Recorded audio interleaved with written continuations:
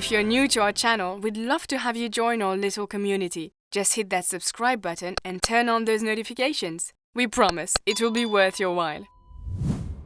It was mid-October and time to prepare for the 8th grade's class play.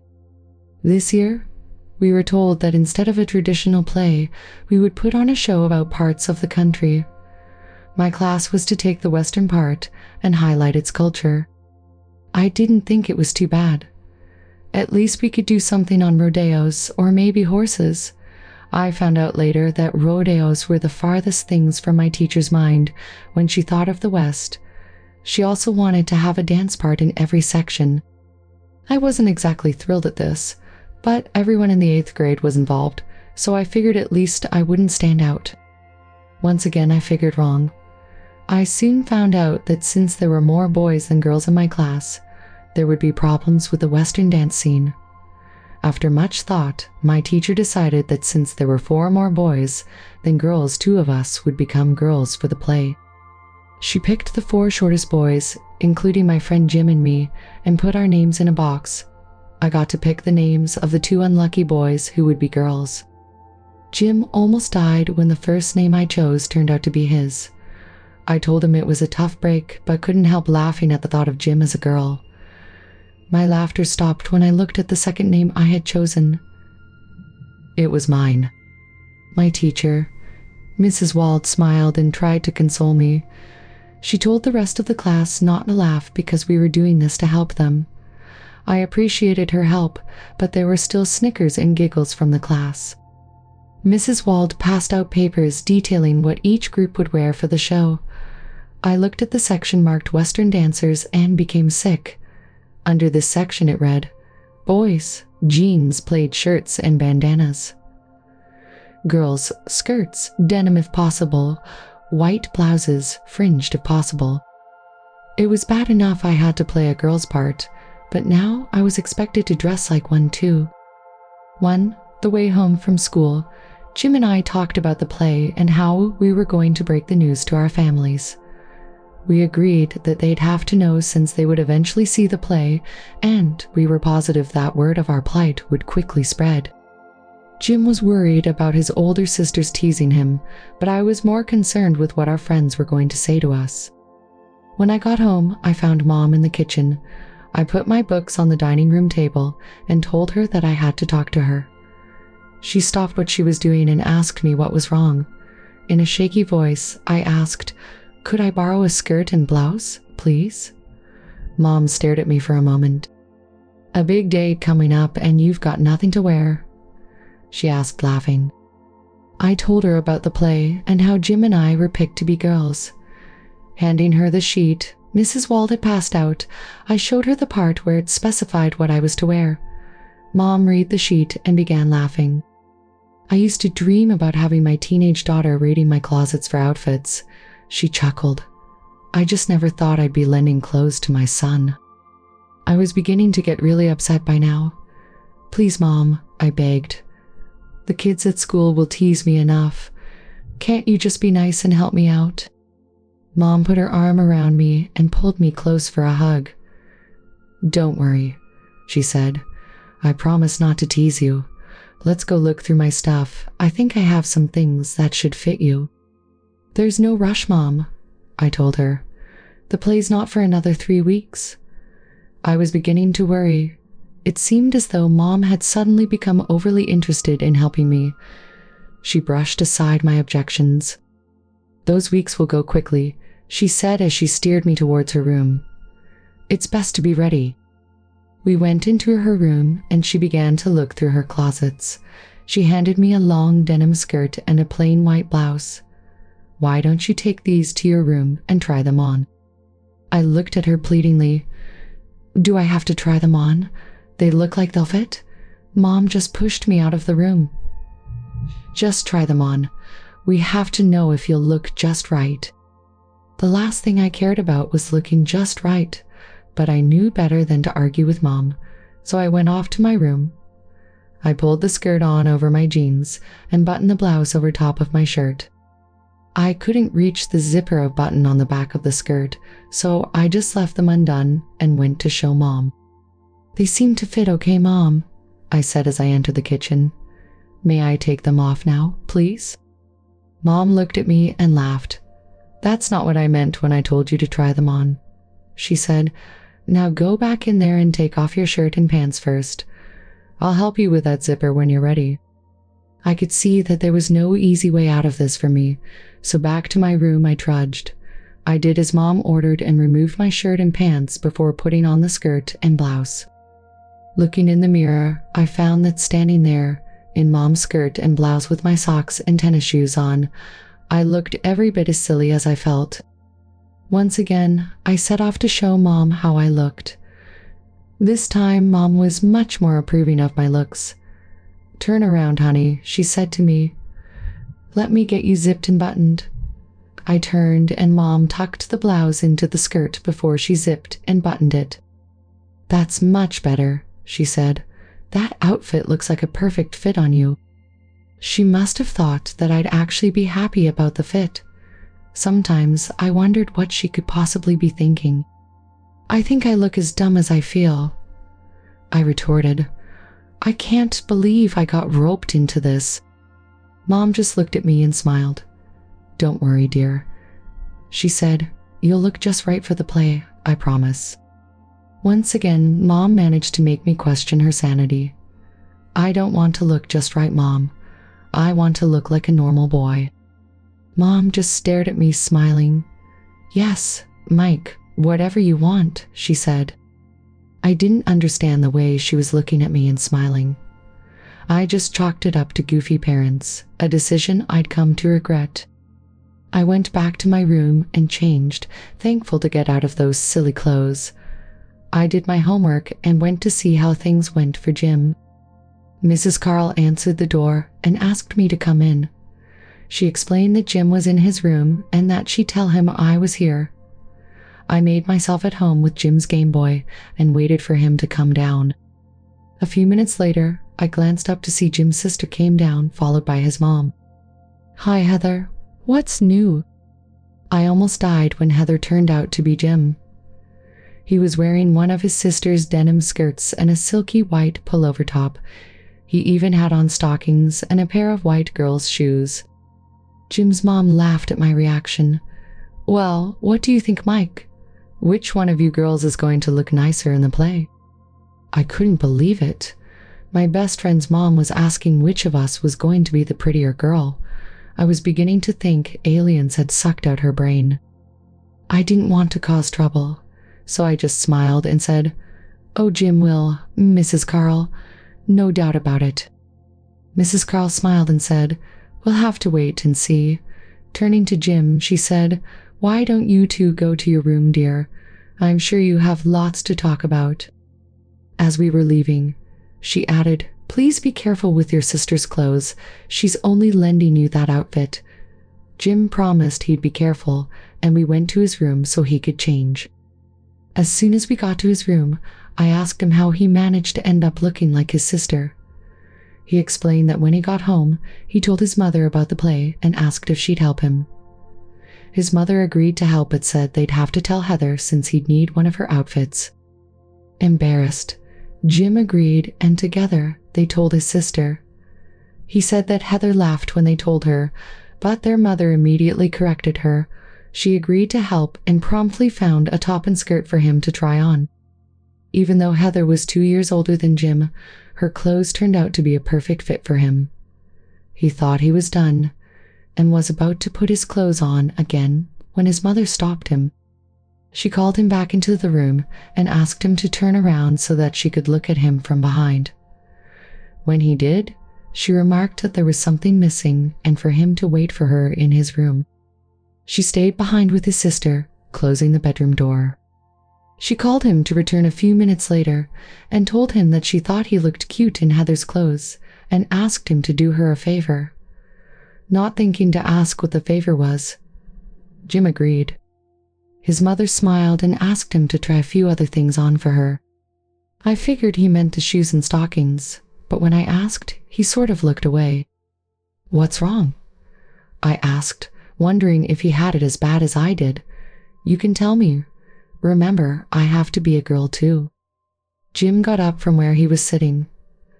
Not just the shoes and stockings. Mike, he said as he unbuttoned the front of the skirt and unzipped it. As he stepped out of the skirt, I was stunned. Jim was wearing a lace-trimmed slip. Good grief, I gasped. You mean she made you wear a slip too? Jim just nodded as he started to remove the top. Not just the slip, he said, pulling the top over his head. I couldn't believe it. Jim was standing there in a slip, stockings, and a bra. I sat there staring, not knowing what to say. Finally, I blurted out the first thing that came to my mind. Don't tell me she made you wear Heather's underwear too? He shrugged his shoulders and stepped out of the slip. Under the pantyhose he was wearing, I could clearly see that he had on a pair of white, lace-trimmed panties. I thought I had it bad when Mom had me take off my shirt and pants to try on my outfit. I was grateful that Mom hadn't gotten any silly ideas for me. As Jim changed back into his own clothes, we talked about his outfit. I hope your mom and sister don't make you dress like that for the play, I said. Maybe they'll forget all about it by then.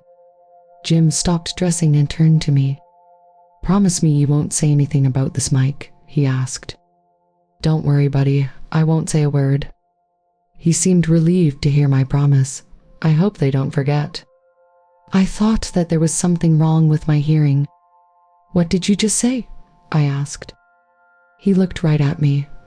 I said I hope they don't forget about dressing me up. That settled it. Not only had the aliens sucked out his mother's brain, they'd gotten Jim's too. Are you nuts or something? I asked as politely as I could. You're a 13-year-old boy, remember? I reminded him of Jamie, a girl in our math class that he had taken an interest in. I'm not planning on becoming a girl, Mike. He smiled. I just thought it was kind of fun letting Mom and Heather dress me up. I wasn't sure I understood what Jim meant, but he was my friend, and I did make a promise. Sure, Jim, I replied. If it's all right with you, then I guess it's fine. Jim smiled and said, Thanks, Mike. You're really a great guy. Hoping to lighten things up a bit, I grinned and said, And you're an all right girl, I guess. That definitely lightened up Jim since he broke into a huge grin. Do you really think I looked pretty? He asked hopefully. I couldn't believe it. Things were just going from bad to worse. Now my best friend wanted to know if I thought he was pretty. Earth to Jim, I yelled. You're not supposed to be pretty. Jim's grin faded. Oh well, he said, seeming a little bummed out. I was just wondering. Jim and I played with his video games until I had to go home for dinner. Before I left, I had to promise Jim again that I'd keep his secret. I knew it wouldn't be hard to keep. I was afraid that if I didn't, the kids would think that since I was his best friend, I must be crazy too. The next day at school went pretty well with Jim, and I acting as if nothing had happened. Surprisingly enough, none of our friends said anything to us about the play. I guess that they were relieved that it wasn't them. Of course, with the kind of luck I'd been having, I knew things had to change. That happened in music class when our teacher said we would start practicing for the play. I thought everything was going to be okay until Jim and I were asked to stay after class. It turned out that our teacher, Mrs.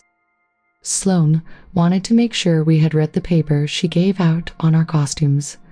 She wanted to make sure we understood that we'd be expected to wear the same outfit the other girls would be wearing. Jim and I both nodded, but that wasn't going to be good enough for Mrs. Sloan. Do you boys understand that you're going to have to wear a skirt and blouse? She asked. We nodded agreement again, and this appeared to satisfy her. She told us that she was sorry we'd have to dress like girls, but it was only for a little while, and we were really helping our class. Before I could say anything, Jim chimed in and said that it was okay and that we really didn't mind that much. I wanted to grab him and shake some sense into him, but I didn't think Mrs. Sloan would approve.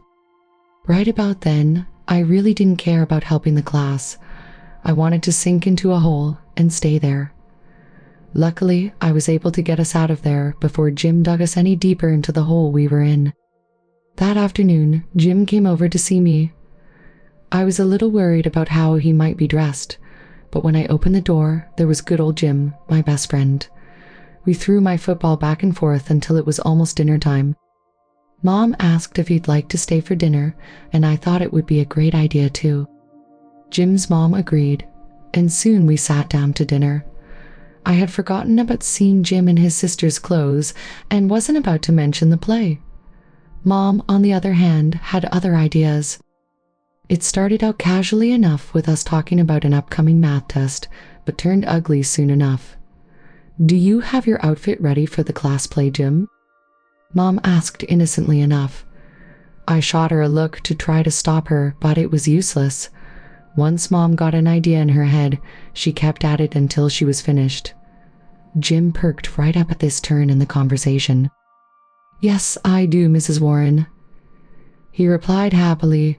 He then went on to tell about how Heather was letting him wear one of her pretty white tops and her blue denim mini skirt. He eagerly related that he would also get to borrow a pair of white shoes with a low heel and stockings too.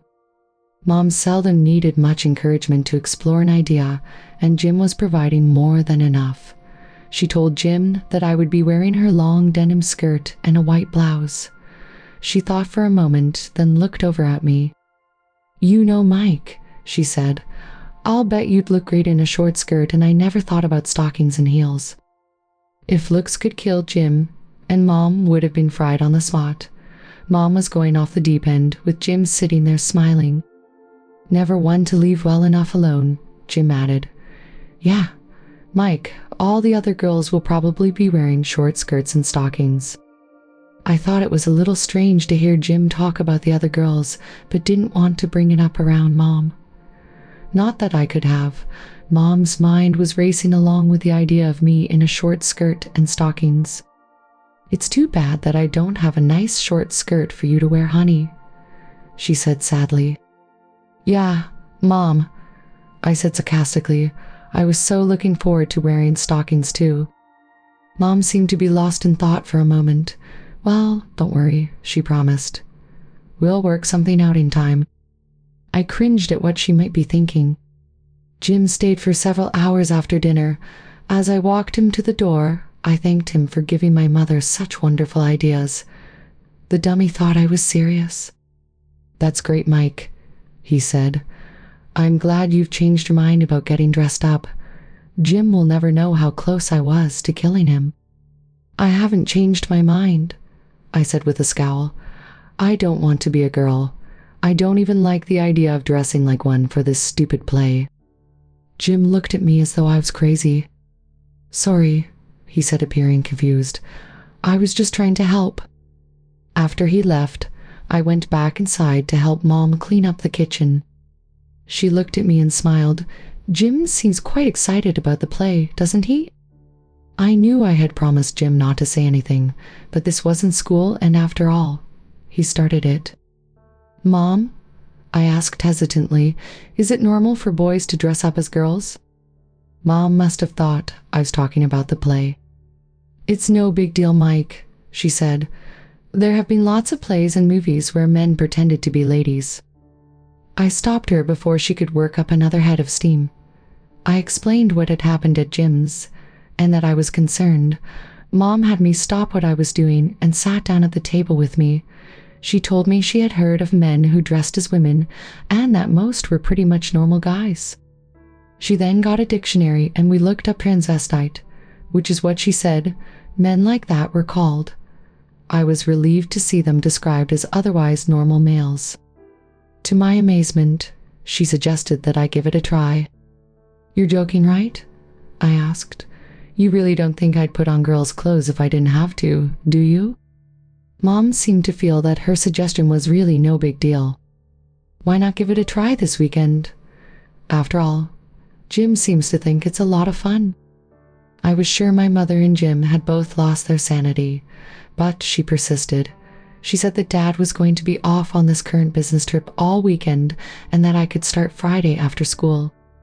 To sweeten the deal, she offered to take me out to the mall on Saturday and buy me the leather jacket I had my eye on. The jacket idea was what finally swung the deal for Mom, although I would have probably given in just to make her stop her pestering me. We set a date for Friday evening, and she said she'd pick out something for me to wear. I made her promise to buy me the jacket even if I decided I didn't like being dressed up, which I was sure I wouldn't. The next day, in music class, Mrs. Sloane had the boys sit on one side of the room and the girls on the other. This, she explained, was because on stage, the girls would be separate from the boys, and we had to get used to singing with our group. Needless to say, Jim and I were told to move over and sit with the girls. This was getting to be more embarrassing by the day. I was grateful to see the class end so I could get away from the girls. Thankfully, after class, not a single boy said anything to us. I wondered how long we could get away with this, since on Friday we would have to go off with the girls to learn their dance steps. I thought that was sure to bring some stupid remarks. Well, the fateful class arrived soon enough. Too soon, as a matter of fact. I wasn't looking forward to learning how to dance as a girl. Jim and I picked up our books and followed the girls to the gym where the practice was to be held. The girls were mostly nice to us, although there were a few giggles when we entered the gym. As we lined up, Mrs. Sloane said that she didn't mean any offense to me or Jim, but she would be addressing the class as ladies. She said it was simply easier that way and that we should just follow along. After class, the girls were all talking about the new dance, and before I knew it, Jim and I were deeply involved in the conversation. The girls acted as if there were nothing unusual about two boys learning how to dance as girls. We talked and joked, all back to our lockers, and several of them even walked home with us so we could talk some more. I was beginning to think that this play might turn out to be a great way to get to know some pretty girls. I was still thinking about one of the girls as I walked into my house and set down my books. Mom broke into my thoughts with a cheery, "Hi, Mike, all set." I was confused for a second or two and asked her what I was supposed to be set for. She looked at me and laughed. "You're not backing out of our deal, are you?" Then it hit me like a sledgehammer. It was Friday, the day I promised to let Mom dress me like a girl. I tried to weasel out of it, but she reminded me that she had promised to buy me that leather jacket this weekend. I thought about how badly I wanted that jacket, then turned to Mom. "Okay," I sighed. "I really want that jacket. What do I have to do?" Mom seemed a little upset with my attitude. "Relax, honey," she said as she took my arm and guided me towards her room. "You never know, this could be fun." When we got to her room, I found that she had a complete outfit laid out for me. Lying on the bed were a pair of nylon panties, a slip, bra, pantyhose, and a dress. I was beginning to get cold feet, but I reminded myself that I could never afford that leather jacket on my allowance. "So this is it? I have to put on all of this to get that jacket." Mom ignored my question. She gave me the clothes and told me to go to my room and get started. She'd stop by in a few minutes to help me. "What do you mean?" I asked. "I'm a big boy now. I've been dressing myself for quite a while, remember?" Mom found that to be very funny. "Wrong," she said with an evil smile. "Tonight, you're a big girl, and believe me, you'll need my help." Still laughing, she shoved me off towards my room. Once in my room, I looked at the clothes and began to wonder if the jacket was really worth it. I decided that it was and reluctantly began to take off my clothes. Once I got everything off, I picked up the panties Mom had given me to wear. They had lace all around the waist and leg openings. When I pulled them on, I noticed that they felt very soft and light, totally different from the boys' underwear I was used to. I got everything adjusted just right and reached for the pantyhose. I soon figured that they were like pants with feet, so with just a little work, I managed to pull them on. The tag inside of them said they were smooth and silky, which went a long way towards explaining the way they felt. Without thinking, I found myself running my hands down my nylon-covered legs and thinking about how nice they felt. Suddenly, I snapped back to reality. I was only doing this to get that jacket. There was just no way I'd like it. Yet when reaching for the bra, I brushed my leg with my hand, and an awful thought came to me. I liked the way the nylon fell against my skin. Before I could give any more thought to my plight, Mom entered the room. She was pleasantly surprised to see that I had mathered the pantyhose and was ready for the bra. She took the bra from me and held it in front of me so I could slip my arms through its straps. Once in place, she fastened the back hooks. Next, she picked up several pairs of stockings she brought in with her and stuffed one pair into each side of the bra. "That's better," she said as she stepped back to look at me. No point in overdoing it. In my opinion, she had already overdone it. The panties and stockings were bad enough, but now it looked like I had boobs. Next, she had me pull a white slip over my head and stand still as she adjusted the length. Looking down at myself, I couldn't believe that I was standing here all decked out in nylon and lace. Yet there was no denying it. The slip was trimmed with lace at the top and bottom, and the stockings in the bra made a very feminine bulge at the chest. I must have been staring at myself longer than I realized, because the next thing I knew, Mom was sitting on the bed smiling. "So you seem to be enjoying this, after all?" she asked. I was terrified that she might think this was fun for me. "Get real, Mom," I shot back. "I'm only putting up with this to get that leather jacket." Mom walked over and put her arm around my waist. Drawing me close to her, she hugged me and asked, "Then why were you smiling as you looked at yourself?" Mom didn't even give me a chance to deny it. She simply announced that I should be able to finish dressing by myself, then left the room smiling. After Mom left, I picked up the dress and looked at it. It was a nice-looking one, as dresses go, pale yellow with short sleeves and elastic around the waist. I slipped the dress over my head and pulled it down. After I got it straightened out, I went over to the mirror to check myself out. The image in the mirror confused me. I saw what appeared to be a young girl with a nice figure in a pretty yellow dress. The dress fit tightly enough on top to show a young woman's bust line and loose enough to allow the skirt to flare out slightly. My eyes drifted down to the girl's legs, and I admired how nice they looked in stockings. All in all, not a bad-looking girl, I thought to myself. When I finally looked at the girl's head and face, I realized that the cute girl I had been admiring was me. My heart started pounding, and I began to break into a sweat as I realized how pretty I looked. Mom walked in to see me standing there ready to cry. "What's wrong, Mike? I'm sorry if this upsets you. I thought you might enjoy it." I turned and put my arms around her and buried my face in her chest. "Oh, Mom," I cried. "I look like a girl in these clothes." Mom stepped back and lifted my head and looked into my eyes. "So," she asked, perplexed, "what did you expect to look like?" Mom took out a tissue and wiped away my tears. It was painfully obvious that she just didn't understand. "Mom, I'm a boy," I said, sobbing. "I like sports, I like girls, and I shouldn't like looking like a girl." Mom smiled and hugged me. "It's okay, sweetie," she said as she held me tightly. "No one has to know that you like wearing pretty clothes. It'll be our little secret." I hugged her tight and whispered, "Sit me up, please." Mom sat down on the bed with me, and I should just relax and enjoy myself. "Come with me," she said, taking my hand in hers. "We're not done yet." I could only wonder what she had in mind. We left my room and headed over to Mom's room. The carpet on my stocking feet felt so different than when I had socks on. Another odd feeling was when my legs rubbed together. The feel of nylon against nylon was terrific.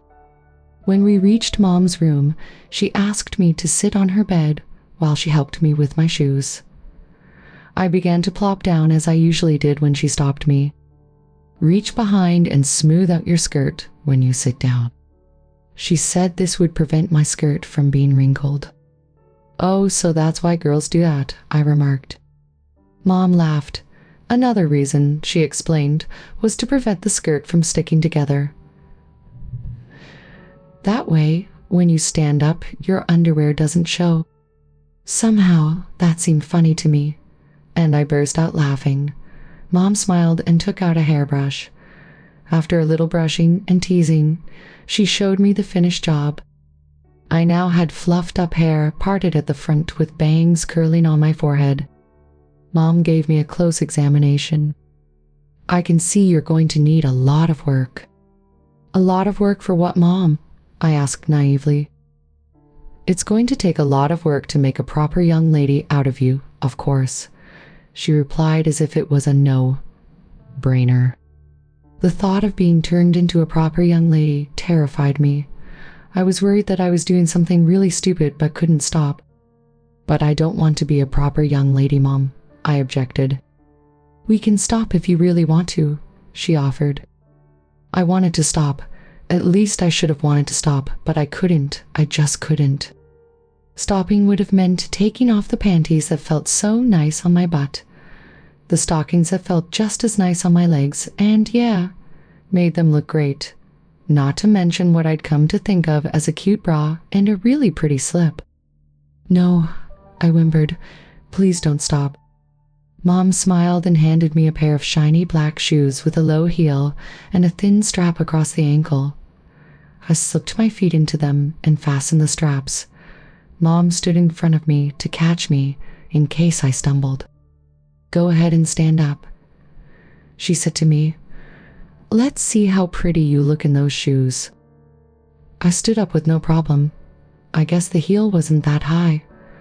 As I began to walk across the room to see how they felt, I noticed something odd. I couldn't walk like I usually did. Instead, I had to take smaller steps. Mom had a big smile as she watched me getting used to the shoes. You seem to have them mastered, she laughed. Care to see if you can handle heels? She picked out a pair of yellow heels that matched my dress. Let's see how good you are now, she said with a devilish grin. I took the shoes from her and sat down to change. For some reason, I just had to meet her challenge. As I stood up, I realized that I was definitely going to have a balance problem. Mom just stood there grinning. Not so easy being a lady, is it? She asked. Maybe now you'll appreciate what females go through to look nice for guys. Actually, I didn't care what females went through. My only concern was that I might just want to become one. It took a moment or two to get my balance, but finally I was able to stand without swaying. To me, that was quite an accomplishment, but to Mom, it was only the beginning. Very good, she said approvingly. Now try to walk in them. I had only taken 2 steps when I stumbled. Fortunately, Mom was there to catch me. I told you they wouldn't be easy, she laughed. Now take small steps, put your toe down first, and then put one foot in front of the other. I took Mom's advice, and soon I was walking in the heels. Mom was beaming proudly at me. You should see the way your little butt sways when you walk, Mike, she said gleefully. You'll drive the boys insane when you get a little older.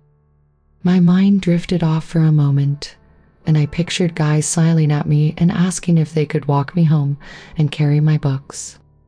Smiling at Mom, I said, sure, it would be different having someone do things for me, but I don't plan on ever doing this again. I'm going along with this just to get my jacket, and that's it. Mom had a way of ignoring things she didn't think were important, and my opinion was one of those things. Reaching into her closet, she pulled out the gown she had worn when Dad took her to his prom. Try this on, honey, she giggled. I've been saving it for my daughter, but you'll do nicely. I looked at the gown and felt sick. It was very feminine looking, a light violet color with an outer layer of white lace. The front of it had a lace insert which reached from the shoulders to the bust line. A sash in deep violet tied around the back to complete the romantic look. I can't wear that, Mom, I protested. That's way too girlish. I hope she couldn't hear the voice in my head screaming, that's so cute. I can't wait to wear it. Mom reminded me that I had agreed to do what she wanted, and backing out would cost me the jacket. Feeling trapped, I quickly took the gown and headed for the door to go back to my room. But Mom told me to stay there. "You're going to need help with that young lady," she said. "You might as well stay here and make it easier for me." With nowhere to go, I unbuttoned the dress I had on and stepped out of it. Mom went to her dresser and took something out. "Take your slip and bra off, dear," she told me. "You'll need this with that gown." I promptly slid the straps from my shoulders and let it fall to my feet. Stepping out of it, I took the item Mom held out to me. It appeared to be a long slip with no straps and a built-in bra. It had elastic around it to keep it up and was trimmed with lots of lace. Mom showed me how to slip my arms out of the bra straps and twist it around so that I could unhook, which would make it simpler so that I could put bras on by myself. I pretended not to pay attention, but I couldn't help watching Mom's every move and trying to memorize them. Mom took the stockings that were in the cups of the other bra, quickly rolled them up, and stuck them into this one. "Good girl," she said happily. "You're really beginning to look nice." It struck me as odd that Mom had referred to me as a young lady earlier and had just said "good girl" to me now. I wondered if things were getting out of control. Mom was referring to me as a girl, and I couldn't stop her. Heck, I wasn't really sure I wanted to. Being called a girl seemed exciting to me. I'd take care of that later. Right now, I just had to go along to get my jacket. Mom had me raise my arms so she could slide it over my head, then pulled the gown over my shoulders and waist. Once she got it, just the way she wanted it, she stepped behind me and zipped it up. "You're going to make such a lovely young woman in this outfit," she sighed as she tied the sash behind me. "I hope you like it as much as I did when I wore it." When Mom had me completely zipped and the sash tied, she led me over to the full-length mirror. There in the mirror, I saw a young girl in a beautiful gown that seemed to hug her body to show off a nicely built high school girl. It was tighter around the waist and then flowed out as it reached my hips, giving the illusion of curves. Mom was ecstatic over how I looked in her prom dress. I was becoming more upset by the moment. I couldn't decide if I should complain about how far Mom was taking this whole thing or throw my arms around her and thank her. "You look gorgeous," she gushed. "I just wish you had some place to wear it to." Mom was just trying to be nice to me, but her last remark brought the world crashing in on me. "No way, Mom," I said, breaking free. "There's no way I would actually wear these clothes in public." Mom acted as if it was just a minor problem to be solved in due time. "That's okay, honey," she said. "We'll figure something out later." Her eyes seemed to light up as she said, "Come on, I've got some other outfits for you to try on." We spent the rest of the night as mother and daughter. Mom found all kinds of pretty clothes for me to wear, and I had to try each and every outfit on. Before we knew it, the evening had flown by, and it was time to get some sleep. I took off the final skirt and top while I ran my bathwater. It had been stranger than I had imagined possible, but now it was over. Tomorrow I would be a boy again, a boy with a great-looking leather jacket. I went to my room, took off my slip and bra and put on a bathrobe. As I went back to the bathroom, I saw Mom coming out. She smiled and said that my bath was all ready and she'd set something out for me to wear. I thought it was nice of her after all she put me through. At least I thought so until I went into the bathroom. Mom had taken her scented bath oil and poured some in and stepped into the water. As soon as I sat down, I noticed the smell. It reminded me of one of Mom's favorite colonies. Another thing I noticed was how silky the water had become. I'd never had a bath like this before, and it felt so nice.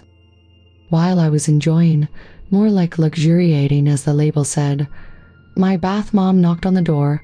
"I brought you some things to wear to bed. I'll leave them on the floor out here. I hope you like them." I wasn't sure what she meant. I'd always slept in my underwear and Mom knew it. I figured I'd check on it after I finished my great bath. After I finished my bath, I dried off and wrapped a towel around my waist. Opening the door, I saw what Mom had brought for me. On the floor outside of the bathroom lay a yellow, nylon, a pair of lacy yellow panties, and a pair of her backless bedroom slippers to match the nightgown and panties. One last obstacle before I get my jacket. I thought to myself. I picked up the clothes and put them on. It upset me to think of how good the panties and nightgown felt, but I reminded myself that it would be over soon and I'd be back to being myself again. I put on the slippers and went to show Mom. "Well, how do I look?" I asked as I entered the room. Feeling a little playful, I twirled around so that the nightgown flared out, showing a little bit of my panties. Mom laughed. "You look lovely, dear. Just like I thought you would." Mom gave me a hug and goodnight kiss before I went to my room. As I was leaving, she told me how nice I smelled. Just what I always wanted, I thought to myself. A perfumed bath, a nightgown and panties. I couldn't wait to have it over with in the morning. When I woke up the next morning, I was surprised to find myself in a nightgown and panties. I put on the slippers Mom lent me and went off to have breakfast with her. She seemed very happy to see I had not taken off the nightgown yet. "You look very pretty this morning, Mike," she said as she prepared breakfast. "Are you ready to pick up your new jacket?" Ready? How could I not be ready? I had wanted that jacket ever since I first saw it. I think Mom could tell by my huge grin what the answer was without being told. She set a plate of pancakes in front of me and excused herself, saying she had to get a few things ready herself. By the time I had finished eating, she returned to say that she had set my clothes out for me. "Thanks, Mom," I said. "I'll leave your nightgown on your bed." After a moment's thought, I asked, "What should I do with your underwear?" Mom just smiled at me. "They're not mine, Mike. The nightgown and the panties are yours. You wouldn't look right in my panties, so I did a little shopping earlier in the week. When I saw that nightgown, I thought you'd look so pretty in it. You might as well keep them on to get used to wearing them." I went back to my room feeling awfully confused. I wasn't about to start wearing panties and nightgowns, no matter how nice they looked on me or how good they felt. Was I? When I saw what Mom had set out for me to wear, I went nuts. Laying there on my bed was a bra, a pair of white pantyhose, a half slip, and a very pretty dress which I'd never seen before. "Oh, Mom," I called sarcastically. I seemed to have a problem with my clothes. Mom's grin as she came into my room told me she knew exactly why I called her. "Is something wrong, honey?" she asked, appearing to be the picture of innocence. "Wrong, Mom?" I played along. "What makes you think anything could be wrong?" I pointed to the clothes on my bed. "You don't really think I'd walk out of the house wearing those things, do you?" I asked. Mom's smile faded and she became very serious. "I thought it would be fun." She grinned. "I wouldn't have put them there if I hadn't expected you to wear them." That clinched it. Mom had completely flipped. "I can't go out in those things, Mom." Mom's expression suddenly changed. She seemed to be hurt. "You promised, remember, Mike?" she asked sadly. "You said that you'd go along for the weekend if I bought you that jacket. Have you changed your mind?" Here I was faced with going out in public in girls' clothes, and Mom was acting as if she had a problem. I didn't know what else to do. I just had to have that coat. "All right, Mom," I finally agreed. "But could you at least tell me what you have in mind?" Mom promised to explain things as I got dressed. I took off my nightgown and picked up the bra. Strange, I thought to myself. This isn't at all like the one I wore last night. Mom saw my puzzled expression. "That one's yours," she said as if it was no big deal.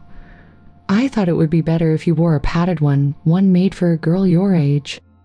She handed me the stockings after I got the bra fastened and adjusted. "As a matter of fact, these things are all yours," she told me. "You wouldn't look right wearing my clothes. Girls your age dress differently than women my age do, and you're going to want to fit in." It turns out that Mom had planned on taking me shopping as a girl as soon as I agreed to try dressing up. She went out and bought a few things for me to wear, so I'd look like any other 13-year-old girl when we went shopping. The stockings were, of course, a perfect fit, as were the slip and dress. The dress would have looked really nice on any girl. Mom described it as a floral print in fall colors. I thought it was just some brown and orange flowers and stuff. Guess I had a lot to learn. Mom showed me how to unzip it just enough to pull over my head. That way, I could reach the zipper to pull it up the rest of the way by myself. Useful stuff for a guy to know, right? When I got the dress on and zipped it up, I was surprised at how nice I looked in it. Although it really bugged me to admit it, Mom was right. It was just right for a girl my age. Very figure-flattering, I think they say. It ended several inches above my knees, just like the girls wore at school. As a matter of fact, everything I wore was looked right on me. My padded bra gave me just the right size chest, and the dress provided curves for my waist and hips. My slip was the perfect length. The lace at the bottom ended an inch or two. Before my dress did so, I didn't have to worry about my slip showing. "I'm sure you tried hard, Mom," I said, giving her a kiss on the cheek. "But I don't see how I'm going to make anyone think I'm really a girl. One look and they'll know that I'm a boy." Mom reached down and handed me a pair of low-heeled brown suede shoes. As I stepped into them, Mom said, "Come with me, I'll show you how we're going to do it." She led me back to her room and had me sit down at her dresser. I remembered what she had told me and smoothed the back of my skirt before I sat down. "Glad to see you remembered," she said as I sat down. "I wouldn't want to have my dress stick up in the back," I replied with a grin. Mom reached over and grabbed her makeup kit. "This is going to be fun," she exclaimed as she began to apply a liquid to my face. She took her time, saying that she wanted my makeup to look just right. She said girls my age shouldn't wear much makeup. It made them look like little tramps. "No daughter of mine is going to look that way," she vowed. Mom," I interrupted, "you don't have a daughter, remember?" Mom stopped for a moment to admire her handiwork. "I do now," she laughed.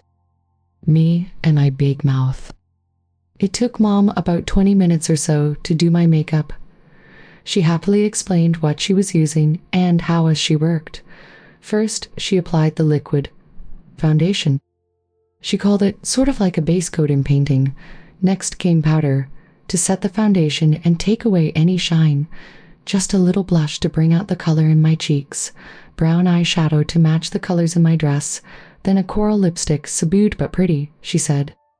She finally pronounced me done and let me look in the mirror. I looked very nice, a pretty dress, nice figure, cute face, but I still looked like a boy. "Nice try, Mom," I said, "but my hair won't stay the way you fixed it last night." "Sorry." I started to get up, but Mom put her hand on my shoulder. "Sit down, young lady," she said. "You're not done yet." Mom picked up what appeared to be a long lock of hair. "A fall," she said, and put it against my head. "Good thing we've got the same shade of hair." In just a few minutes, she was done, and then I got to see what I finally looked like. Gone was the boy in the pretty dress and makeup. He had been replaced by a pretty girl with wavy, shoulder-length hair and bangs. I was amazed. I looked a little bit older, and I really looked cute. "Mom!" I yelled, scared out of my wits at what I saw. "Look what you've done. I look like a girl." Mom didn't seem to be in the least upset over my appearance. She was beaming with pride in her daughter. "Well," Mom asked, "do we have a deal? Are you willing to go shopping as a girl now?" I couldn't back out now. Mom had certainly made sure I wouldn't be recognized. Besides, I thought it was going to be so exciting to go shopping while dressed like this. "I'm going to hate myself, but I'll be your daughter today." Mom smiled and picked up a gold necklace, a pair of clip-on earrings she had bought for her daughter. I held the necklace in place as she fastened it around my neck. Next, she clipped the earrings on me, then sprayed me with musk cologne that girls at school were wearing. She handed me a purse with some makeup and cologne in it. "Don't forget your purse, sweetheart," she said with a smile. You might want to touch up your makeup in the ladies' room at the mall." As we headed for the garage, Mom said, "I don't want you flirting with the boys while we're shopping, young lady." I told her that boys were the farthest thing from my mind. Mom just chuckled. "I have a feeling they won't be feeling the same way about you, though." I hadn't thought about boys, and I had no idea what I'd do if a boy approached me. Mom told that if a boy did start talking to me, that I should just smile at him, speak softly, and relax. Treat him the way I'd want a girl to treat me, and everything would work out. I promised her that I'd try, but it just seemed silly that any boy would be interested in me. As we were leaving, Mom said that she had decided to go to a mall further away than usual. She felt this would lessen any chance of someone knowing us. Also, she said that it didn't seem right to call a pretty girl by a boy's name. Therefore, I would become her daughter, Kristen. I thought Kristen was as good a name as any, and Mom made sure I got used to hearing it as we drove to the mall. Mom and I talked non-stop all the way to the mall. Actually, I did most of the talking. I was so excited that Mom couldn't get a word in edgewise. I was constantly checking myself in the car's vanity mirror to make sure my makeup and hair were perfect. Mom patted me on the hand as she drove. "I understand that you're nervous, Kristen," she said in a soothing voice. "But you'll have to trust me. You don't look any different than any other teenage girl. Soften your voice just a little, and no one would ever think that you're really a boy." I felt better hearing that from Mom, but still stole occasional glances at the mirror. We finally arrived at a mall about 30 minutes from where we lived. No one at school ever talked about this place, so I thought we'd be safe. Still, if Mom had only parked closer to the entrance. I slid my legs to the side as Mom had shown me and stepped out to greet the world as Kristen. I thought the sound of my heels was going to make everyone we passed stop and stare at me. But I soon found out that Mom was right. Except for a few boys. People never looked at me twice. Everyone we passed walked by as if there was nothing wrong. I began to relax and enjoy myself as we walked into the mall. Soon the butterflies were gone, and Mom and I were having a wonderful time. Our first stop, of course, was the department store to buy my jacket. I was thrilled to find an entire rack of jackets to choose from and couldn't wait to find my size. Mom stopped me and reminded me that it wouldn't be right for a girl to have such an interest in guys' jackets, so I had to wait patiently while she picked one out in my size. I was heartbroken to have to wait until we got home to try it on. Mom suggested that we spend a little time and shop around. By then, I was feeling pretty confident in the way I looked, so I agreed. Little did I know what Mom wanted was planning. She took off practically at a run, with me tagging along as fast as I could. "Where are we going now, Mom?" I asked. Mom never even looked back. She just kept walking towards the juniors department. Once we reached Mom's Target, she began to pull out dresses and ask my opinion of them. Most were really cute, but I couldn't see the need for them. "Why bother, Mom?" I asked quietly. "I don't need any more clothes." This time, Mom acted as if I had lost my marbles. "You can never have too many pretty outfits, Kristen," she replied calmly. Handing me a short-sleeved pink dress, she said, "Hold this while I look for some others. No point in only taking one dress to try on." I was getting a little worried now. I had started this as a means to get a jacket, and it looked as though I was going to end up with a new wardrobe. What was I supposed to do? I was standing in the middle of the girls' dress department, looking like a teenage girl. "I couldn't very well say enough dresses, Mom. I'm a boy, remember. All I could do was to go along for the ride." Before too long, I was standing in my slip preparing to try on 6 different outfits. I was pulling the pink dress down over my slip when the curtain opened and a saleswoman poked her head in and asked if I needed any help. I smiled sweetly and asked if she could sit me up. The woman helped me pull the dress the rest of the way down and then zipped it up for me. She smiled at me and told me how pretty I looked and asked if the dress was for a special occasion. I smiled back and told her that Mom had just decided to pick me up a few new dresses. As she left, the woman said, "You're lucky. With your looks and figure, you'll look great in anything." By now, Mom was wondering what had happened to me. She saw the saleswoman leaving and asked me if everything was okay. When I told her what had happened, she laughed. "See?" she said. "Didn't I tell you how pretty you looked?" Mom's remark barely helped calm my heart, which was beating wildly. That saleswoman had scared me half to death. Still, I felt a sense of confidence knowing that she had really thought that I was a girl. By the time we finished with the dresses, I had tried on about 20 of them in all sorts of styles. With my new sense of confidence in how I looked, I was having a great time picking out all sorts of different dresses, skirts, and tops. Soon, Mom just stood back and let me pick out whatever clothes I wanted to try on. There were so many different styles that I had a hard time deciding which ones to try. When I finished trying on outfits and had changed into my own dress, I saw Mom at the cash register. I was now the proud owner of 3 new dresses along with several skirts and tops. As we left the cash register area, I asked Mom why she had bought them. "I thought they were the prettiest of all that you try on. Don't you think so too?" "Pretty cut and dried, huh?" "But Mom," I said panicky, "how do I explain them to Dad?" Mom told me she'd keep my dresses in her closet and I could wear them on special occasions. I was really worried now. What possible special occasions would I want to wear a dress for? This had started out as a harmless game, but Mom was taking it far too seriously.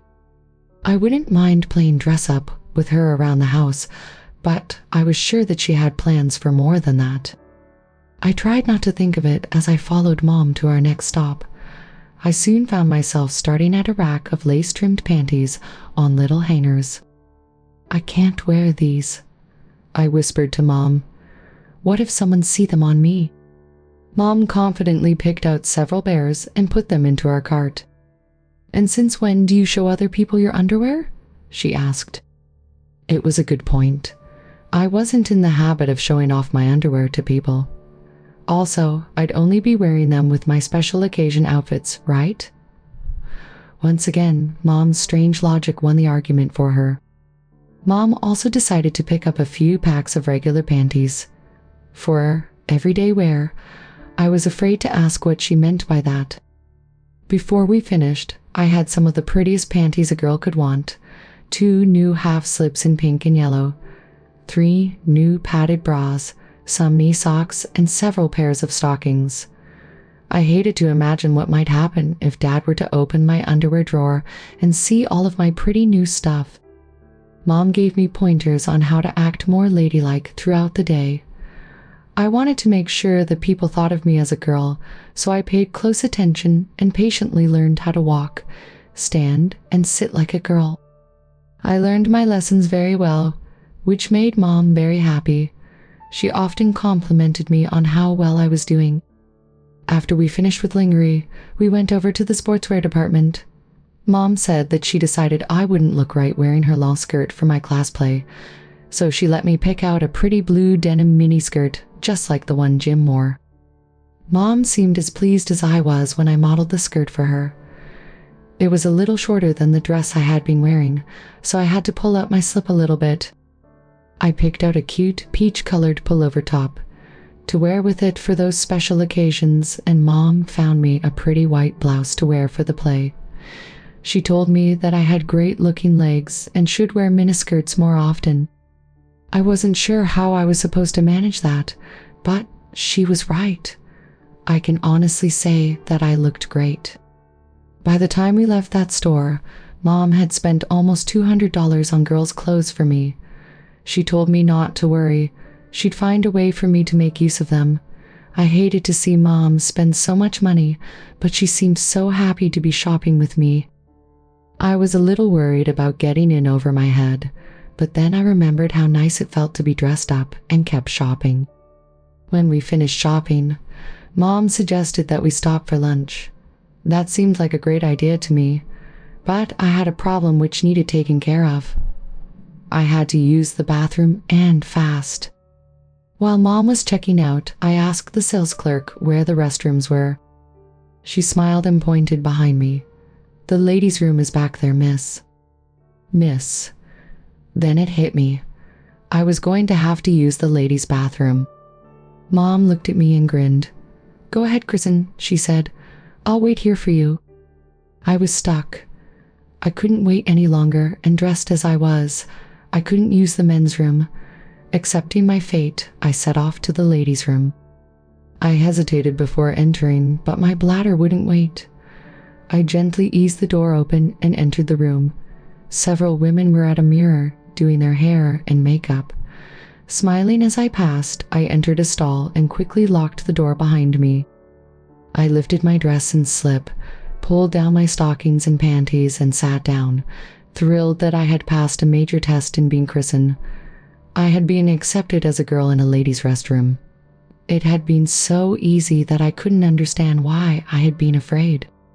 My need taken care of. I pulled my panties and nylons up, and then smoothed out my dress and slip before leaving stall. Feeling supremely confident, I decided to take a chance and began to touch up my makeup. I remembered how Mom had told me to make sure I didn't overdo it, since I was still too young to use much makeup, and using too much would attract unwanted attention to me. I touched up my lip gloss, brushed my hair, picked up my purse, and left. Mom was waiting back at the checkout and smiled when she saw me. "Was everything okay, sweetheart?" she asked. "Sure, Mom," I giggled. "Shouldn't it have been?" Mom took a playful whack at me. "I love you, Kristen," she said. I put my arm around her waist and squeezed her. "I love you too." I giggled. We went out to a small restaurant for lunch, and then it was back to the mall. I never realized how much women liked to shop before. I had heard girls talk about it, but never knew why they took so much time. Today, I figured it out. There was just so much to choose from that. No girl could possibly pick out an outfit in a short time, and not only that, it was fun to try on pretty outfits. I was thrilled by all of the pretty styles and colors that I had to choose from. As Mike, I had the option of a shirt and slacks, period. As Kristen, though, I had many decisions to make for what I wore. If I decided on a skirt, I had to decide on long, medium, or short. Would I wear a dressy skirt or something more casual? If I wore a skirt, I'd also need a top.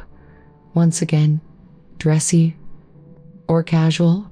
Did I even want to wear a skirt and top? Maybe I'd pick a dress to wear. Then I wouldn't have to worry about what top to wear. Who knows, I might even feel like wearing slacks. Then I didn't need to worry about stockings. Dressing as a girl had so many fun options. Mom and I walked around the mall until she came to a shop that sold housewares. I wasn't interested, so I told her I'd just sit out in front and wait for her. She asked if I was sure I'd be okay, and I told her I'd be fine. I was so into being Kristen that I never considered why she had asked. It didn't take long before I was spotted by a couple of teenage boys cruising the mall.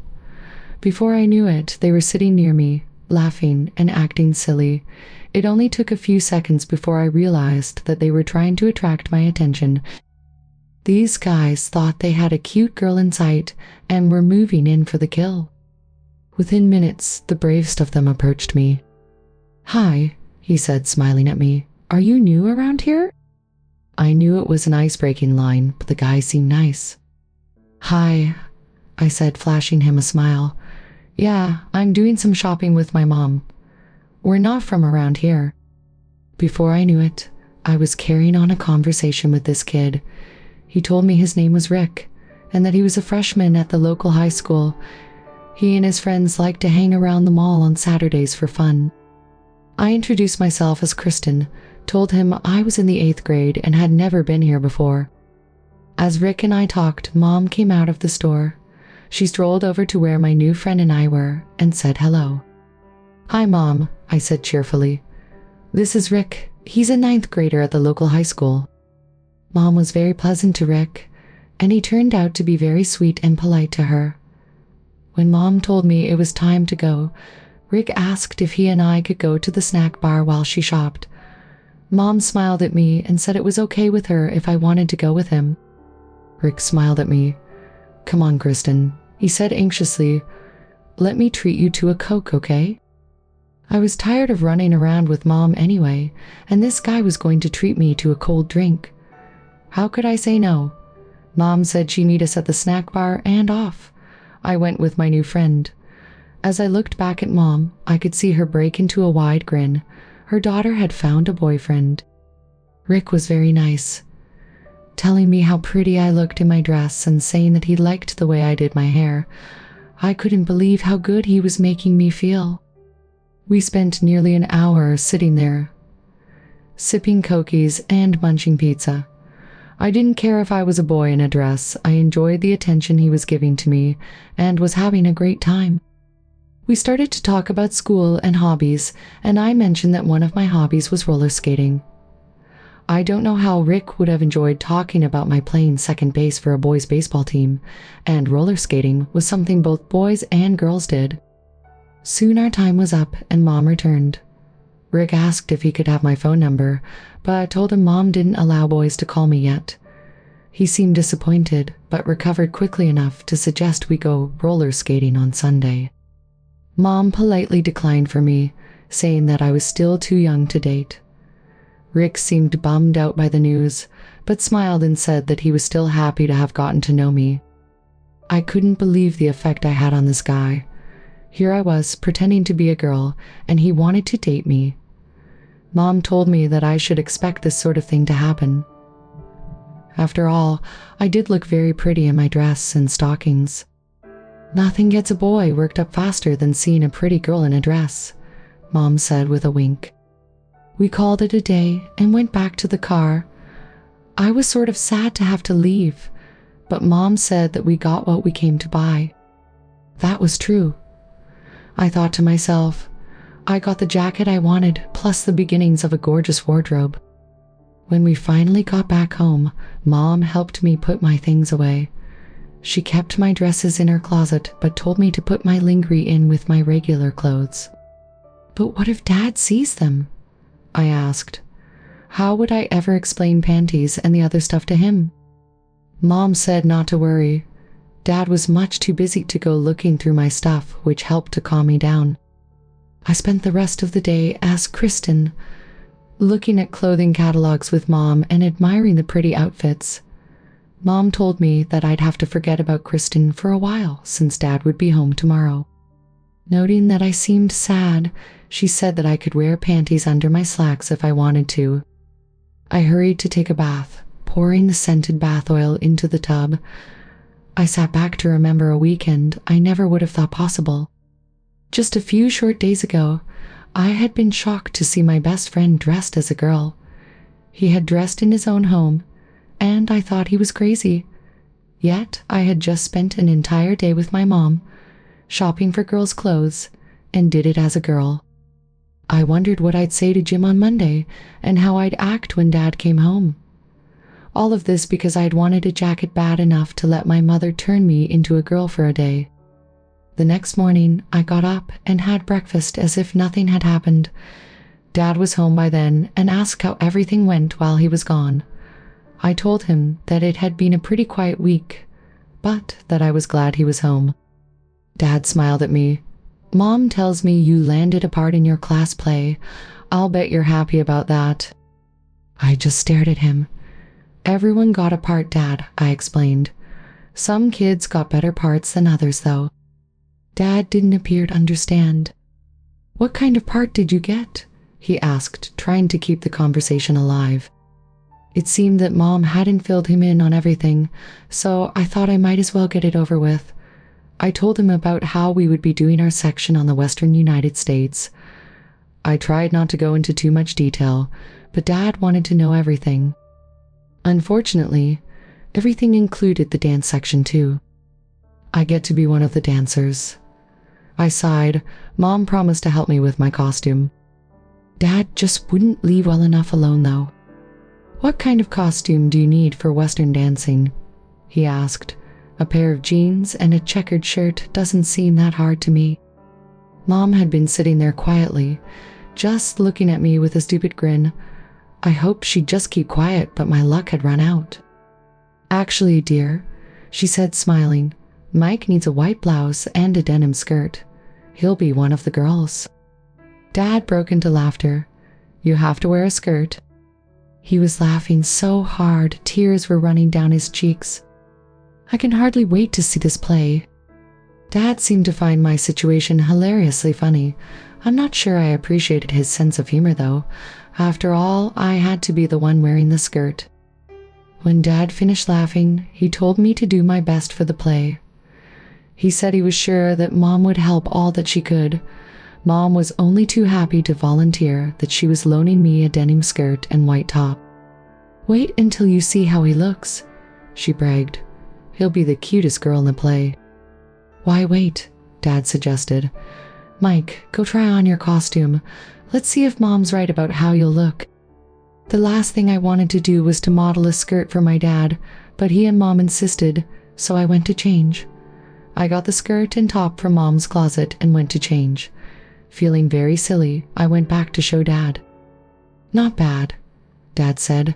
"I'm sure Mom will help fix you up for the play, though." Mom promised that I'd look good and told me to get changed.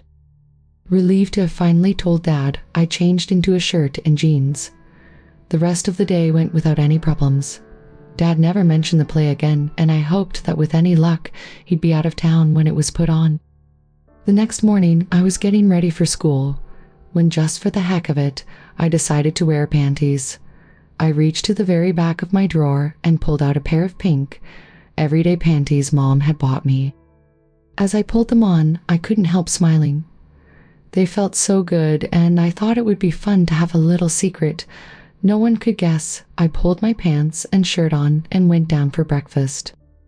Mom noticed the smile on my face and asked what was up. Dad was sitting there, so I couldn't come out and tell her that I was wearing panties, so I just told her that I felt in a good mood this morning and left it at that. I finished breakfast, said goodbye to her and Dad, and left for school. On the way to school, Jim and I talked about the play. He was anxious for our music class. He thought it was fun learning to dance as a girl and seemed relieved when I agreed with him. I forgot all about my underwear until I had to use the restroom at school. I was puzzled at first by the silky feel of my underwear, but quickly remembered what I was wearing. It seemed funny to me that I had more in common with the girls in my music class than just the play. I really enjoyed music class that day. We were getting more into the dancing, and I was really getting good at it. Best of all, the girls were really nice to me and Jim. We had gotten to be friends with several of the prettiest girls in class, which made a lot of other boys jealous. That night, I told Mom and Dad that maybe it wouldn't be too bad being in the play, since I had gotten to meet some good-looking girls. Dad wondered if we were being teased by the other guys for our parts. I told him that instead of teasing us, they were being even nicer since they wanted us to introduce them to some of the girls. Dad seemed relieved that I was taking it so well and kept saying that he couldn't wait to see the play. The weeks seemed to fly by, and soon it was time to put on the play. We were told to meet that evening in costume so we could save time. That was okay with me. I didn't care for the idea of putting on my skirt in front of the other guys. That evening, Mom told me to take a bath and get ready. After I finished my bath, I put on a robe and went back to my room to get dressed. Mom met me in the hall and said that she'd laid out my clothes for me. When I saw what was on my bed, I almost died.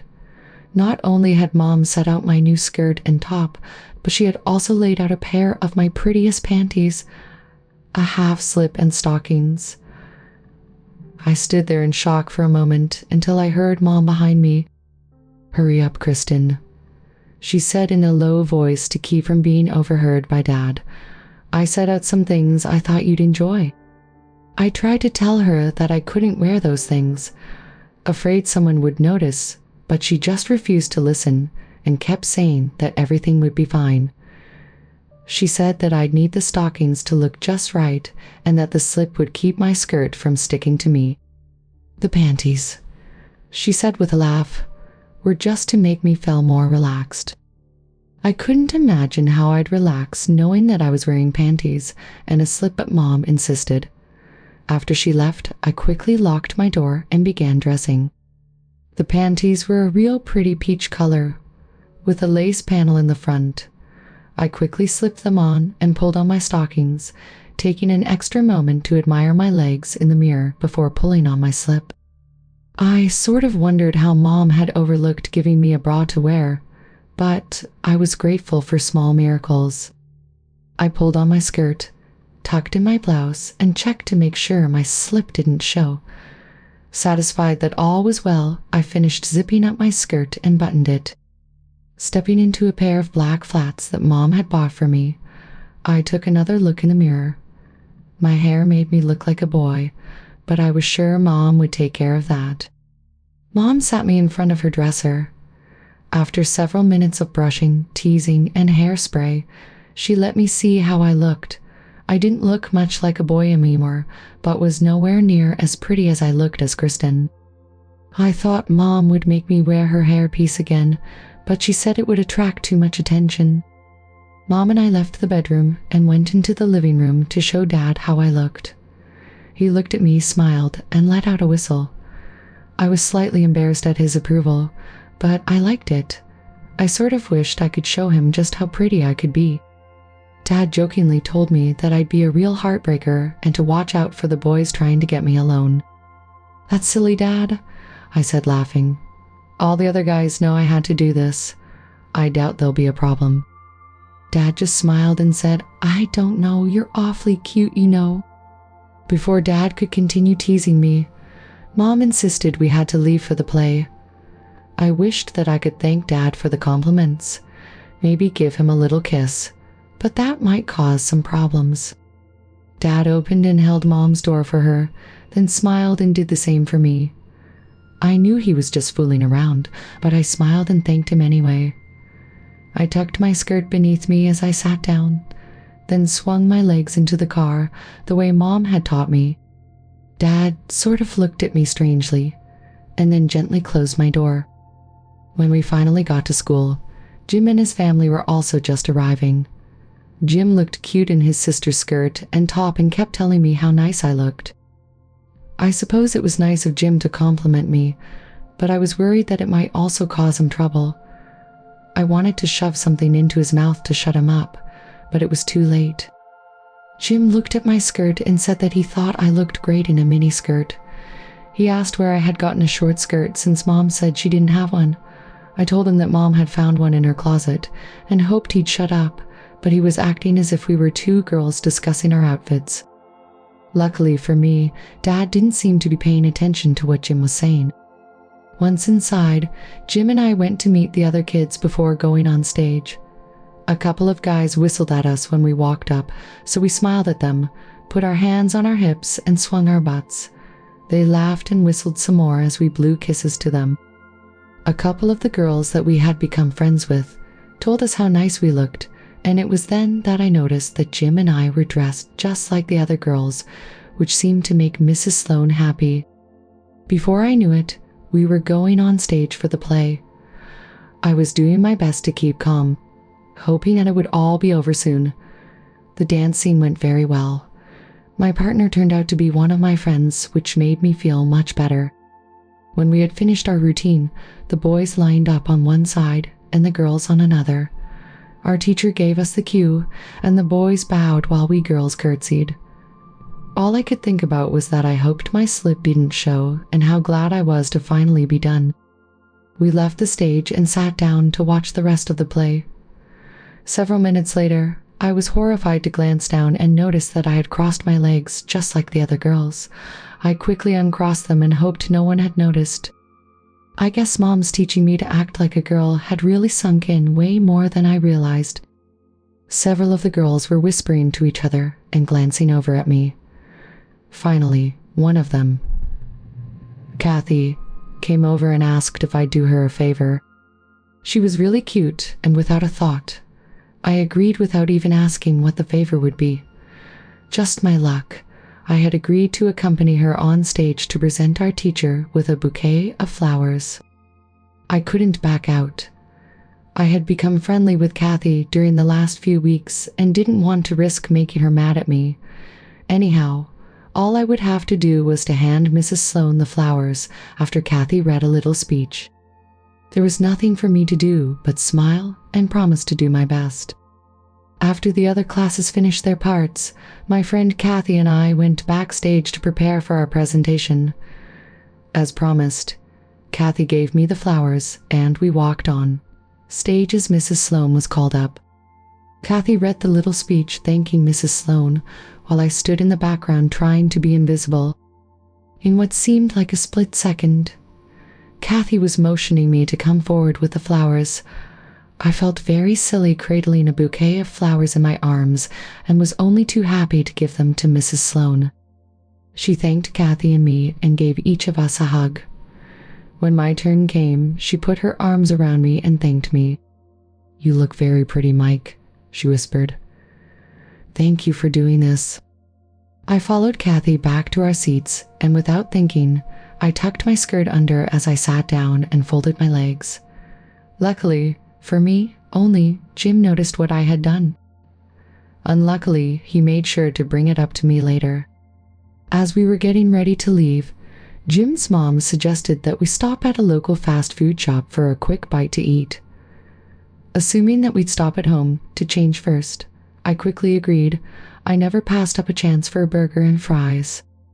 I left Mom and Dad to settle things with Jim's mom and quickly hopped into the car. It wasn't long before I noticed that we missed the turn that would have taken us home. We were headed straight for the restaurant with Jim and me still in skirts. "Excuse me, Dad," I asked hesitantly. "Shouldn't we stop home first so I can get changed?" Dad laughed. "No, Mike. We decided it would take too long for you two to change. So just try to make the best of it. You two look very nice. I'm sure it'll be just fine." I was terrified. I didn't mind spending an entire day shopping as Kristen, but I looked like a girl then. I couldn't imagine anyone really believing I was a girl tonight. Mom looked back and winked at me. "You and Jim look very cute tonight, honey." She confirmed what Dad had said. "Trust me, no one will look at you twice." I thought that acting like I did at the mall would keep anyone from noticing me, but I was afraid to do that around Dad and Jim. Dad might not notice, but I'd bet Jim would pick up on my mannerisms in a heartbeat and would probably even call Dad's attention to them. Before I could decide how to handle the problem, we pulled into the restaurant parking lot. Dad parked next to Jim's mom and got out first. He walked around and opened Mom's door for her. Then, before I could reach for the handle, he opened mine. Dad smiled as I stepped out of the car. "Just think of it as still being in your class play and you'll do just fine." Talk about stuck. I was standing there, completely dressed as a girl with nowhere to hide, and I was hungry. Mom brushed my hair and gave me an extra purse she just happened to have with her.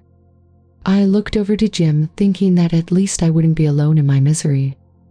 That was a mistake, since Jim was standing there with a stupid grin on his face.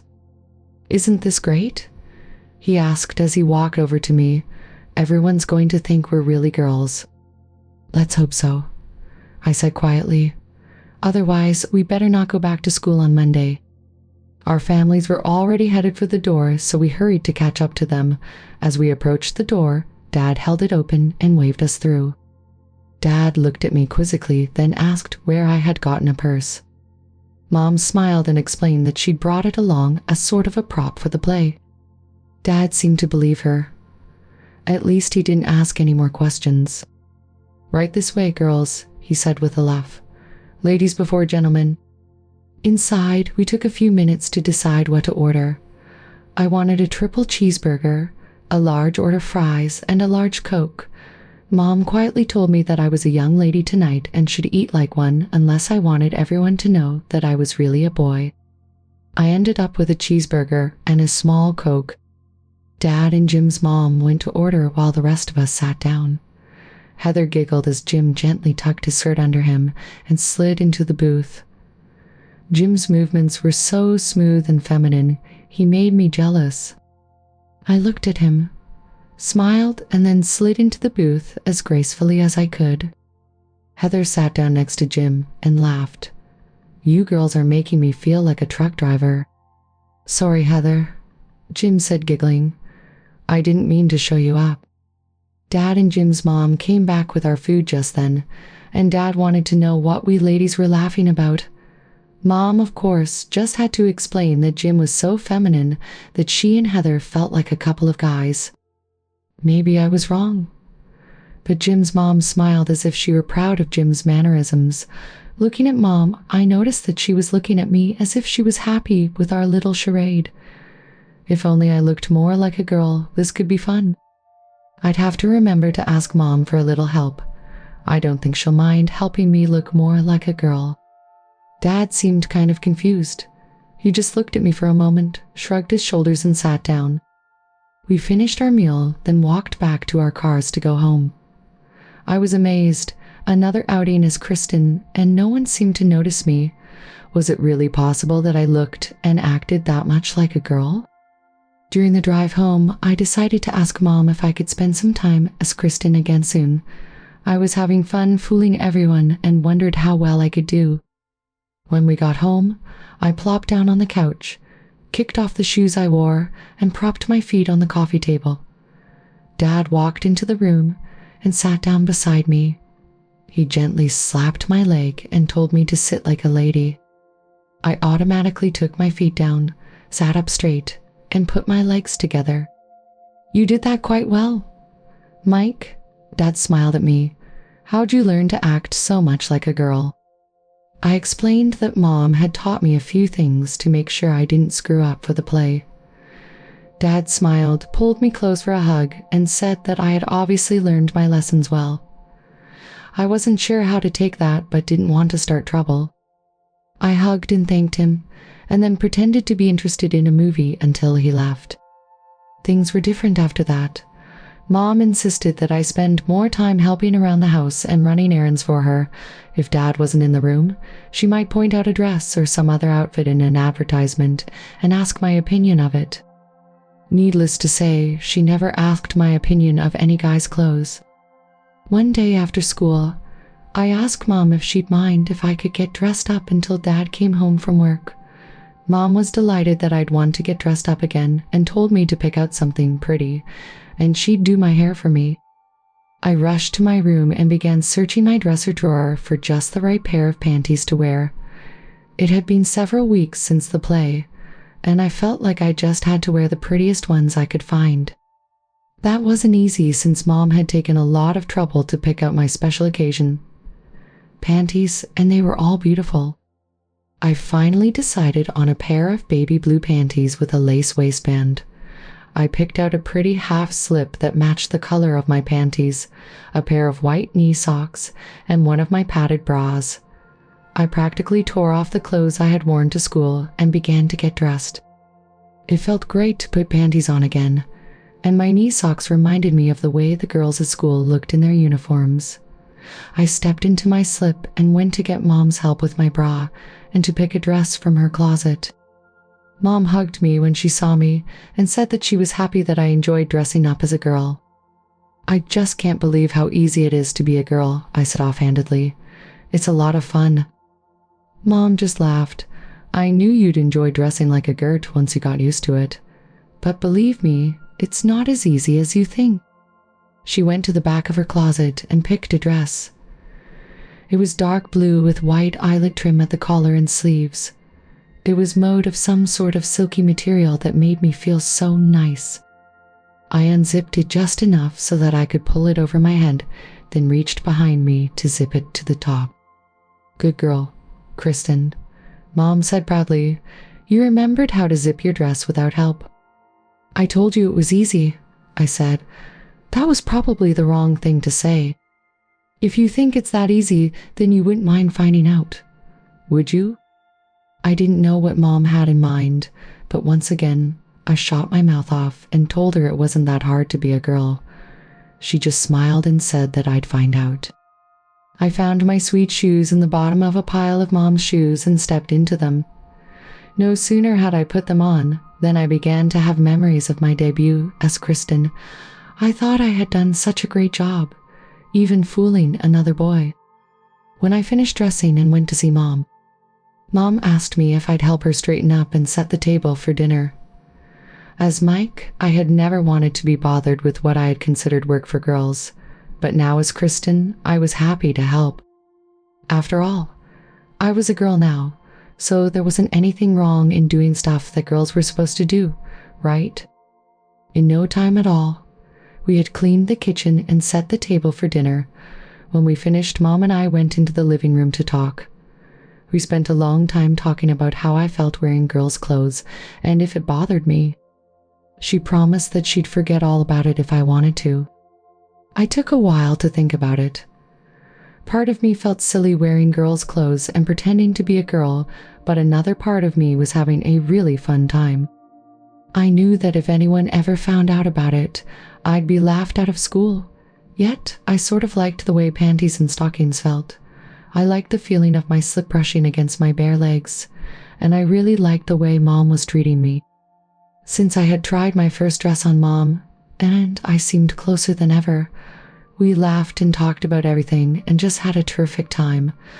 I told her how I felt about dressing up and that I was afraid people would laugh at me. She said that no one needed to know that I liked to dress up. She'd keep my dresses and stuff out of sight, and only she and I would know about them. With that settled, my only problem was that it didn't seem right for me to dress up. Mom said that as long as I wasn't hurting anyone, she really didn't see anything wrong.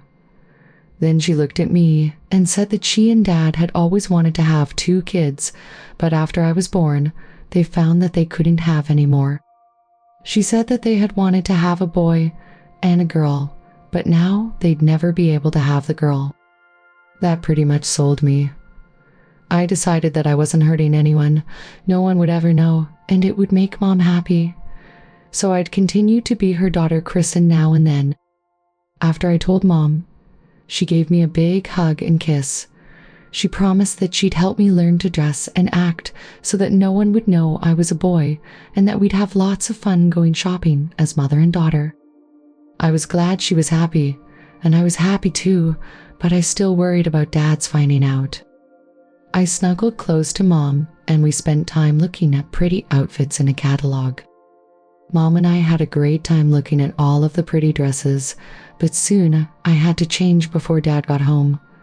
Before I got up, however, I leaned close to Mom and gave her a big kiss on the cheek. What did I do to deserve that? That was for showing me how much fun it is to be a girl. I smiled and gave her a great big hug. As I was leaving, Mom suggested that I leave my panties and socks on under my boys' clothes. She said she thought it would make me feel better. I wasn't going to argue with her. I thought it was a fantastic idea too. Hurrying to my room, I took out Mom's hairpiece, stepped out of my dress and slip and removed my bra. I pulled my jeans and top on over my panties and knee socks. The part of the socks that would show didn't look much different than my usual sweat socks, and my panties couldn't be seen under my jeans. Later at dinner, I noticed that I got the funniest feeling when I moved in my chair. The panties I was wearing would rub against my butt and send a tingling feeling up and down my spine. I managed to be very helpful and pass all kinds of things around the table that evening. When I got ready for my bath that night, Mom handed me a bar of soap and suggested that I use it instead of my regular soap. I looked at the soap and smiled. The label said it was a beauty bar designed to keep a woman's skin soft and smooth. I finished reading the label and looked up to see Mom smiling at me. "Just a little something for us girls," she whispered. "Set it on the side. We wouldn't want Dad using it." I took the soap in with me, and while I was filling the rub, I unwrapped it and set it on the side of the tub where Mom kept her stuff. It had a very nice smell and was rounded instead of squared off like my usual soap. I finished filling the tub and then reached for the new soap. It made lots more lather than the regular soap I'd used, had a nice smell to it, and it left my skin feeling real smooth and silky. I decided to use this soap from then on. I had been due for a haircut some time back, but Mom insisted that I wait, Sometimes when Dad was out of town, Mom would show me how to make it look pretty. My hair was just a little bit long for a boy, but I kept it neat, and a few of my friends were letting theirs grow too, so no one noticed anything strange. One afternoon after school, Mom asked if I'd like to try being a girl around kids, my own age. She promised that no one would recognize me, and the idea of pretending to be a girl around other kids sounded like fun, so I quickly agreed. Mom explained that Dad would be out of town that weekend, and that she thought I might like to try roller skating as a girl. I had a pretty good idea what she had in mind, but just to play along, I asked where we would go. Mom laughed and said she knew a place not far from the mall we had gone to. She wondered how I'd handle attention from boys. "Any boy in particular, Mom?" I asked. Mom acted as if she didn't know what I meant. "You never know who you'll run into," she chuckled. Dad went out of town on Friday, so when I got home from school, I immediately changed into girls' clothes and then spent the evening getting pointers on acting like a girl. I learned more about how to walk and do simple things in a feminine way. Mom taught me to sit down slowly and cross my legs, even if I was wearing slacks. She said that was the way young ladies sat, and she expected her daughter to act the same way. I soon realized that I had a lot to remember if I was to be a girl. It wouldn't be as easy as I thought, since I never knew all of these things. When it was time for bed, I ran my bath water, and while I was undressing, added a little scented bath oil to make me feel like a girl. It was a great bath, so nice and warm, and when I finished, I felt very smooth and smelled so nice. I pulled on a pair of panties and then slipped a cute nightgown over my head and pulled it down around me. Mom said she thought I looked especially girly since my nightgown was trimmed with lace at the sleeves and collar and flared out at the bottom. I quickly gave her a goodnight kiss and went to bed anxious for the next morning. Mom did her best to fix my hair so it would look good for a girl my age. She attached the fall, and after much brushing and pinning, she arranged it into a cute ponytail, which was tied with a green scarf that matched my top. Every time I shook my head, my ponytail would bounce around, and the green scarf hanging down on the sides gave me a truly coordinated outfit. I didn't have a skating dress and matching panties, but I still looked like a really cute girl. I put on a cute jacket Mom had bought for me, picked up my purse, and followed her to the garage. As we were headed for the skating rink, I began to wonder what I was doing.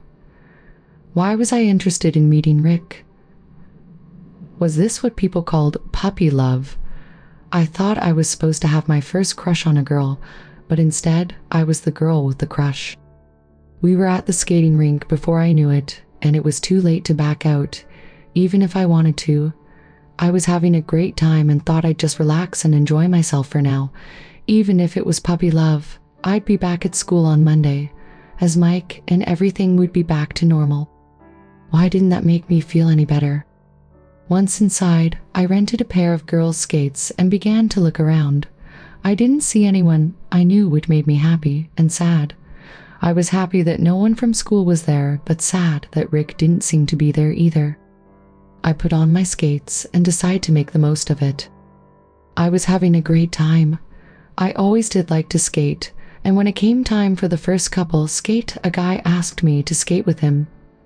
It felt just a little strange to be holding hands with a guy while we skated around, but he was so sweet and friendly, and he made me feel like I was special.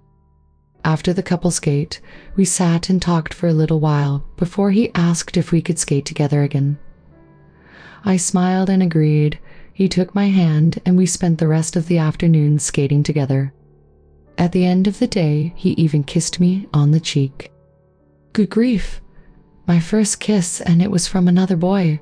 I was getting very confused. When we got home that afternoon, Mom suggested that I put on something nice and we'd go somewhere for dinner. I traded my jeans in for a pretty brown tweed skirt with a slip and stockings. I slipped on my brown pumps, and Mom and I were off for dinner at a small restaurant across town where we thought no one would know us. We were waiting to be seated when a voice from behind us said, "I didn't expect to run into you here." "Nancy." I was desperately hoping it was a mistake, but I knew that voice. It was Jim's mother. There was nowhere to hide, and I was certain that Mrs. Wald would recognize me. Suddenly, Mom put her hand on my shoulder and turned me around. "Aren't you going to say hello to Mrs. Wald?" she asked.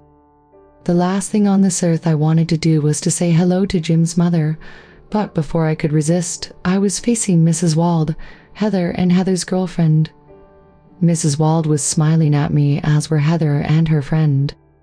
Heather's friend was really cute. She had short, wavy auburn hair with bangs that drew attention to a pretty face. She kept smiling at me, and although she was cute, I couldn't bring myself to smile back at her. I didn't have a chance with this girl since I knew Heather would spill the beans about me. Finally, she laughed and said, "That's a pretty outfit you're wearing. You look really nice." When I heard that voice, my jaw dropped open. Heather's cute friend turned out to be Jim. I did a double take at Jim. He was wearing a pretty yellow dress, stockings, and low-heeled shoes. Around his neck was a gold necklace and hoop earrings hung from his ears. A girl's sweater was draped across his arm, and a purse dangled from his hands. Relieved, I broke into a big grin. "Thanks," I replied. "You're looking pretty good, too." Laughing, Mrs. Wald said to Mom, "I don't believe you've met my daughter Jill. Have you, Nancy?" Mom laughed and replied that she didn't believe she'd ever met Jill, before then introduced me to Mrs. Wald and Heather. "You're very pretty, Kristen," Mrs. Wald said as she looked at my skirt and top. Turning to Mom, she suggested that we share a table so that Jill and I could get better acquainted. Mom thought that was a terrific idea, saying she was sure we had a lot in common. Jim and I sat and giggled like a couple of teenage girls as we talked about what had happened to us. I asked him how he learned to act so much like a girl, and he said he'd been practicing since the day we told our moms about the play. He said that his mom kept telling him how cute he looked as a girl, and one day asked if he would put Heather's clothes on again. Jim's dad had died a few years ago, and I knew he'd do anything for his mom. Well, Jim said that since he sort of liked the way he looked and felt anyway, he agreed to let her dress him. Jim's mother picked out a pair of panties, a slip, bra, and stockings and had Jim put them on. She then brought out a dress that had a netting of lace over a light blue background and helped Jim into it. Once she zipped him up, she had him put on a pair of matching shoes and then brushed his thick, wavy hair into a pretty style with bangs. When she finally let him look in a mirror, he was thrilled at the pretty girl he saw.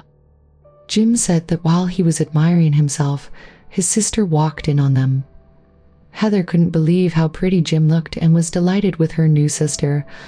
He said that they spent the rest of that evening dressing him in different outfits and fixing his hair. He was thrilled with the attention he got and began wearing Heather's clothes whenever he got a chance.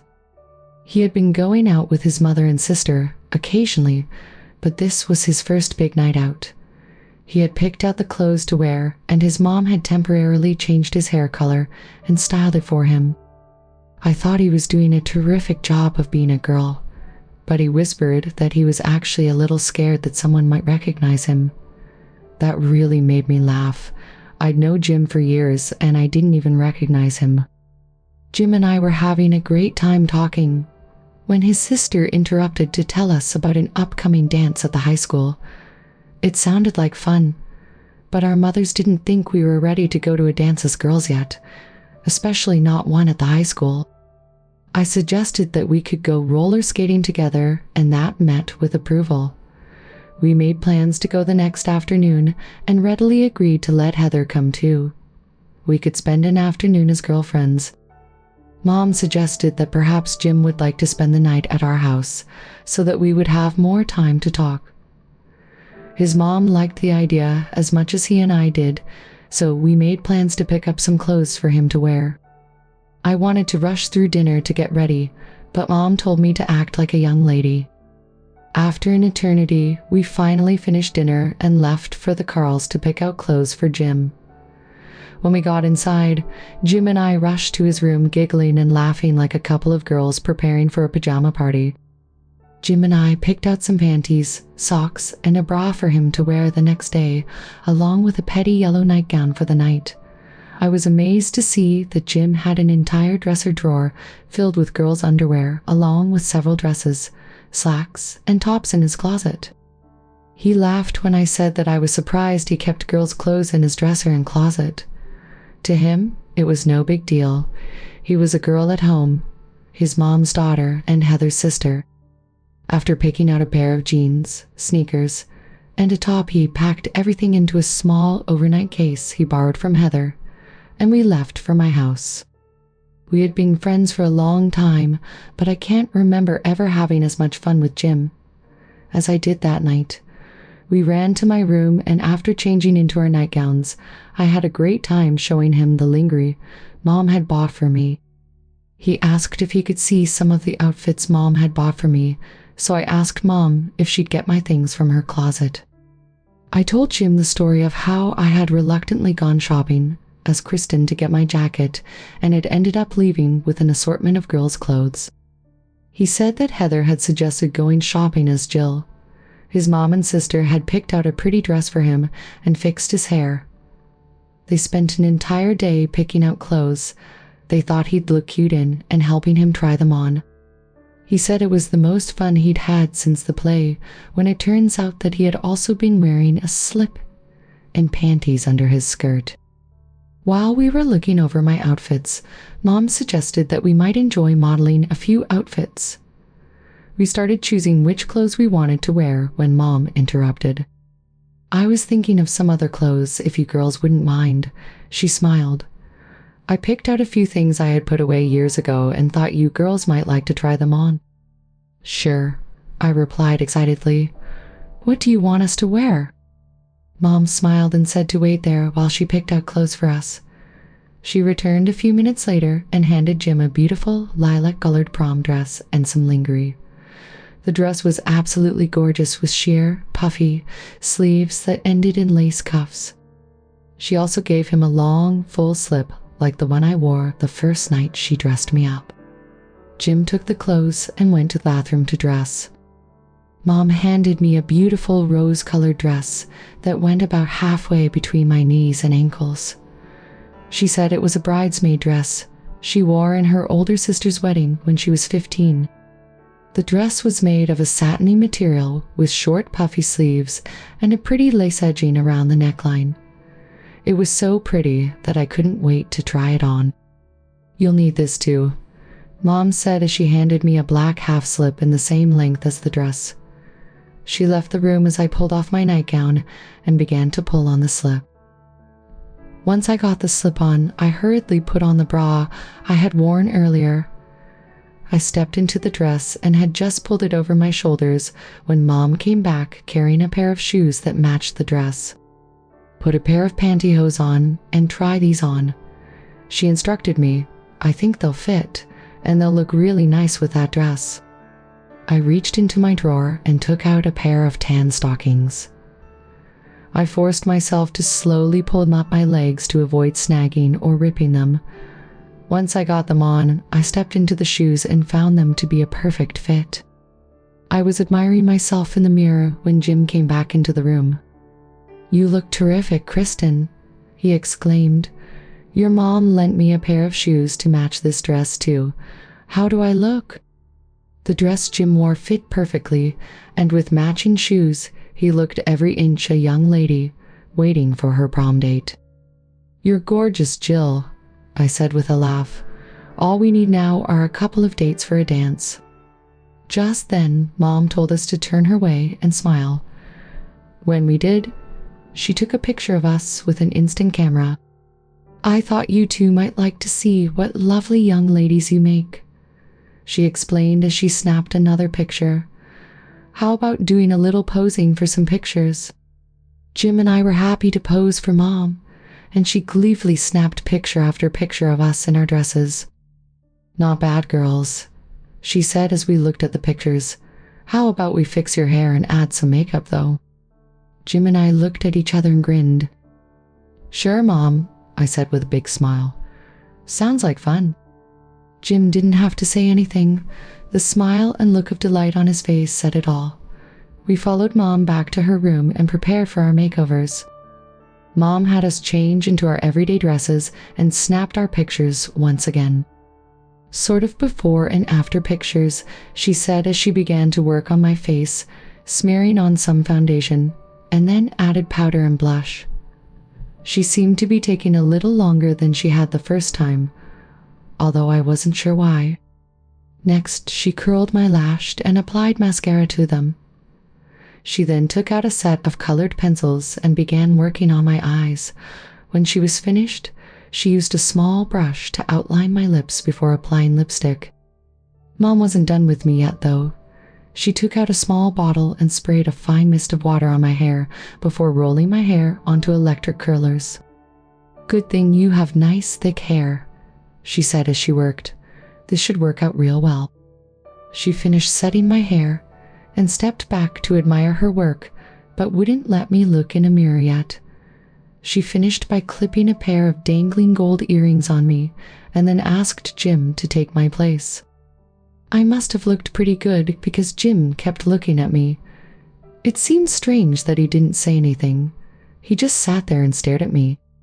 Mom gave Jim the works too, taking as long to do his makeup as she took on me. She still wouldn't let us look in the mirror. Instead, she told us to put our gowns back on and she'd fix our hair. Mom used a blow dryer to help set our hair, then began to take out my curlers. When she got them all out, she proceeded to fluff my hair up with a brush. When she finished with my hair, she began to work on Jim again. I was beginning to understand why Jim was staring at me. He no longer looked anything like a 13-year-old boy. Heck, he didn't even look like a 13-year-old girl. Mom had fixed my best friend up to look like a beautiful girl of about 18 or so. Jim noticed my staring at him and smiled. "Do I look that good?" he asked in a halting voice. Yes, you do," I stammered.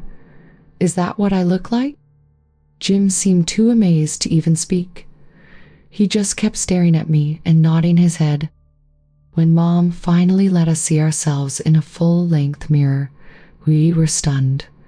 There was no sign of the 2 junior high school boys who went into Mom's room. All that we could see were 2 very pretty high school girls.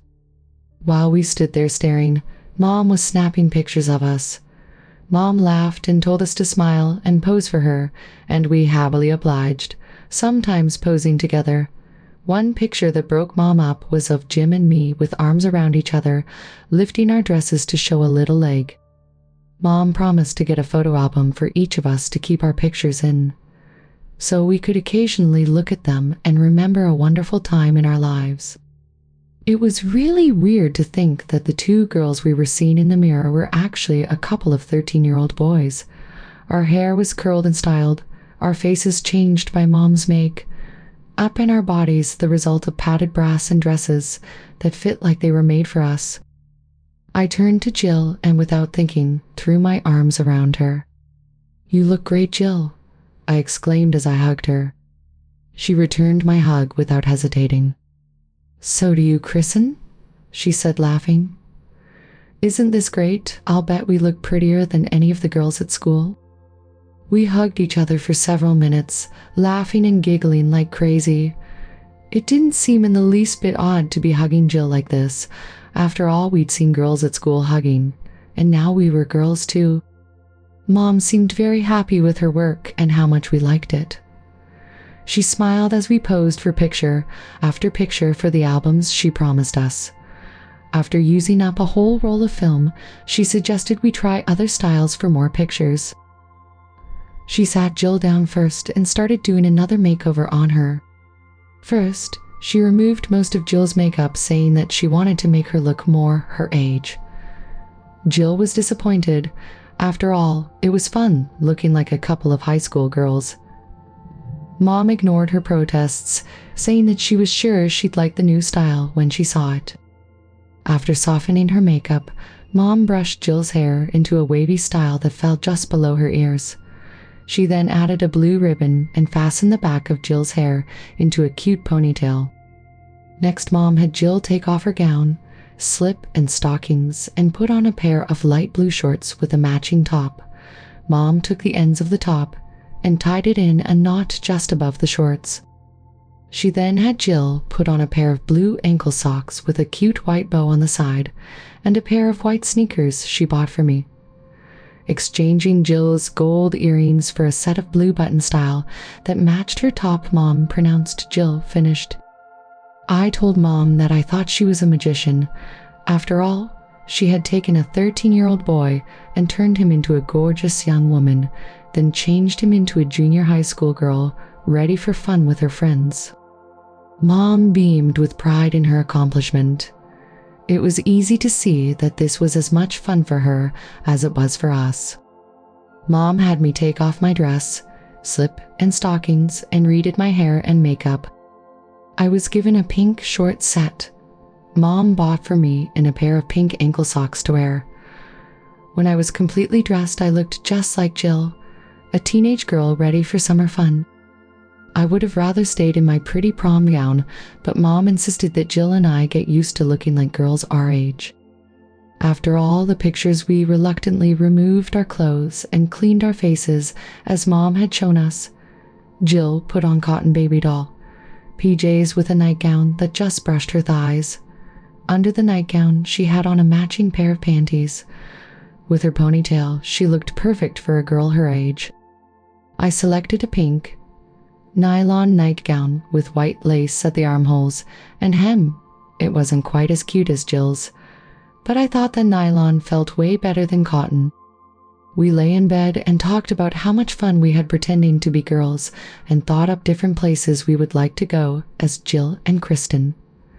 We both thought that it would be a blast to see what it would be like to go to school dressed as girls. We spent at least an hour dreaming up different outfits we'd wear to school, which boys we'd most like to date, and how much fun we'd have. We finally wore ourselves out and drifted off to sleep thinking of skating with Jill's sister the next day. After a quick breakfast, we went back to my room to change.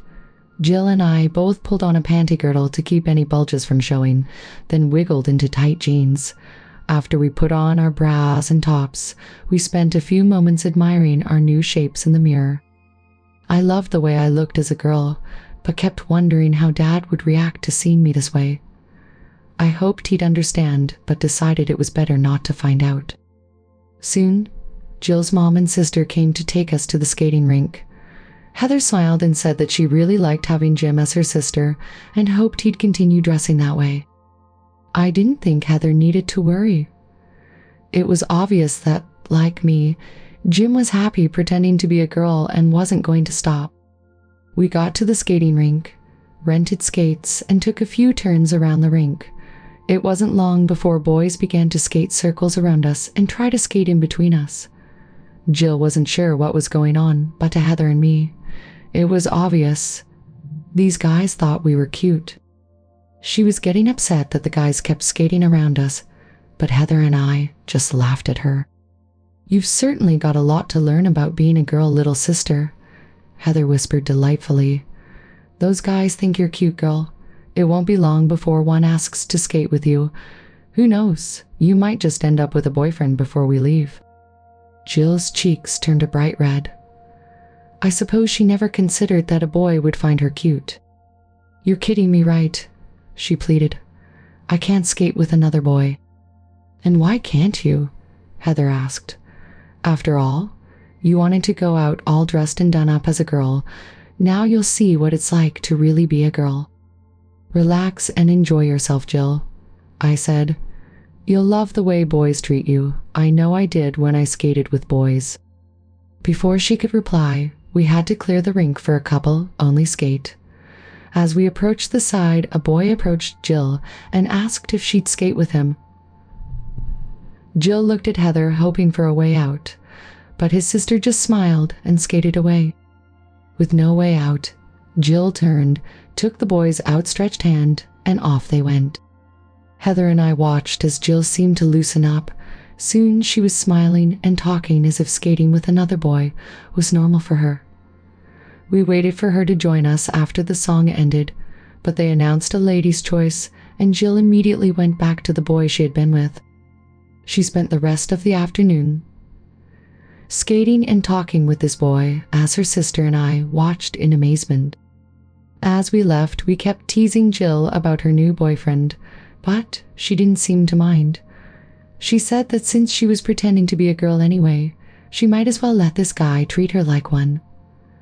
Heather tried to tease her by planning double dates as sisters, but her mom made her stop. When I looked over at Jill, she seemed to be lost in thought with a smile on her face.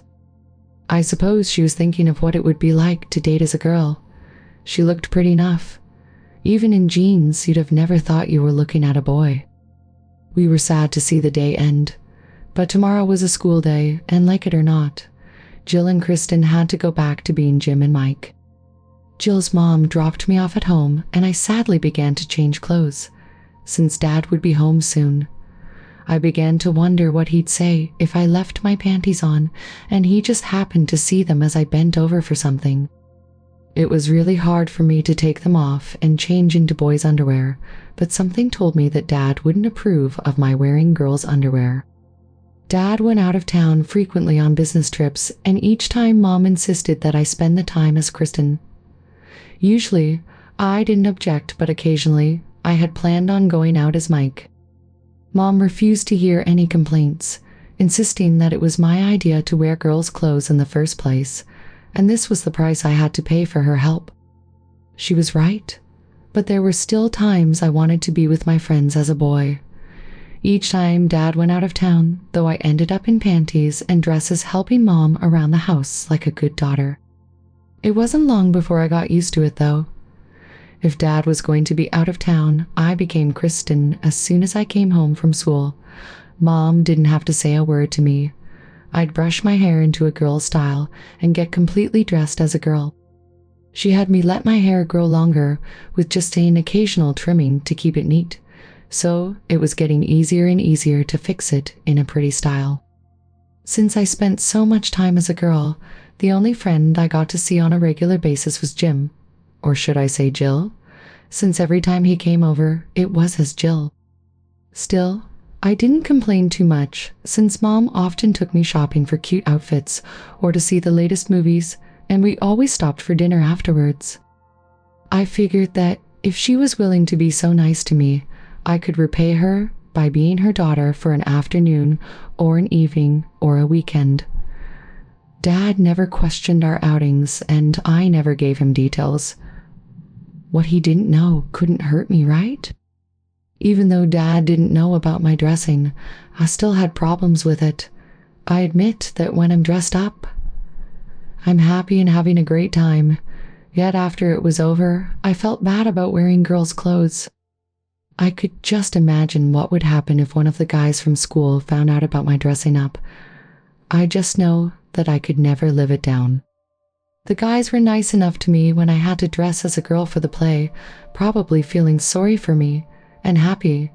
It wasn't them, but how would I ever explain wearing a dress now that the play was long over and forgotten? I decided that the best thing for me to do was to just stop wearing girl stuff and get involved with more boy things, like sports and maybe girls. I signed up for the local baseball team and played with a passion. It seemed to work. Baseball games kept me busy so that I just didn't have the time to spend as Kristen, and after about a month's time, I thought for sure that Kristen was just a memory for me. I was a happy 13-year-old boy, doing all the things boys enjoyed doing. One rainy Saturday, though, my game was canceled and I found myself sitting at home with no plans. Mom went to do some shopping and Dad was out of town again. I picked up the newspaper and I happened to see an advertisement for girls' dresses. The models were cute. But, of course, what really caught my eye were the outfits they wore. No matter how hard I tried, I couldn't seem to stop thinking about how pretty the dresses looked and how nice it would be to wear them. I put the paper down as fast as I could and turned on the television. Just my luck. I happened to tune in to a repeat of the Brady Bunch, where the oldest girl decides to join her brother's scout troop to show that girls could do anything boys could. At the end of the show, as she is to be accepted into the Boy Scout troop, she comes downstairs wearing a pretty dress and ribbon in her hair. She tells her dad and brother that although it was fun doing things like a boy, she prefers to be a girl. Well, the combination of the sight of this girl, about my age, in a pretty dress, and the dress ads in the newspaper were just too much for me. I turned off the television, went to Mom's closet, and searched for something pretty to wear. It didn't take long for me to decide on a yellow dress Mom had bought for me just before I decided to stop dressing up. I knew the dress was perfect for how I felt. It was a solid yellow with sort of a lace netting over it. The solid part of the dress had thin shoulder straps which were covered by the lace netting, along with fake buttons in the shape of tiny pink roses down the front. The sleeves ended just above the elbow and were made entirely of lace. I carried the dress back to my room and began to look for just the right underwear and accessories to go with it.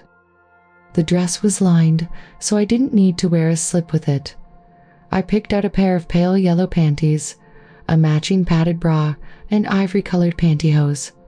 I quickly got undressed, put my panties, bra, and stockings on, and with trembling hands, reached for my dress. I knew that I shouldn't be doing this, but I also knew that I just had to do it. Yes, I know that sounds strange, but that's the only way I can explain my feelings. I was a boy and really did enjoy being a boy. I loved baseball and riding my mountain bike and checking out cute girls. I also knew that I really loved the soft feel of panties and the tightness of my bra on my chest, and when I put on a pretty dress and fixed my hair, I was in heaven. Even though I tried to deny it, I had a great time going shopping with Mom as Kristen. I adored the feel of my nylon-covered legs rubbing each other when I crossed them, the feel of my slip against my bare legs if I wore knee socks, and the excitement of being accepted as a girl in the ladies' room.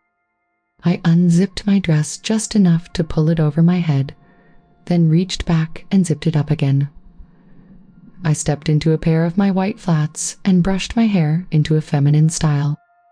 Looking at myself, the mirror, I felt a surge of excitement and pleasure come over me as I studied the good-looking girl in the mirror.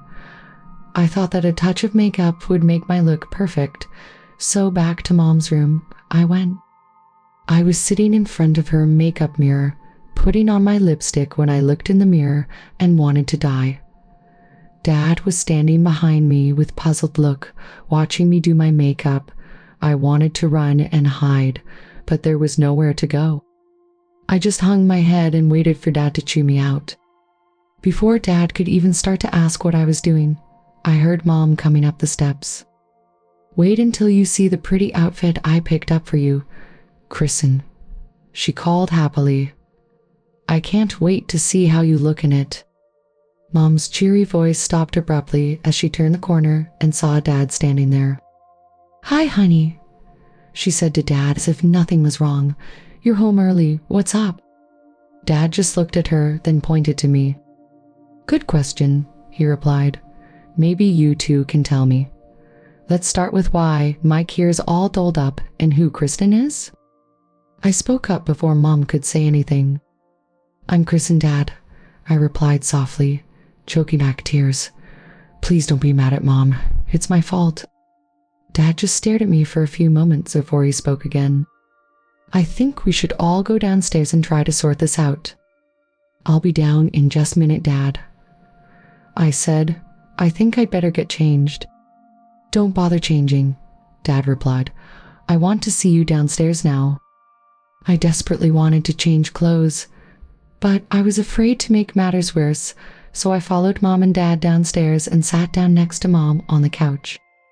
I noticed Dad looking at me and realized that without thinking, I had smoothed out my skirt as I sat down and then crossed my legs. Mom had gone through a lot of trouble to teach me how to sit in a ladylike manner, and it just seemed to come naturally to me when I had a dress on. I just wished that this one time I had forgotten how to act like a proper young lady.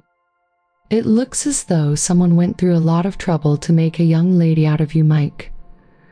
Dad said as he stared at my hands neatly folded in my lap. Would you care to explain why you're wearing your mom's clothes and makeup? As much as I wanted to, I just couldn't lie to my dad. Without thinking, I answered in my Kristen voice. They're not Mom's clothes, Dad. They're all mine. It was my idea to wear them. Dad's eyes went wide open and his jaw dropped. Good Lord, he even sounds like a girl. Mom stopped me before he could say any more. I got him started, Bob, she said to Dad. He didn't really want to do it, but I promised to buy him his leather coat if he'd let me dress him up. One thing just sort of led to another. He's not bothering anyone, so don't make it harder than it already is for him. You mean you let Mom turn you into a girl just to get a jacket? Dad asked, dumbfounded. How long do you have to dress like this to pay it off? Actually, Dad, it was just for a weekend last fall. I stammered. I only had to get all dressed up that one time. Dad insisted on being told the full details of what had happened and how far things had gone. I told him that I had enjoyed wearing girls' clothes so much the first time that I begged Mom to let me dress when he wasn't home. I showed him the girls' underwear in my drawers, along with the dresses in the back of Mom's closet. Dad looked over my wardrobe calmly, only seeming slightly surprised that I would willingly wear girls' clothing. I told him how I had really tried hard to stop, but today I just couldn't fight the urge to dress anymore. I explained about baseball and how hard I tried and how upset it made me. He had calmed down pretty well when suddenly I heard Jim's voice from downstairs. Hey, Kristen, he called out. What's up? I'm busy right now, Jim, I called back, hoping Dad hadn't heard me referred to as Kristen. I'll catch you alter, okay? It was no use. Dad had heard and was headed for the steps to talk to Jim. It only took a moment to know that, as usual, Jim was dressed as Jill. Good grief, cried Dad. You too. Mom and I hurried downstairs to find Jim wearing a denim skirt, yellow top, and matching socks. His face was beet red and he was staring at the floor. Sorry, Jill, I said apologetically. I didn't know Dad was coming back early. Quit staring at her, Bob, Mom admonished Dad. You're upsetting the poor girl. Poor girl, Dad screamed. Are you responsible for this too, Mike? No, sir, interrupted Jim. Kristen, Mike didn't even know I liked to dress up until a couple of weeks ago. Well, at least your family won't blame my daughter here when they find out about you. Dad said, relieved. I don't need anyone else finding out about this. Oh, they already know, said my ever-helpful friend. We all had dinner together, and Kristen and I even went skating with Heather. Dad was just standing there with a dumb look on his face. Looks like I'm the only one in this town that didn't know I had a daughter, he said weariedly. What have people been thinking, I wonder? Mom took Dad by the hand and explained that no one else knew about Jill and me except our families. No one would talk since no one knew. That seemed to take a large weight off Dad's mind. Okay, he finally said. Here's what's going to happen. Mike, or should I say Kristen, I'm going to need some time to think about this. I don't want to put any unnecessary strain on you, so I'm going to let you dress around the house until I know what to do with you. You will, however, have to meet my conditions. What'll they be, Dad? I asked, hoping that he wouldn't punish me too badly. Well, just to show you it's not a game, I want you to dress up every day as soon as you come home from school. You're to spend every free minute at home as Kristen, including weekends. When I come home from work, I expect to see my daughter, Kristen, in a dress, stockings, and shoes. That means no jeans or slacks of any kind. In addition, you're to act like and will be treated like a girl at all times, including any time I decide that the family is going out. If you agree, I promise not to say a word until I've thought this through, otherwise I'll stop all of your outside activities and tell your friends why. I had to think about Dad's condition for a moment. It had all been a big game of pretend up to now, but that was about to change. I wasn't sure how I'd feel about having to be Kristen whenever I was home. I thought I was getting over the desire to dress up before now. Before I knew that if I got tired of my little game, I could change back into Mike. But now, and for who knows how long, I would have stayed as Kristen. I liked wearing pretty dresses and stuff, but I also enjoyed getting comfortable in jeans and a cute top. Now, I'd have to wear nothing but dresses and stuff until Dad decided what to do about me. Then again, since Dad would know about me, this was definitely a chance to see how I'd feel about pretending to be a girl. I wasn't sure how I'd like it, but I had to agree. Okay, Dad, I promised. I guess I agree. It's a deal then, Dad announced. I'll let you know what's going to happen in the future when I've made up my mind. Since you're all done up already, I say we all go to get some dinner at that place downtown.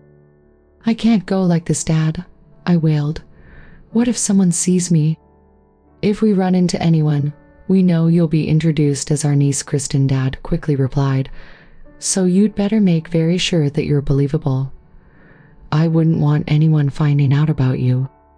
Mom and I went to her room to fix my makeup. She thought I had done a pretty good job with my makeup. I only wore a little blush, eyeshadow, and lipstick, but Mom said that was enough for a girl my age. She picked up a hairbrush, and after a few minutes of work, tied a pretty yellow scarf in my hair. Looking in the mirror, I felt both good and bad. I was happy to look so nice, yet worried about looking that nice in front of Dad. I was still his son, and I was worried about what he'd think when he saw how pretty I looked as a girl. Mom finished her makeup and tapped me on the shoulder. It's time to show your dad what a lovely young lady his daughter really is, she said happily. After the way he had reacted earlier, the last thing I wanted Dad to see was me as a young lady, lovely or otherwise. Unfortunately, though, he was expecting Kristen for dinner, not Mike. I took one last look in the mirror, smoothed the wrinkles from my dress, took a deep breath, and followed Mom downstairs. As we entered the room, Dad smiled when he saw how pretty Mom looked. His gaze fell on me and the smile disappeared. If I could have, I would have shrunk to microscopic size to avoid his scrutiny. After a few moments of looking at me, as though I was a creature from outer space, to be studied and observed, he broke into smile. You really look nice, sweetheart, he said as he approached me. I still don't understand why you'd want to dress this way, but it's not hurting you, and you do make a pretty girl. So, I guess it's okay. I felt better seeing Dad smile, and I was happy to hear him say I shouldn't worry. What positively threw me, though, was when he put his arms around me and gave me a big hug. He said that he loved me very much, but was concerned about me, and that he just wanted to make sure I was happy. I suppose so, Dad, I said, just a little worried about how things will turn out, though. Just relax, and everything will be fine, sweetheart, he said in a soft voice. You're a very pretty girl, and I promise not to be too hard on you. With that, he kissed me on the forehead, then held me out at arm's length. I didn't get a chance to see how pretty you looked earlier, he said with a grin. How about letting me get a good look at my new daughter? I was thrilled to be treated so nicely, so I happily obliged by stepping back and holding out my arms so Dad could get a good look at my dress. I turned from side to side as he let a wolf whistle. You certainly do look nice, he laughed. How about you ladies grab your jackets and purses and we'll get going? Turning to me, he suddenly seemed worried. I suppose you do own a jacket and purse, don't you, Kristen? He asked. I began to blush. As a matter of fact, I do, I mumbled. Sorry. Dad just laughed. I should have known. Well, don't just stand there, we have to go to dinner. I smiled, went back to my room, dug my purse and jacket from the back of my closet, and returned downstairs. Dad helped Mom on with her coat, then held mine for me. I smiled and thanked him. I told you that you'd be treated like a girl, and I meant it. Sometimes you may like it, other times you may not, but you'll just have to get used to it. Okay, Dad, I said with a smile. I guess I can put up with it. I slung my purse over my shoulder, then reached up and kissed Dad on the cheek. I caught him completely by surprise, causing him to turn a bright red. "What was that all about?" he asked, puzzled. "You forgot something, Dad," I replied cheerily. "You said I would have to act like a girl too." "Oh yeah," he said sheepishly. "I did forget. If you two could interrupt your daddy's girl routine, I would really appreciate some dinner." Mom laughed. Dad put his arm around me and escorted me out to the car. Once again, he held Mom's door and then mine. I felt better already. We went to a restaurant in town that we had been to many times before, so I was scared half to death that someone would recognize me. Dad told me to calm down or I'd end up giving myself away. "Haven't you ever looked at yourself in a mirror when you're dressed?" "Sure I have," I replied, "but what has that got to do with anything?" Dad smiled and hugged me. "What I'm trying to tell you is that you make a very cute girl. No one is going to believe you're really a boy." I knew that wasn't easy for Dad to tell me since he seemed so upset over seeing me in a dress. Hearing it from him made everything seem so much better. At least it did until I saw the waitress approach our table. My family and I came to this restaurant often, and this lady had waited on us many times. I was all set to plead with Dad to leave before she saw me, but it was too late. Before I could get a word out of my mouth, she approached our table and greeted Mom and Dad. Looking over at me, she smiled and asked Mom who I was. Mom smiled at me and introduced me as her niece, Kristen, saying that now and then I'd visit them while Mike stayed with her family. The woman smiled at me and told me how pretty my dress was, saying that she thought it a shame that girls my age didn't wear pretty clothes more often. I almost laughed out loud when she said that she thought girls dressed too much like boys, and it was getting harder to tell them apart. Before she left with our order, she complimented me again on how nice I looked and said how nice it was to see a girl that really looked like a girl. Every time this woman came to our table for something, she'd smile at me and ask how I was, if I was enjoying my stay, and if there was anything else she could get for me. As soon as I finished my soft drink, she'd see to it that I got a refill, once even telling me to have as much as I liked while I didn't have to worry about my figure. She laughed and said that soon enough, I'd have to be concerned about how I'd look in a special outfit and worry about my shape and weight. I couldn't believe the way this lady acted towards me since, as I mentioned, my family, and I ate there often, and this woman never had much to say to me before. Suddenly, she was so sweet and concerned, offering advice from one woman to another. As we left, even Dad remarked about the change in the woman and how nice she had been to me. "Well, I'd have to say that you passed that test, Kristen," he laughed. "That woman never said two words to you as Mike, but put you in a pretty dress, and suddenly you're close friends." "That's just the way women are, dear," Mom explained. "That lady had nothing in common with Mike. Boys don't have to worry about how an outfit looks if they gain a couple of pounds, but a girl will. Let's see how you act towards Mike if he continues to dress as a girl. You've even treated him differently tonight." Dad wasn't smiling any longer. "That's what worries me," he said glumly. Dad was quiet, the rest of the way home seemingly lost in thought. He dropped Mom and me off and said he was going for a ride to think things over. After a couple of hours, he came back and saw me stretched out on the couch. He immediately told me that I couldn't expect to lay around like that with a dress on, and made me sit up straight. I tried to tell him that it really didn't matter around the house, but he reminded me that since I was dressed like a girl, I'd better act like one. Not wanting to upset him further, I apologized and sat up to watch television. I really wanted to prop my feet up on the coffee table in front of me, but I was certain Dad wouldn't view that as a very ladylike way to sit. This dressing up business was beginning to become a real nuisance. Time passed, and I still had 2 months of school left with no sign that anything would change. I was getting a bit worried about spending my summer vacation as a girl. Sometimes I felt like I really wanted to be a girl for the summer, but I worried that I wouldn't be able to pull it off. I had followed Dad's rules completely. Every morning, I went to school as Mike, and as soon as I got home, I became Kristen. Dad, of course, kept his end of the deal and always treated me like a girl. Sometimes it was nice. I felt closer to him as Kristen than I did as Mike, but there were those other times. Dad had curiously decided that he enjoyed eating out and spending time at the mall more than ever before.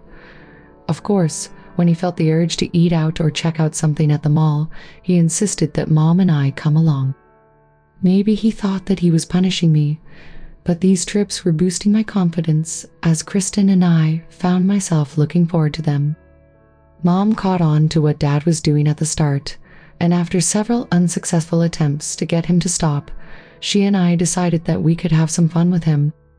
Whenever Dad decided that we were going out to dinner, I chose one of my prettiest dresses to wear, and Mom would help me do my hair into a really cute style. I always wore stockings and a pair of low-heeled shoes, along with a splash of cologne for younger girls. During dinner, Mom would casually mention that she was going to the ladies' room and ask if I'd like to go along. Of course, I never refused. If he wanted to go to the mall, I'd wear something less dressy, such as a denim skirt and top with a pair of socks and sneakers. While we were walking through the mall, Mom would often point out pretty outfits in the shop windows and ask what I thought of them. Once inside a store, I would often find a dress that I gushed over, and Mom would insist that I try it on. I'd try the dress on, then ask Dad what he thought of it, often saying that I thought it was really cute or adorable. Dad once tried to retaliate by pointing out some really frilly panties and slips and saying how nice I'd look in them. To his shock, Mom immediately bought them for me. He never tried that trick again. I had a lot of fun during those trips, but still enjoyed playing baseball and other sports. I suppose this confused Dad, but he never said anything to me about it. The weeks until summer vacation kept ticking off though, with no decision on Dad's part on what was to happen to me. I wanted to ask him, but yet I was afraid of what he might say. What would I do if he said that I had to spend my summer as a girl? I couldn't stay inside all summer, yet I certainly couldn't pretend to be Kristen around my friends from school and the neighborhood. I could just imagine the laughter and name-calling that I'd have to put up with if anyone discovered who I really was. The school year finally wound down to 2 more weeks, which was both good and bad for me. The good part was that my 14th birthday was coming up this weekend, and my family had always bought me some terrific presents. The bad part was that with 2 weeks left, Dad still hadn't said what would happen to me. Saturday was to be my birthday, and I asked Dad if it would be okay to invite some friends over from school. He told me that he didn't mind, but that he expected me to wear one of my prettiest dresses, since it was a special occasion. That pretty much ruled out my friends coming over, with the exception of Jill, of course. Friday evening, Dad came home from work and asked Mom and me to come into the bedroom. I was hoping that he'd change his mind and that I could finally dress like a guy again, but that wasn't exactly what he had in mind. Instead, he had stopped to pick up some things for me and wanted to see how I liked them. First, he showed me a really cute dress with a pink flowered skirt and cream-colored top. The top and short sleeves were made of a sheer material, and the trim around the end of the sleeves matched the pattern of the skirt. I fell in love with it the instant I saw it. I held the dress against me and stepped in front of the mirror to see how it would look. As I twirled from side to side, I noticed Dad's reflection in the mirror and suddenly remembered how I had gotten into this mess. When I began to put down the dress, I noticed Dad's face, and to my surprise, he was smiling. He seemed really pleased that I liked the dress so much, but wanted to show me what else he bought for me. Mom was a big help, he explained. I don't know a thing about stuff like this. Next out of the bag was a cream-colored slip, trimmed in lace, and along with it were several pairs of matching panties and padded bra. Everything looked so pretty that for a time I forgot all about being Mike. I sat the dress down, turned to Dad, threw my arms around his neck, and kissed him on the cheek. "Thanks, Dad," I said happily. Everything is so pretty, and you're the best dad a girl could have. I can't wait to wear these things." Dad never flinched. He hugged me tight, kissed my forehead, and told me how happy he was to have such a nice daughter. He laughed and put his arm around my waist, saying that he still had a few more things to show me. He reached back into the bag and handed me several pairs of white stockings, labeled sheer and silky. He said that he thought they'd look nice with my new dress. Before I could thank him, he handed me a small jewelry case. I fumbled with it for a moment before I got it open. Inside was a pair of pink clip-on earrings and a gold chain. I quickly clipped my earrings on, and as I removed the chain from the box, I noticed that it was folded under the cardboard insert.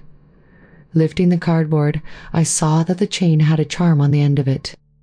The charm had gold lettering with a diamond in the center. As I read the lettering, I could feel tears welling in my eyes. The lettering said "Daddy's Girl." Dad hugged me tight as Mom helped me put on the necklace. I just stood there looking in the mirror and crying as Dad stood behind me and held me around the waist. He kissed my head several times and told me how much he loved me. I turned and kissed him on the cheek, blubbering, "I love you too," between tears. Dad helped me calm down and dried my tears. His final surprise to me was that, for my birthday, he'd tell me his decision about my future as Kristen. I knew I wouldn't sleep a wink that night. I hurried downstairs to breakfast Saturday to find that my parents were waiting for me. "Happy birthday," they shouted. "You look like you had a good night's sleep," said Dad. "All ready for your big day." I began to answer as I sat down, but I soon found that my thin nightgown was no match for the cold chair. The cold wood of the chair went right through my nightgown and panties and caused me to jump. Dad nearly spit out his coffee from laughing. "See, there are some advantages to wearing boys' clothes." "I never said there wasn't, Dad," I said when I calmed down. "I just like wearing these clothes once in a while, and I could always wear slacks." Dad just laughed. "Well, don't come crying to me when you freeze in that nightgown. You might want to wear a heavier nightgown or a robe while it's still chilly in the mornings, Kristen," Mom told me. Dad smiled at me. "Ready for your party?" I promised to help Mom clean up first.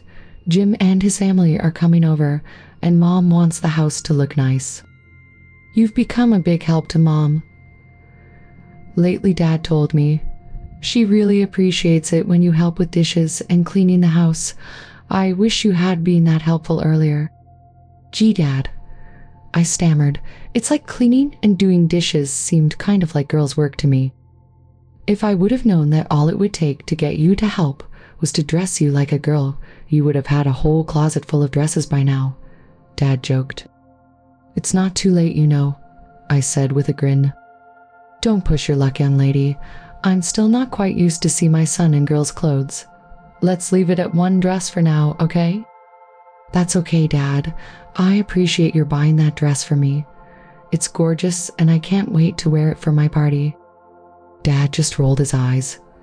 I still can't believe I bought my son a dress and girls' underwear. I reached up and kissed Dad on his cheek. "Your daughter appreciates it, and she loves you very much." Dad gave me a big hug and said, "I love you too, Kristen." Mom broke us up, reminding me that we girls still had to get the house to clean if there was going to be a party. Dad gave me one last quick hug, and it was off to clean the house.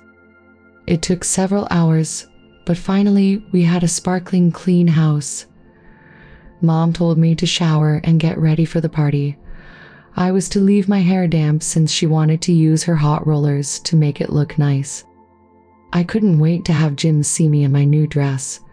It was so cute, and it meant so much to me coming from Dad. For a split second, I wondered if Jim would be dressed up, but then I came to my senses. Since it would only be our families here, it was a sure bet that Jill would be coming instead of Jim. I laid out one of the slips and bras that Dad bought me on the bed, along with a new pair of stockings, and took a pair of the panties and a robe into the bathroom with me. After a quick shower and shampoo, I dried myself off, slipped on my panties and robe, and went to get dressed. I pulled on my stockings as gently as possible to avoid getting any runs in them, then slipped on my bra and fastened it. Stepping into my new slip, I stopped to admire myself in the mirror. My legs looked great peeking out from the lace at the end of my slip, and the stockings somehow seemed to make them look even nicer. As I stood there admiring myself, Mom came in to set my hair. She had me turn around so that she could see me from all sides. I remembered how strange I felt that first Friday evening, standing in front of Mom in girls' underwear. Somehow it all seemed different now, so natural. I felt like a girl whose mother was helping her get ready for a party. Mom helped me into my dress and zipped it up for me. It was so nice and a perfect fit. I couldn't wait to get my hair done and let Dad see me in it. Mom had to keep telling me to sit still as she rolled my hair, saying that I'd have plenty of time to show off for Dad. It took her a few minutes, but she finished setting my hair and began to work on my face. I wanted her to fix me up like she did that night with Jill, but she said that was entirely too much makeup for a girl my age. I'd have to settle for a little blush, lipstick, and eyeshadow. I begged her to really go all out, but she said that I'd be happy enough once she finished. After a few minutes of fussing over me, she decided I looked good enough and told me to just sit still and wait a few more minutes for my hair to set. I picked up a copy of a sports magazine to read while I was waiting. But Mom took it from me and handed me a magazine for teenage girls. I just shrugged and started to read an article on what boys really look for in a girlfriend. The article was really interesting. I never really understood what girls liked in guys, and now it was all clear. I figured this stuff would be really helpful to me in getting a date, what an edge I'd have on the other guys. After all, I doubted if many of them ever read this kind of magazine. It seemed really strange to be sitting here in a dress and girls' underwear, curlers in my hair, reading about what girls really liked in a guy, and thinking how it could help me get a date with a girl. I figured, though, that I wasn't going to be dressed this way all the time. And there were several girls in school.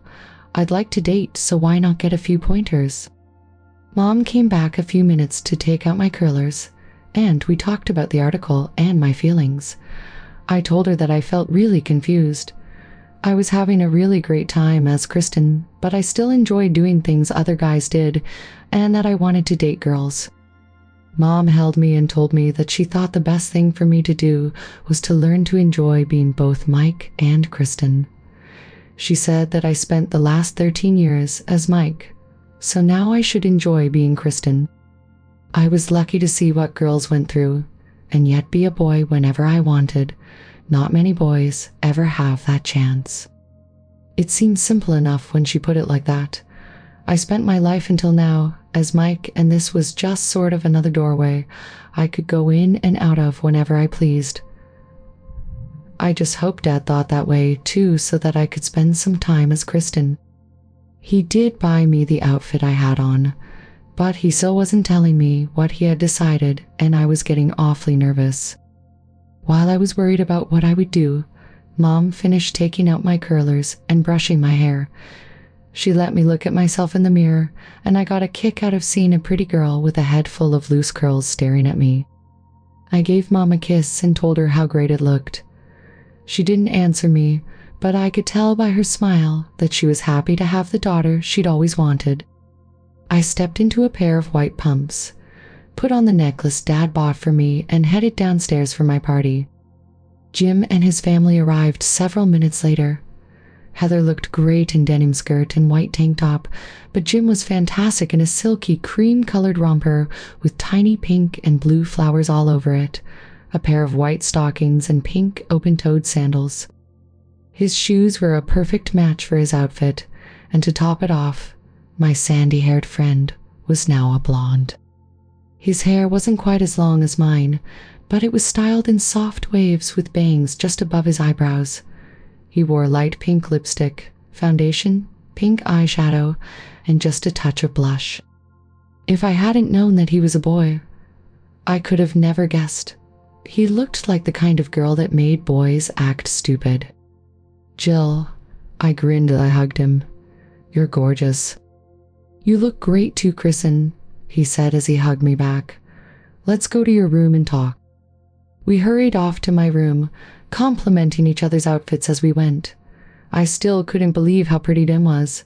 His outfit gave him a figure any girl our age would kill for, and he looked great with blonde hair. He said that his mom had used a special hair coloring that would wash right out to give him a different look. We decided to see how we'd look in each other's outfit, so Jim took off his romper and gave it to me while I removed my dress and slip and gave them to him. The romper felt great when I got it all buttoned up, very smooth and silky. I made a note to ask Mom to buy me one too. Jim, of course, was just as pretty in my dress, once again looking like a teenage boy's dream come true. We finally had to switch back when our parents called us downstairs. I hated to take off the pretty romper, but I felt better after I put my slip and dress back on.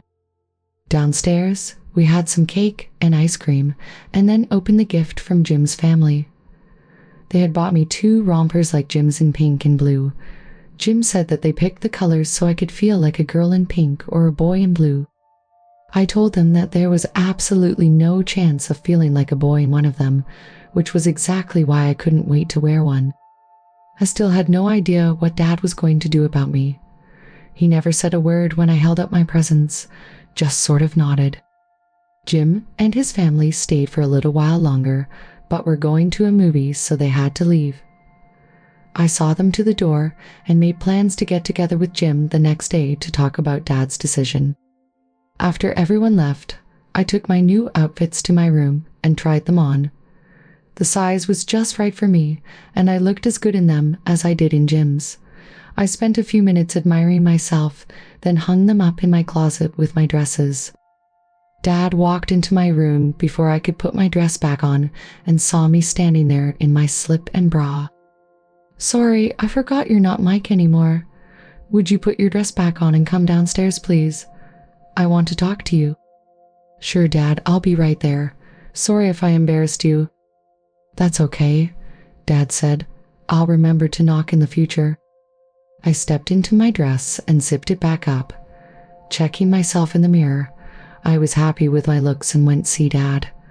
I had no idea what was going to happen, but I didn't really have any say in the matter either. I just hoped that Dad would relax my punishment so I could have some fun this summer. I was lost in thought when I turned the corner into the living room. I had just finished saying hello to my Aunt Barb and my cousin Cindy when I realized I was standing there in girls' clothes. I turned to run back up to my room, but Dad called me back. It's okay, Kristen, Aunt Barb said. You don't have to hide. We know all about you. You look cute, Mike. I mean, Kristen, said Cindy with a big grin. Goofy, but cute. Aunt Barb quickly told Cindy to apologize, saying that they didn't want to upset me. I couldn't imagine being more upset. My favorite aunt and a cousin I adored were seeing me dressed up as a girl. What next? My 8th grade class. I'm sorry, Kristen, Cindy said as she gave me a kiss on my cheek. Happy birthday. Aunt Barb came over and gave me a hug. Happy birthday, Kristen. You look very pretty. I could barely mumble a thank you. I felt like crawling under the rug and crying forever. Sorry to surprise you like this, sweetheart, Dad said, but you'll understand in a few moments why I did it. Aunt Barb asked me to sit between her and Cindy on the couch, while Dad explained what he had decided. Aunt Barb put her arm around me, while Cindy put a hand over mine. Mom and I talked this over quite a bit, Kristen, before we decided what to do. We weren't entirely sure, so we asked your Aunt Barb to help. Once we explained everything to her, she agreed to help. I'm sorry, Dad, I sobbed. I promise I'll never do anything like this again. Don't cry, Chris, Cindy said as she squeezed my hands. Trust me, it's going to be okay. I wondered if you really understood what you were doing. Dad continued, do you really understand what it means to be a girl? Dad and I tried to show you what it was like as a girl, but decided we really couldn't do it right. Mom told me. That's why Aunt Barb and Cindy are here. I was totally confused by now. I spent every free moment for the last couple of weeks as a girl. I went shopping as a girl, out to dinner as a girl, did housework and everything else a girl does. What more was there? Dad was kind enough to bring me up to speed. Even though you were treated like a girl at home, we didn't think it was enough. Therefore, you'll be spending your summer vacation as a girl with your Aunt Barb and Cindy. Aunt Barb gently turned me to face her. Chris, she said soothingly, for the next 3 months, you'll be my niece. Everything you do, you'll do as Kristen. You won't have a single item of boys' clothes to wear even if you wanted to. Cindy broke in excitedly. I've always wanted a little sister, Chris, and now I'll have one. I'm going to teach you all about being a girl. Thanks, Cindy, but I've had lots of practice, and I think I'm pretty good at that now, I said, desperately hoping to change their minds. Hold out your hands, Cindy ordered. I held them out, and Cindy put one of hers next to mine. Which do you think looks better? Yours do, of course. Your nails are shaped differently, and you wear nail polish. I couldn't wear nail polish often. When was the last time you filed your nails? Aunt Barb asked. I never filed them. Guys don't file their nails, so I couldn't get away with having them look like they were filed. There's only so much I could do. You know? I said sadly. Cindy grinned at me. Well, in 2 weeks, you're going to be a girl, and that means filing and polishing your nails, shaving your legs and underarms, setting your own hair, and sleeping in curlers. Shave my legs and underarms. Now that's what I call goofy. After all, I don't really have anything to shave. No goofier than a 14-year-old boy wearing a dress and stockings, Cindy retorted. You're going to be a girl for the summer, so you'll just have to get used to doing things like that. Let's stop calling each other names, Dad insisted. You don't have any choice in the matter, Kristen. You will do everything you're told to do. If that means shaving your legs, then you'll shave your legs. Dad was very calm. The entire time he read me the riot act. He didn't need to raise his voice. His word was law in our house, and I knew it. Okay, I'll do whatever you say, Aunt Barb. I stammered. I'm sorry I yelled at you, Cindy. Aunt Barb said that she understood my being upset, but she was sure I'd enjoy myself. She also told me that I had 2 weeks to do everything I wanted to do as a boy, because after that, I was to think of myself as a girl. Cindy gave me a big hug. Trust me, Chrissy, you're going to love being a girl. I thought about her calling me Chrissy. It had a cute and very girly sound to it. I smiled. I was going to enjoy being Chrissy. Mom and Aunt Barb brought out some more boxes for me to open. Each one was from a store that sold the best clothes a teenage girl could want. Each box was wrapped in a pretty floral paper and tied with pink, yellow, or violet ribbons. It didn't take Einstein to figure out that I wasn't going to get a new baseball glove in any of these boxes. Mom and Dad's presents were the first ones I opened, and sure enough, there was no baseball glove to be found. Instead, I found several pairs of short sets in assorted colors and styles. One set that really caught my eye were denim shorts with a pink ruffle at the leg opening, which matched the pink top. Even though I was still upset about how I was to spend my summer, I couldn't help liking these shorts. Cindy noticed my smile and asked if I thought they were cute. Well, I guess so, I said cautiously. You better do more than guess Chrissy. She laughed. After all, you're looking at your wardrobe for the next 3 months. Hurry up and open the rest of your presents. Aunt Barb said, I want to see how you like what Cindy and I picked out for you. I finished opening the rest of Mom and Dad's gifts and picked up a box from Cindy. Sorting through the pretty wrapping paper and ribbon, I opened the box and found myself to be the owner of a pink sundress with a white ruffle at the hem and neckline. The dress had 2 thin shoulder straps to hold it up, a flared skirt, and absolutely screamed girl. Sure, I know that dresses are strictly for girls, but there are dresses, and there are dresses, and then of course there was this dress. I pulled the dress out of the box and held it out in front of me. It was beautiful. The prettiest dress I'd ever seen, and it was all mine. I was so lost in that dress that it was several minutes before I noticed Cindy staring at me, and then only when she cleared her throat. "I take it you approve?" Cindy asked. Without setting the dress down, I wrapped my arms around Cindy's neck. "It's beautiful, Cindy. I can't wait to wear it." "So you don't mind spending your summer as a girl then?" "I'll start right now if I can wear this dress," I exclaimed. Cindy laughed. "Somehow, I don't think your folks would care for your wearing a dress to school, even if it's only for a few weeks." "No chance," Dad blurted out. "I suppose I can wait," I said as if I was really hoping to wear it to school. "It won't be easy, but I'll wait." "Can the comedy and keep opening?" Aunt Barb said. "There are a few surprises left." I opened more boxes to find some new panties, bras, and slips, which were every bit as nice as the ones Dad bought for me. Just to make sure I had a need for them, I also got several new dresses, as well as skirts and blouses. After opening the last box, I looked over my new wardrobe of skirts, dresses, shorts, jeans, and lingerie.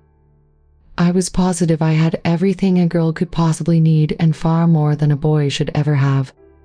At least I thought so. It turned out that I was wrong. Aunt Barb handed me a small box which was even more elaborately wrapped and beribboned than any of the others had been. "Cindy and I looked everywhere to find just the right one for you. The size should be just right, and I'm sure the color will look great on you." I opened the box and nearly died. I found myself looking at a gold two-piece bathing suit. The bottoms were cut pretty high up. Heck, the waistband was only a few inches from the leg opening on the sides. The top, which fastened in the front, could be worn with or without the tiny shoulder straps, and had a little bit of padding in the cups to help fill them out. "It's beautiful. It really is," I said as I began to cry. "But I can't wear this. I have nothing to put in the top and too much to show in the bottoms. Everyone will be able to tell that I'm really a boy." "Don't worry about the top, Chrissy," Cindy said. "The padding will take care of that." Aunt Barb smiled and handed me one last package. "This will solve the problem of the bottoms for you, Chris." Puzzled, I opened the box to find something which looked like a flesh-colored string bikini panties. They didn't seem to have any back except for a thin strap which was attached to the front panel. "What is this?" I asked. "Some new kind of underwear?" Everyone just stood there laughing at me until Cindy explained things to me. What I thought were panties was called a gaffe and was meant to be worn by men to hide any bulges in the front. I was to wear that under my bathing suit and tight jeans to make me look like a real girl. Mom handed me the bathing suit and told me to go to my room and try it on. Cindy volunteered to help me with the bathing suit, but I turned her down. Dad, however, overrode my objections and told Cindy to go with me. "Mom and I want you to consider yourself to be a girl just like Cindy. Now hurry up and change. We want to see how pretty you'll look." Okay, end of argument again, so I went off to change with Cindy trailing along to help. Once in my room, Cindy helped me unzip and take off my dress. After stepping out of my dress and slip, I stood there in front of her in a bra, panties, and stockings. "Wow," she exclaimed. "I wasn't sure how far you'd really gone. What in the world made you do this?" As I removed the rest of my clothes, I told her the story of the play and the leather jacket. "So," she said, unbelieving, "you're going to be a girl all summer just to get a jacket." I filled her in on the details as I struggled to put the gaff on. It was only supposed to be for a weekend, but one thing led to another, and here I am, a 14-year-old boy about to model a bikini. I finally got things adjusted just right and pulled on the bottoms to my new bathing suit. Cindy handed me the top, and after a few moments, we decided it looked better without the straps. Checking myself out in the mirror, I was so shocked at what I saw, or didn't see actually, that I reached down and felt my crotch. "Don't worry, Chrissy," laughed Cindy. "You're still a boy. The prettiest one I've ever seen, but still a boy for now. I couldn't believe my eyes.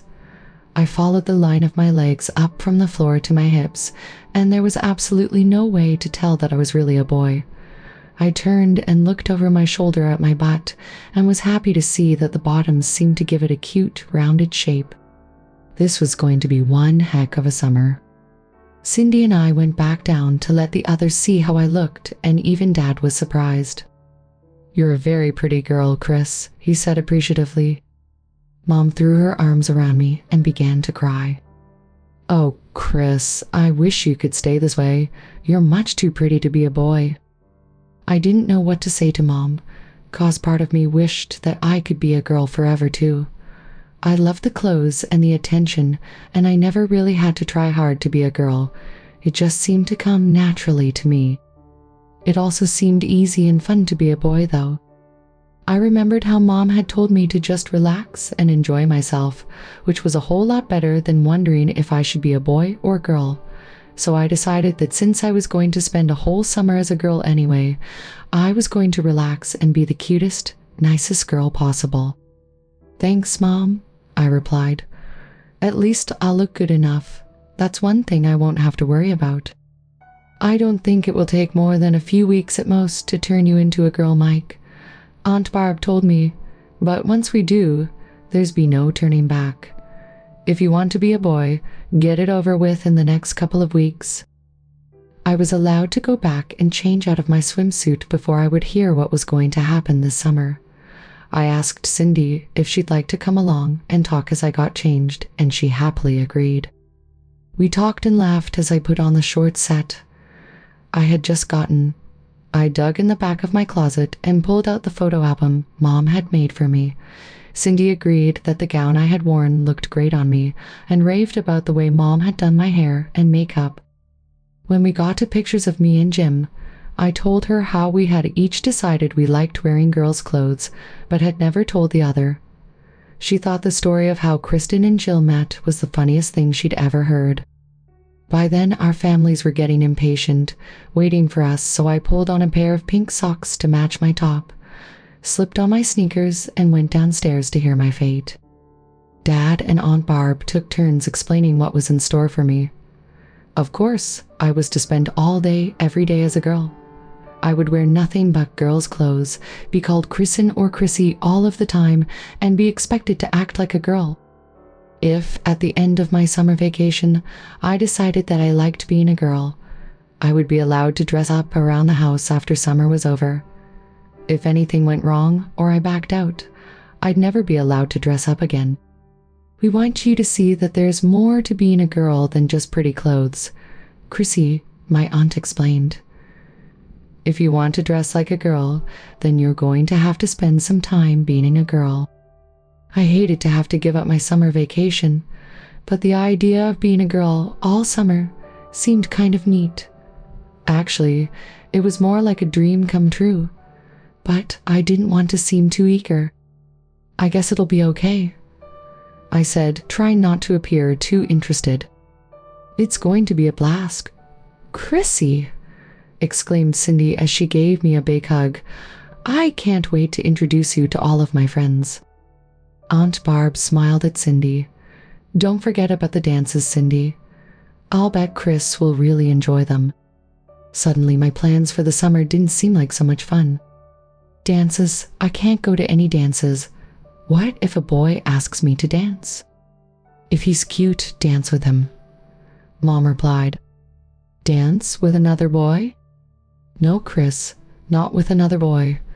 You'll be a girl, remember?" Good grief. I finally understood that they really meant for me to be a real girl, not just dressing up and pretending. Dad noticed the fearful look on my face and tried to make me feel better. "I thought this was what you wanted, Chris," he said. "You could have stopped after that first weekend, but you didn't. Now it's time to pay the price." "But dancing with boys," I cried. "I can't do that. I'd feel stupid." "Maybe," said Mom, "but you'll have to get used to boys. They're going to be interested in a girl as pretty as you are. Maybe I can fix you up with the younger brother of one of my friends, Chrissy Cindy. volunteered. We could double date. I wanted to object, but Dad just looked at me, and I knew there was no point to it. I was going to become a girl, and that was that. I couldn't believe how expensive that leather jacket had become. To get one jacket, I was giving up being a boy for a summer. Cindy and her mom left a little while later, and I had to get ready for bed. After all, tomorrow was still a school day. I took my dress and underwear off, took a quick shower, slipped on panties and a nightgown, and went to bed. I never thought I'd hate to see school end. I ran into Jim on my way to school and filled him in on what had happened last night. He thought I was so lucky to have to spend my summer vacation as a girl. He was going on a 1-week vacation with his family as Jill, but didn't think he'd have as much fun as I would. I tried telling him that after his week, he could play baseball and do anything else he wanted, but I had to do whatever 14-year-old girls did, but he still thought I had gotten the better deal. I began paying a lot more attention to the girls in my class, hoping that I could pick up a few pointers to make me a better girl. Whenever I could, I watched the way they walked, sat, and stood. Actually, it was really interesting. I noticed things I'd never noticed before. Girls were really different from guys, and not in just the obvious ways. They had a whole different way of existing than boys did. They sat differently than guys, even if they weren't wearing skirts, and when they were just standing around, they did that differently too, like bending one leg or standing on the side of one foot. I knew that I had a lot to learn, and I had better learn it well, so that people wouldn't notice anything different about me. Since Dad relaxed my punishment, I spent my free time playing as much baseball and hanging out with other guys as I could. It was going to be a long time before I could do this sort of thing again, and I wanted to make the most of the time I had left as a boy. Even though Dad had let up on me, Mom kept trying to get me back into dresses by telling me how cute I looked and reminding me of how much fun I had playing dress up. Actually, I liked her telling me that I was a cute girl and it was fun dressing up in pretty outfits.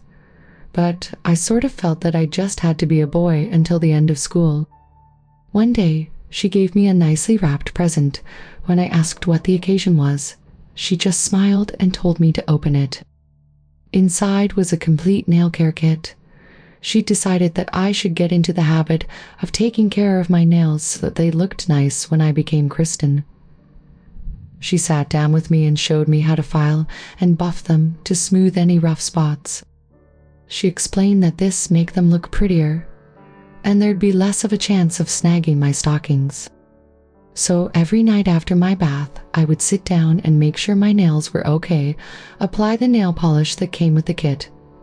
The next morning, I had to get up early to take it back off since I couldn't show up for school with nail polish on.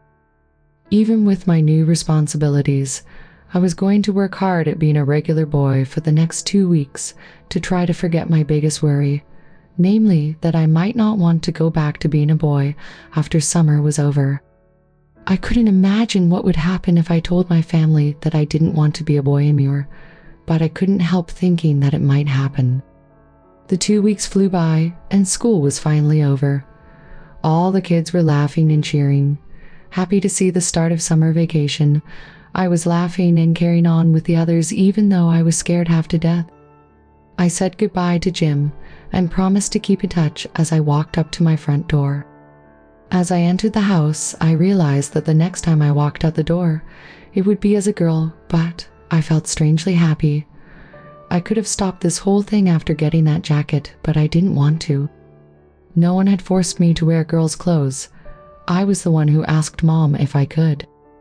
Mom greeted me as I came in and asked if I was all ready for my vacation. She seemed positively thrilled that her son was about to spend 3 months of his life as a girl. I didn't want to upset her by saying that I didn't want to go to Aunt Barb's, and actually, it would have been a lie. It had taken a little while, okay? It had really only taken 2 days, but I was not only resigned to becoming a girl for the summer, I was looking forward to it. I hugged Mom and told her that I couldn't wait to go. I went up to my room to put my school stuff away and found that Mom had set an outfit out for me. Lying on my bed was my blue romper, a bra, panties, my gaffy, and knee socks. Looking around, I found that the only things left in my closet were guys' clothes. Sitting near my door were 2 new light blue suitcases filled with Kristen clothes. Yep, Mom was definitely looking forward to my becoming a girl. Might as well get started, I thought as I began to undress. I set my school clothes off to the side. I wasn't going to need them for a while, and Mom would put them away till next year. I pulled on my panties, and after getting everything adjusted, I pulled out my gaffy. I still couldn't get over the way it smoothed me out in front and made me look just like a girl.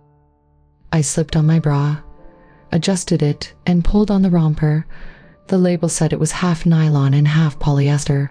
Whatever it was, I loved the way it felt so silky and gave me goosebumps. I pulled it up over my shoulders and buttoned the front. I put on my socks and sneakers, brushed my hair, and went down to see Mom. Mom was thrilled with the way I looked and complimented me several times. She handed me a pair of blue clip-on earrings and helped me get them on. Looking at myself in the mirror, I thought the earrings added a really nice touch to my outfit and told Mom so. "You'll be learning all about accessories for your outfits. Honey, earrings are just one small part."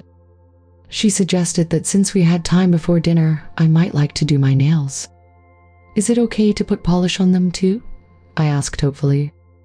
"Well, of course, Chris," Mom replied. "Nail polish looks nice on girls your age." Since Mom had already packed my nail kit, she let me go into her room and use her things. I checked my nails over very carefully for any rough spots, then applied a coat of light pink polish to them. I took my time since I was still a little new to doing this, but when I finished, I knew they were just right. Mom let me sit and read a magazine while they dried, saying that she didn't want me to mess them up helping set the table. I sat down with my magazine and checked out the newest summer fashions that I'd soon be wearing. It wasn't much longer before Dad walked in from work. He looked at me and smiled, telling me how nice I looked. He began to apologize for deciding to make a girl out of me, but I stopped him short. "I don't mind Dad, really," I said. "Actually, I'm really happy you did this. I'll be able to see what it's like to be a real girl. Not many dads would do that for their sons." Dad burst out laughing. "No," he said when he finally stopped. "I doubt many boys would want to know." "Well, I do, Dad," I said happily. "I can't wait for Aunt Barb and Cindy to get here. Imagine a whole summer as a girl." "Yeah," Dad chuckled. "Imagine." We sat down and had a delicious dinner, after which I helped Mom clean up and do dishes. We no sooner got everything cleaned up than Aunt Barb and Cindy pulled into the driveway. I ran to the door to greet them. They were happy to see that I was dressed as Kristen instead of Mike. "This might not be such a tough job after all," my aunt said as she looked me over. Cindy looked at me silently for a few moments, then asked, "Are you sure you know what you're getting into, Mike? I mean, you understand that Mom and I are going to do everything we can to make a girl out of you." "She's right, Mike," added my aunt. "When we're done, you'll be as close to a real girl as we can possibly make you. You can back out now if you want to, and no one will ever know." I just smiled at Aunt Barb and said, "Go ahead, do your worst." My aunt glanced at my father to see if there had been any change of mind on his part. "You heard the girl, Barb. Do your worst." Aunt Barb smiled at Mom and Dad. "Say goodbye to your son." Cindy then took my hands, removed the polish I had so carefully applied to my nails, and glued fingernail tips on them. "Just a little extra touch, Chrissy. You'll love the way they look when I'm done." After gluing on the fake nails, she took a bottle of dark red polish out and began to coat my nails. "Pink is an okay color, but you need to try other colors too. You can do your toenails when we get home." "I love it," I shouted. "It's so pretty." Your hair's a little short, Chrissy, Aunt Barb said as she ran her fingers through it. Don't worry though, after my friend Lorraine is done with the extensions and styling, it will be just perfect. Hey, wait a second. Who's this Lorraine person, and why is she going to fix my hair? What if she finds out that I'm not a girl? I was getting really worried. How was I supposed to be a girl if everyone knew about me? My dream vacation was going to be a nightmare. Cindy put her arm around me to calm me down. Lorraine is Mrs. Collins. She's Mom's best friend, and she runs the best styling shop in town. I mean, it's like the only place to go when you need a really cool hairstyle. That would be great if I was really a girl, I moaned, but she'll probably be able to tell right away that I'm a boy, and then what? She'll blab it to everyone she knows, and there goes the best vacation I'll ever have. She already knows, Aunt Barb explained. I told her all about you, that you're going to be my niece for the summer, and that I want you to look just perfect. Thanks a bunch, I sniffled. Everyone will laugh at me, and if I show up at a dance, I'll probably get the crap beat out of me. Lorraine won't say a word about your being a boy, Aunt Barb promised. I decided to take you to her shop when your mom and dad told me about you. I work there, so I know for a fact that you won't be the first boy to come out of her shop looking like a princess. Several moms bring their little boys in to get prettied up and then get their pictures taken that way.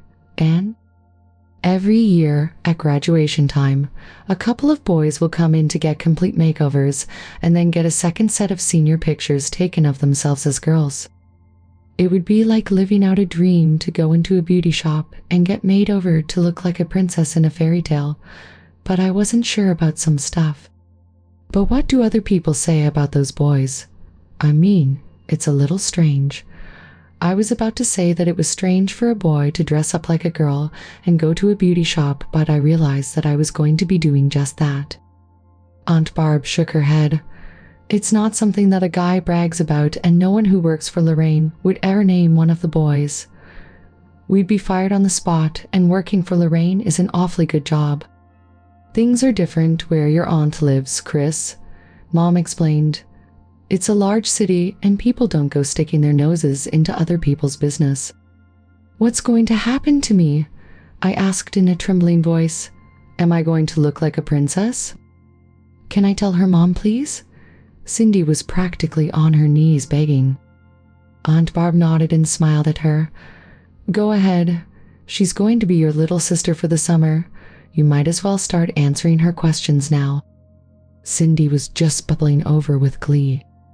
You're going to get extensions added to make your hair longer. Then your hair is going to be dyed blonde, the same color as my hair. After that, it's going to be trimmed and styled. While that's going on, you're going to get a mani-pedi. That's a manicure and a pedicure. It sounds great, but scary at the same time. I confessed, Are you sure no one will be able to tell that I'm a boy when it's done? You're going to look like my kid sister. Cindy grinned, and just to make sure that my little sister is okay, I'm going to be getting my hair styled too. I can't wait to see us looking like sisters. I was so happy that I couldn't help myself. I started crying like a little girl. When I finally stopped, I kissed Mom and Dad goodbye, then reached for my suitcases. Before I could pick them up, Dad stepped in and took them. Allow me, miss, he said as he carried them out to the car. I kissed Mom goodbye again and then headed for the car with Cindy. Dad was on his way back by then, but I stopped him to say goodbye. Thanks, Dad, I said as I hugged him. You're really sweet.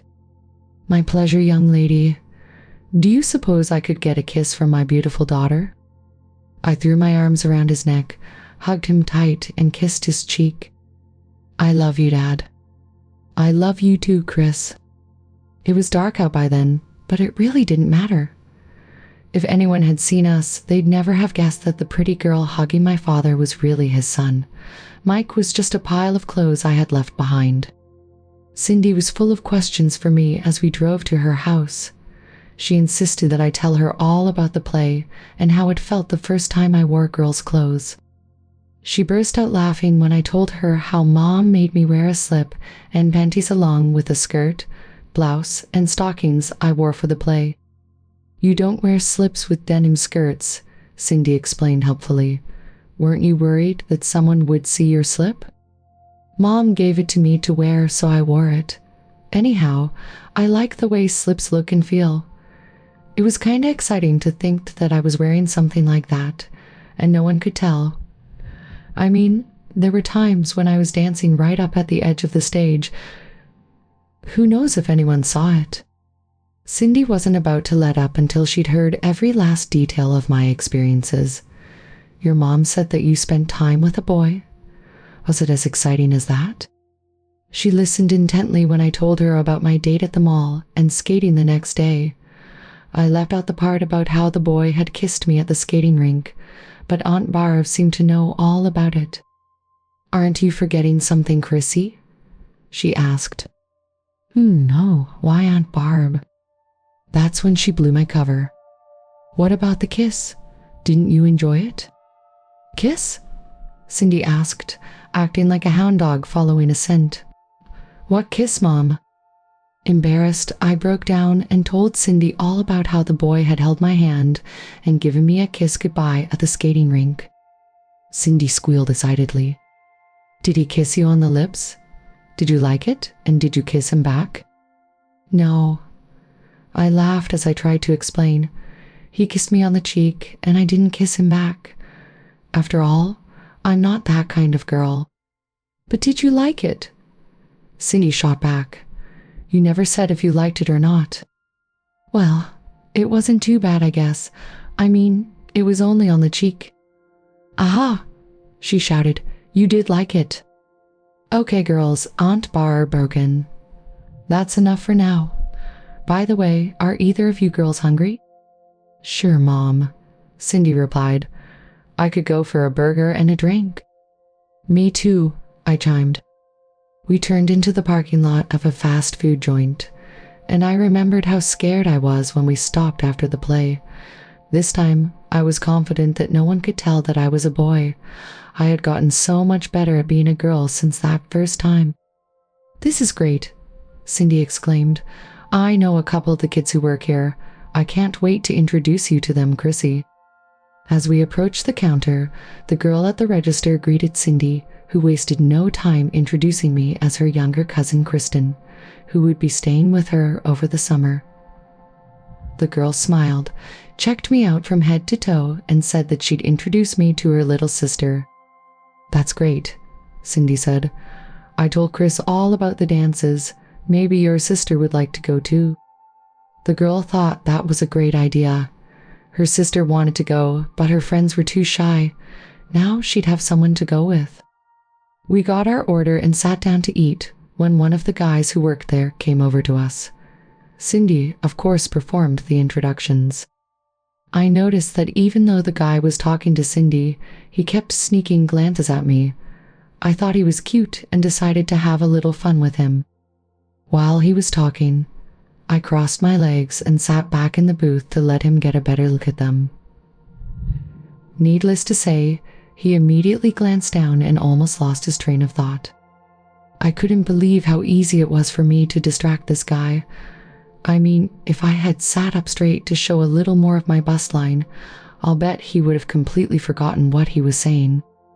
I had to go to the restroom, so I excused myself, picked up my purse, and headed for the ladies' room.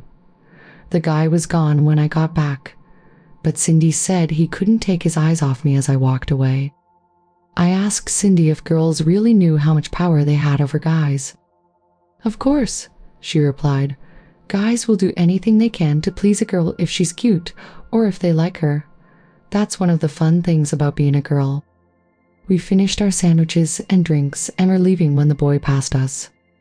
See you later, he called after us. Before Cindy could reply, he added, Bye, Chrissy. I turned and smiled. Bye, it was nice meeting you. The smile that brightened his face told me that I had made a new friend. Out in the car, I told Cindy that I hoped I hadn't done anything wrong with a guy she liked. Cindy told me to relax and that he was just a friend from school. He seemed to take an interest in you, though. You think so? I asked, trying not to appear interested. We all think so. Chrissy, laughed my aunt. Kind of fun getting a guy's engine racing like that, isn't it? Excuse me? I replied, hoping that they hadn't noticed my efforts to get his attention. Cindy howled with laughter. She crosses her legs so he can get a better look at them, swings her little butt on the way to the ladies' room, and then acts like she did nothing wrong. It's okay, Chrissy.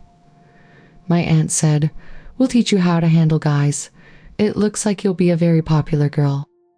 I hoped the darkness hid my smile. I was very happy and excited that boy had taken an interest in me. Even better was my aunt's telling me that I was going to be a popular girl.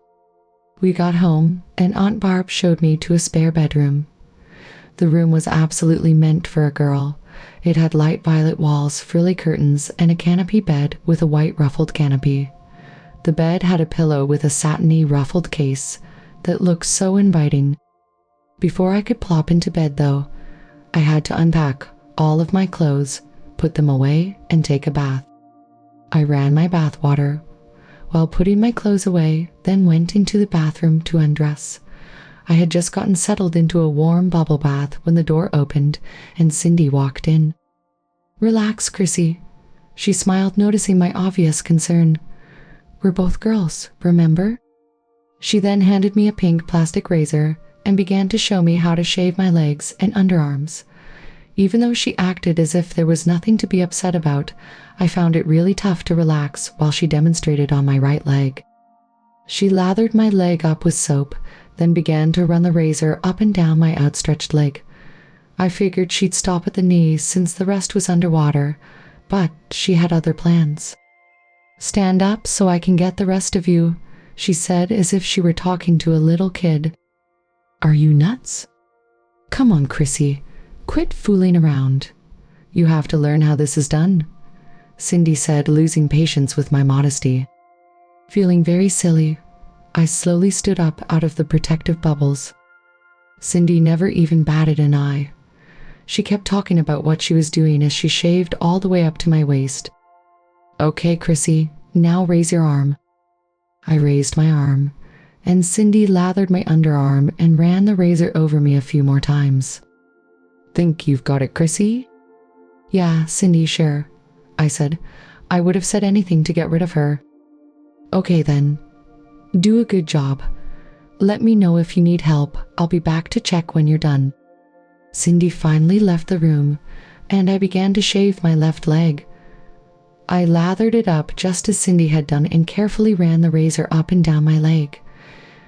It wasn't easy getting around the back, but with a bit of twisting and turning, I managed to shave everywhere. I just settled back down in the bubbles to relax and admire my smooth legs, when once again, the door opened and Cindy came in. Don't you ever knock? I asked sarcastically. Not for my little sister, she quickly replied. Now stand up and let me see how well you've done. Sighing, I stood up and waited while Cindy examined me. Very good, Chrissy, she said. Just one more thing and you're done. She handed me a pair of sharp hair-cutting scissors and told me to trim my pubic hair down about an inch or so. After I trimmed it, I was to lather the area and shave the stubble that remained. You want to look good in your bikini, don't you? I had forgotten about my bikini. I definitely wanted to look good in that. I grabbed the scissors from Cindy, and while she was standing there, began to trim my pubic hair. I trimmed it as low as she thought would be needed for my bikini and trimmed the sides to prevent anything from peeking out. After I finished with my razor, Cindy said that I was done and offered me a towel as I stepped out of the tub. She showed me how to pat the shaved sections dry instead of rubbing them, and then helped me apply some baby oil to keep me smooth. She handed me a pink nylon nightgown and helped me pull it over my head. I looked down and found that it barely reached my thighs. Isn't this a little short? I asked. Your folks bought it for you, she said with a smile. Want me to tell them that you don't like it? I tried to be calm. It's, okay. I guess I'm just not used to stuff like this. Get real. Cindy brushed aside my answer. Your heart's pounding so hard that I can hear it. I'll bet you can't wait to wear something like this. Cindy just giggled as she handed me a pair of matching panties with rows of lace around the back. I pulled them on and was thrilled at how silky they felt. Come on, Chrissy, Cindy said as she left. I've got a surprise for you. I followed Cindy into her bedroom. As she closed the door, she began to take off her jeans and top. But I was determined to stay put. After all, she said, we're both girls, right? Cindy took off her top and jeans and then asked me to unhook her bra. I was a little surprised, but did as she asked. She then pulled off her panties, reached into a drawer, and took out a yellow nightgown just like the one I wore. She pulled it on and stepped into the matching panties. Looking at ourselves in the mirror, we both broke into a giggling fit. Wonder what that guy in the store would say about you now. She giggled. I hope he'd like what he sees, I shot back. We went downstairs to show Aunt Barb our matching outfits. Aunt Barb told us we made cute sisters in our nightgowns and suggested that we dress alike more often. It seemed like fun, so Cindy and I agreed to give it a try sometime. Aunt Barb suggested that we get to bed since tomorrow would be the first full day of learning to be a girl, and she wanted me to be wide awake for it. I gave her a goodnight kiss and told her how anxious I was to be a girl. Back in my room, I sat down on my bed and began to run my hands over my legs. I didn't have a lot of hair to begin with, but what little I had was gone now. My legs felt very smooth and soft after shaving in the baby oil. As I lay down and covered up, I knew without any doubt that I was going to enjoy being a girl. Wakey! Wakey! Little sister! I heard Cindy call out. Opening my eyes, I realized that it was daylight and my adventure was about to start. I thought it was all a really cool dream. I sighed as I ran my hands along the hem of my nightgown. Nope. No dream. Cindy said with a huge grin, You're my little sister Chrissy for the next couple of months? I can't believe it. I giggled as I got out of bed. I'm really going to be a girl for the whole summer. I'm going to wear all kinds of cute outfits and get my hair done. I'm still going to get my hair done, right? Not if you don't get your cute buns out of that bed and get dressed, Cindy warned. You have an 8 o'clock appointment and it's already 7:15. 7:15, I moaned as I rubbed the sleep out of my eyes. I don't get up until at least 10 in the summer. Cindy flashed me an innocent smile. I can ask Mom to reschedule your appointment for later this afternoon, if you don't mind walking through town looking like a boy in girl's clothes. I'm up. I shouted as I rushed into the shower. Minutes later, I was all ready to go in a cute pair of yellow shorts, a yellow tank top, and flip-flops on my feet. Should I wear a little makeup? Not necessary, Cindy said as she handed me my purse. We don't have time, and Mrs. Collins will just wash it off anyhow. Let's go. We'll eat breakfast after you're done. We'll be able to show off my pretty sister and make our stomachs feel better at the same time. Just before we walked into the shop, my aunt asked if I was sure about spending the summer as a girl. You're going to miss out on baseball and riding bikes with your friends. I can do all that next year, unless I get to spend another summer as a girl, I told her without giving it a second's thought. I wasn't going to pass up 3 whole months in pretty outfits to play ball or ride my bike. Aunt Barb gave me a big hug. You're welcome to stay with us any time you like, Chrissy, but you have to make it through this summer first. I just know I'll make it, Aunt Barb, I promised. You won't remember a boy named Mike, 'cause I'm going to be just like my big sister Cindy. Hi, you must be Kristen. Mrs. Collins smiled as we walked into her shop. Are you ready to forget about being a boy? Oh yeah, I sort of giggled. I can't wait to be Cindy's little sister. I didn't have to wait long. Mrs. Collins quickly set to work on putting extensions in my hair while my aunt started to work on my nails. I looked over at Cindy, who getting her hair styled. I still can't believe this is happening. I'm like totally psyched. Cindy looked at me and laughed. I still can't believe that my boy cousin is going to be my little sister all summer long. I never thought you'd trade in your baseball uniform for a dress. I didn't want to the first time that Mom took me to the mall. I was so sure that everyone would know that I was really a boy. But when no one seemed to notice, I sort of relaxed, and that's when I started to have fun. Mrs. Collins laughed. That's pretty much the way it happens, Chris. Once a boy is properly introduced to the feminine lifestyle. Soft, pretty clothes, perfume and makeup, and getting pampered, he doesn't want to give it up. I thought back to the pretty dresses and stuff Mom had bought me when I first agreed to let her dress me up. Wearing panties was so different than my boys' underwear. They felt so light and soft. When I put on stockings, the feel of them on my legs was so wonderful that I thought I'd died and gone to heaven. Wearing a bra seemed a little odd at first, but the panties and stockings made me feel so good that not only didn't I mind having fastened tightly across my chest, I kinda thought the lace trim and little pink bow were cute. Since I was wearing lace-trimmed panties, a lace-covered bra, and stockings, wearing a lace-trimmed slip didn't seem bad at all.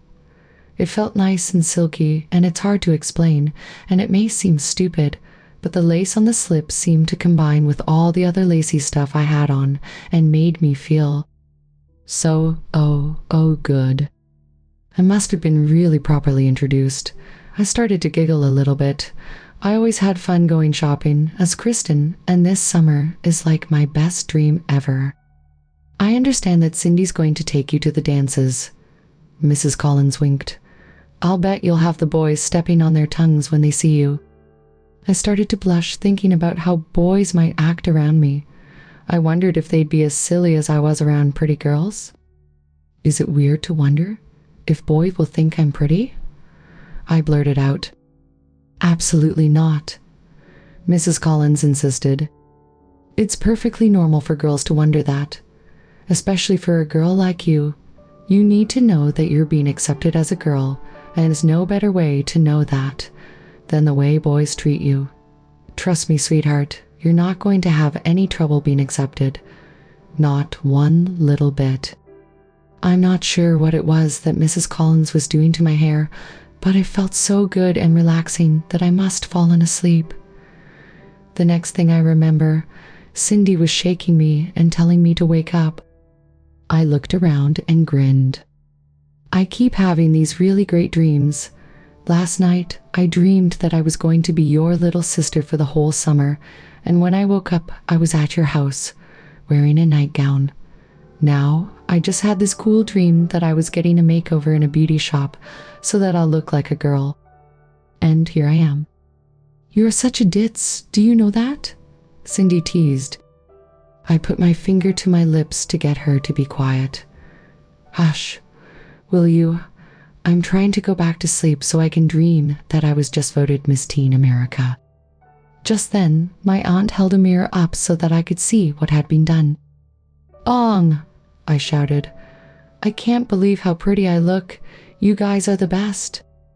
We had some excellent material to work with, Mrs. Collins said with a smile. You have such delicate features and such nice thick hair that turning you into a pretty girl was child's play. My straight brownish blonde hair was now what Mrs. Collins called honey blonde. It fell to my shoulders in waves and bangs curled across my forehead. My eyebrows had been plucked and shaped into a delicate arch and then dyed to match my hair. Even my hands looked different. Instead of the old short and broken nails I was used to, they were now shaped and lengthened to just past my fingers and had a coat of light pink polish on them, which seemed to make my fingers look longer. Cindy spun my chair until I was facing a wall of mirrors behind me. She crouched down until our heads were side by side. It was sort of like looking in a mirror and seeing double. Her hair was a little shorter than mine, but had the same waves and pretty color. We're sisters now. She laughed as we hugged each other. Could we get matching outfits? I asked, thinking it would be so cool to dress alike. Don't push your luck? Cindy shot back. "I'll do a lot to help, my sweet little sister, but you can forget dressing alike. I had to do it with Mom, but that was long ago, and I'm not doing it again." "Bummer," I pretended to pout.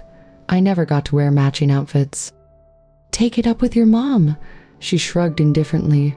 "There's only so much I'm gonna do to make your weird girly fantasy come true. If we could find them, I wouldn't mind wearing mother-daughter dresses with you," Aunt Barb offered. I was thrilled with the idea of wearing mother-daughter style dresses with my aunt. It was an idea that had recently popped into my head and wouldn't go away. For some reason, the idea of wearing matching dresses with Mom seemed to make me feel extra girly. I gave my aunt a hug and a kiss. "You are the sweetest aunt in the whole world." "I beg Madam's pardon, but what about your big sister?" Cindy pretended to be hurt. "You know, the sister who's gonna introduce you to my friend's little sisters, the sister who's gonna take you to the dances and introduce you to a few boys. The same sister that is so mean that she won't wear matching outfits to make her new sister feel good," I teased. Cindy just laughed at me. "You'll thank me someday. Matching outfits can be so lame." "That will be enough bickering, girls," Aunt Barb ordered. "We have shopping to do, and Mrs. Collins has a business to run." I gave Mrs. Collins a gigantic hug. "Thank you, Mrs. Collins. You've made me the happiest girl in the universe." We left the shop with me floating on air. In the months since I started dressing up, I was never happier. For the next couple of months, I was gonna be a girl, and thanks to my aunt and Mrs. Collins, I was not just going to be a girl, I was going to be a very pretty girl. As we pulled into the parking lot of the mall, I thought that something was missing. "Aunt Barb, would it be okay if I wore a little makeup, please?" I asked softly. My aunt looked back at me in the rearview mirror.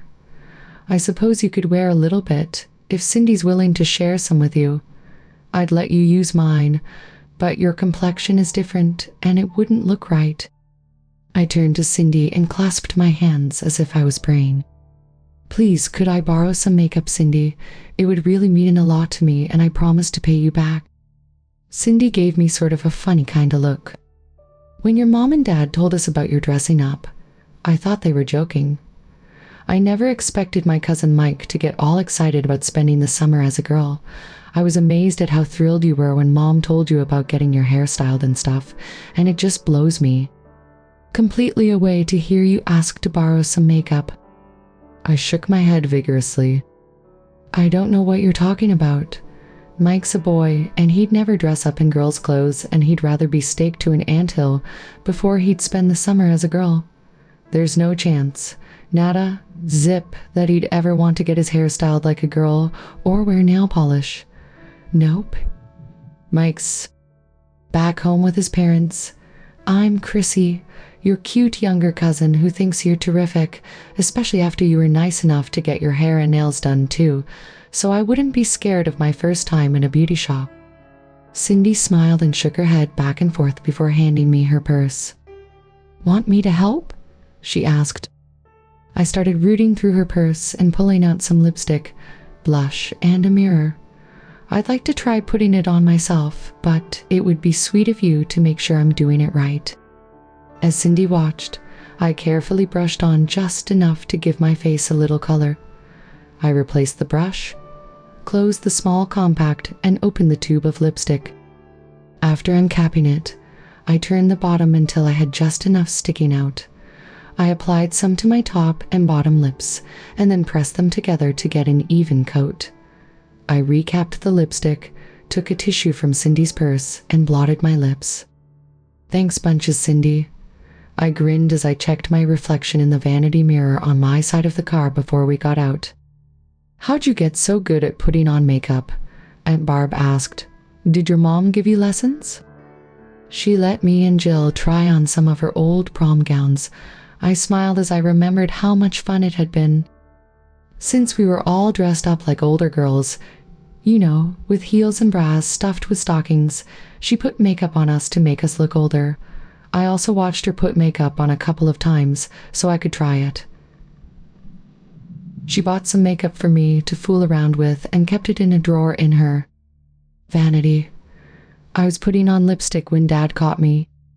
That must have been a heck of a surprise to your dad, Cindy giggled.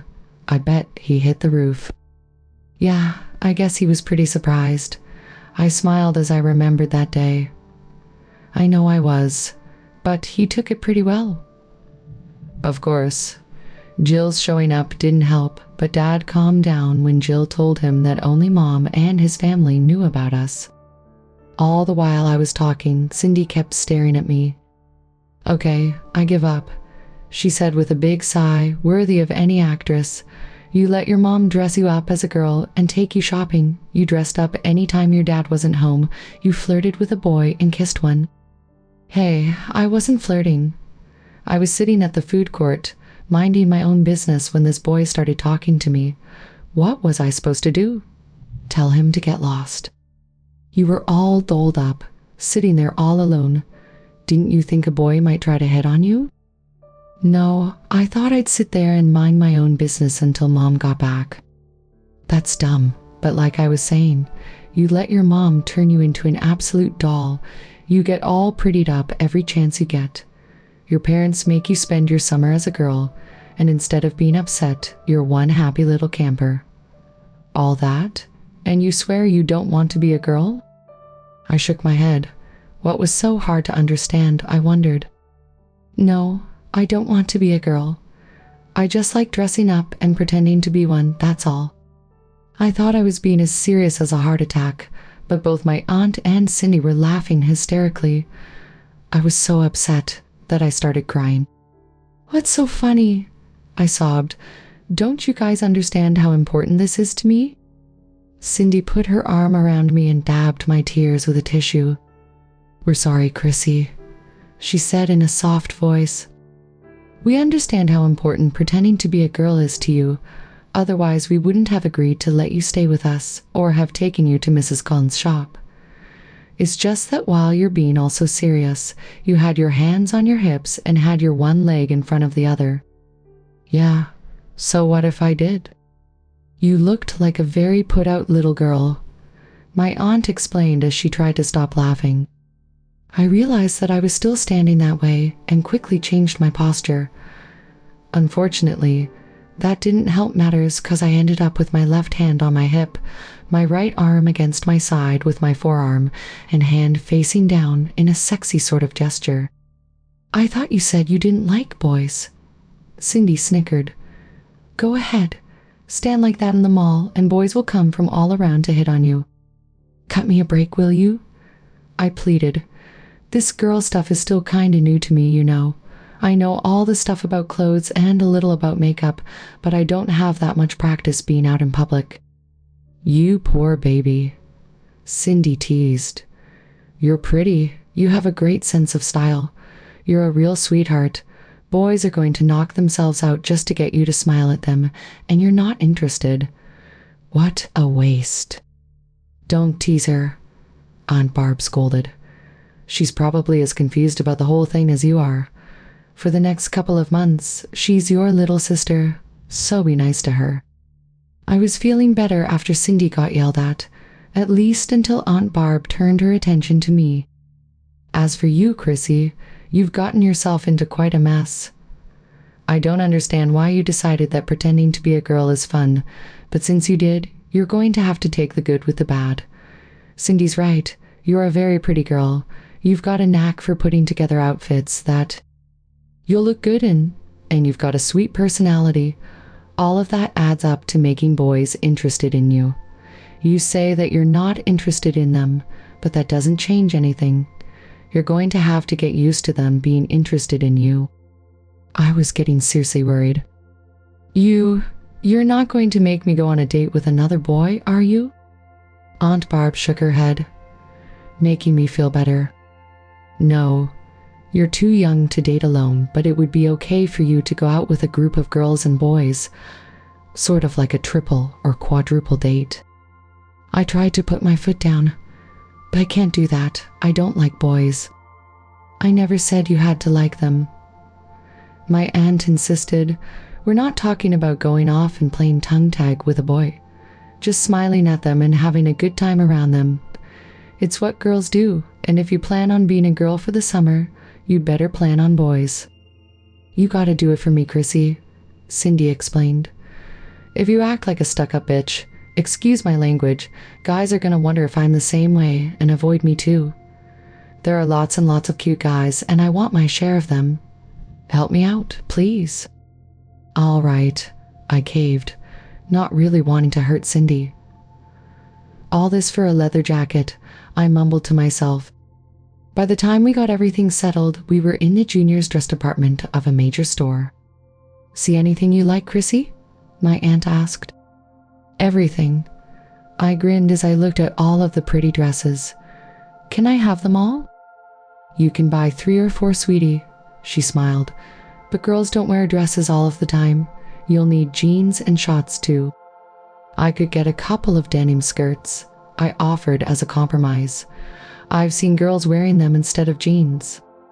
That's probably a good idea, Chrissy, Cindy agreed.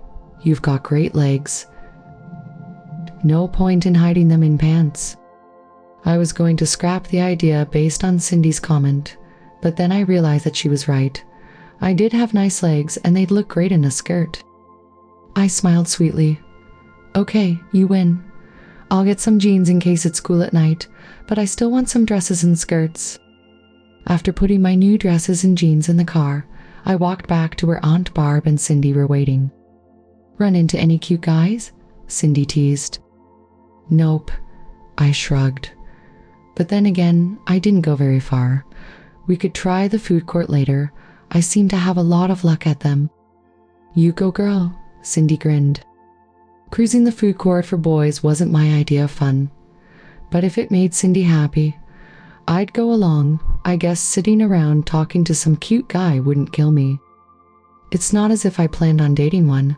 Unless, of course, like my aunt said, I could get another couple of kids to go along, and since I didn't know anyone else, I figured I'd be safe.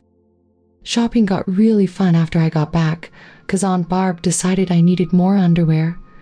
Excuse me, lingerie, since that's what girls' underwear was called. I really didn't care what it was called, as long as I got some. With Cindy's expert help in showing me what girls our age like to wear, I was able to pick out some really pretty stuff. I guess I could have gone with some really sexy lacy stuff, but I preferred simple panties, nylon in pretty colors with the cutest little bow in the front that made me feel all pretty and girly. I was going to get a couple of pretty slips, but Cindy told me that I had plenty. Girls didn't wear them with denim skirts. Mom should have told me that instead of having me wear one for the play, and I'd wear mostly denim skirts, I wouldn't need any more. We stopped off to buy some shoes after that, and once again, Cindy was a big help. I wanted to buy a couple of pairs of heels, but Cindy told me to get just one pair of white ones for when I had to dress up for some reason. White went with everything she said, and running around in dresses, stockings, and heels would get me labeled as a princess, and other girls wouldn't want me hanging out with them. I gave Cindy a hug on the way home. You really saved me. I was all ready to be a princess with dresses, stockings, and heels. I mean, I think it's so great to finally be able to wear pretty outfits, so I never thought that wearing them would make me look stupid. That's what sisters are for, Chrissy, Aunt Barb explained. Your mom and I don't know much about what girls your age like, so we figured that having Cindy as sort of a big sister, you could fit in better as a girl. Oh no, Aunt Barb, I just thought of something I forgot. You bought dresses, jeans, bra, panties, and shoes. What could you have possibly forgotten? Boys, I grinned. I forgot to shop for boys. I promised Cindy that we could shop for them at the food court, and I forgot all about it. My aunt shook her head and smiled at me. Aren't you just the sweetest little sister? Well, in the excitement taking my lovely niece shopping, we also managed to forget to get something to eat. Now I happen to know that there's a McDonald's close by that has a lot of cute boys in it. Maybe we could kill 2 birds with 1 stone. We can... get something to eat, and you girls can shop for cute boys at the same time. It's a deal, Cindy yelled out. Turning to me, she said, "You wouldn't believe how cute the boys are there. It's better than the food court." "Okay," I told her, "but just remember that I can't date, so don't fix me up with any boys, okay? You can go out with boys if there are other kids there too, and McDonald's is close to our house." Cindy was nice enough to remind me. Who knows, there could be some kids from the neighborhood that might want you to hang out with them. I started to come up with reasons why I just couldn't possibly do that, but my aunt was a couple of steps ahead of me. "You'll be bored, silly, staying home all summer, Chrissy, and I told you that you were going to have to deal with boys, remember?" "Yes, Aunt Barb, I remember. My fate was sealed." Cindy made a couple of calls and then announced that we were off to grab some food. Remembering what Mom had told me about eating like a girl, I ordered a cheeseburger and a small Coke. "That's all you're gonna have?" Cindy asked with a stupid grin. "Whatever happened to triple cheeseburgers, shakes, and cheese fries?" "Are you crazy?" I answered without a thought. "There's a really cute bathing suit at the mall, and I want to make sure I look good in it." "I'm impressed," my aunt laughed. "You're not wasting any time becoming a girl." "Not a second." I laughed and brushed back a lock of hair. "I'm going to be just another girl for the summer. You know, fixing my hair. A little makeup, pretty outfits." "Boys," Cindy added. "Don't forget boys, 'cause they're going to go nuts over you." From the way that Cindy and my aunt were looking at me, I figured they expected me to challenge them, so they could give me another lecture about how I should spend time with boys. I'm flattered," I said with a smile, thinking that if I seemed okay with the idea of boys, they'd leave me alone. "Do you really think I'm pretty enough to interest a boy?"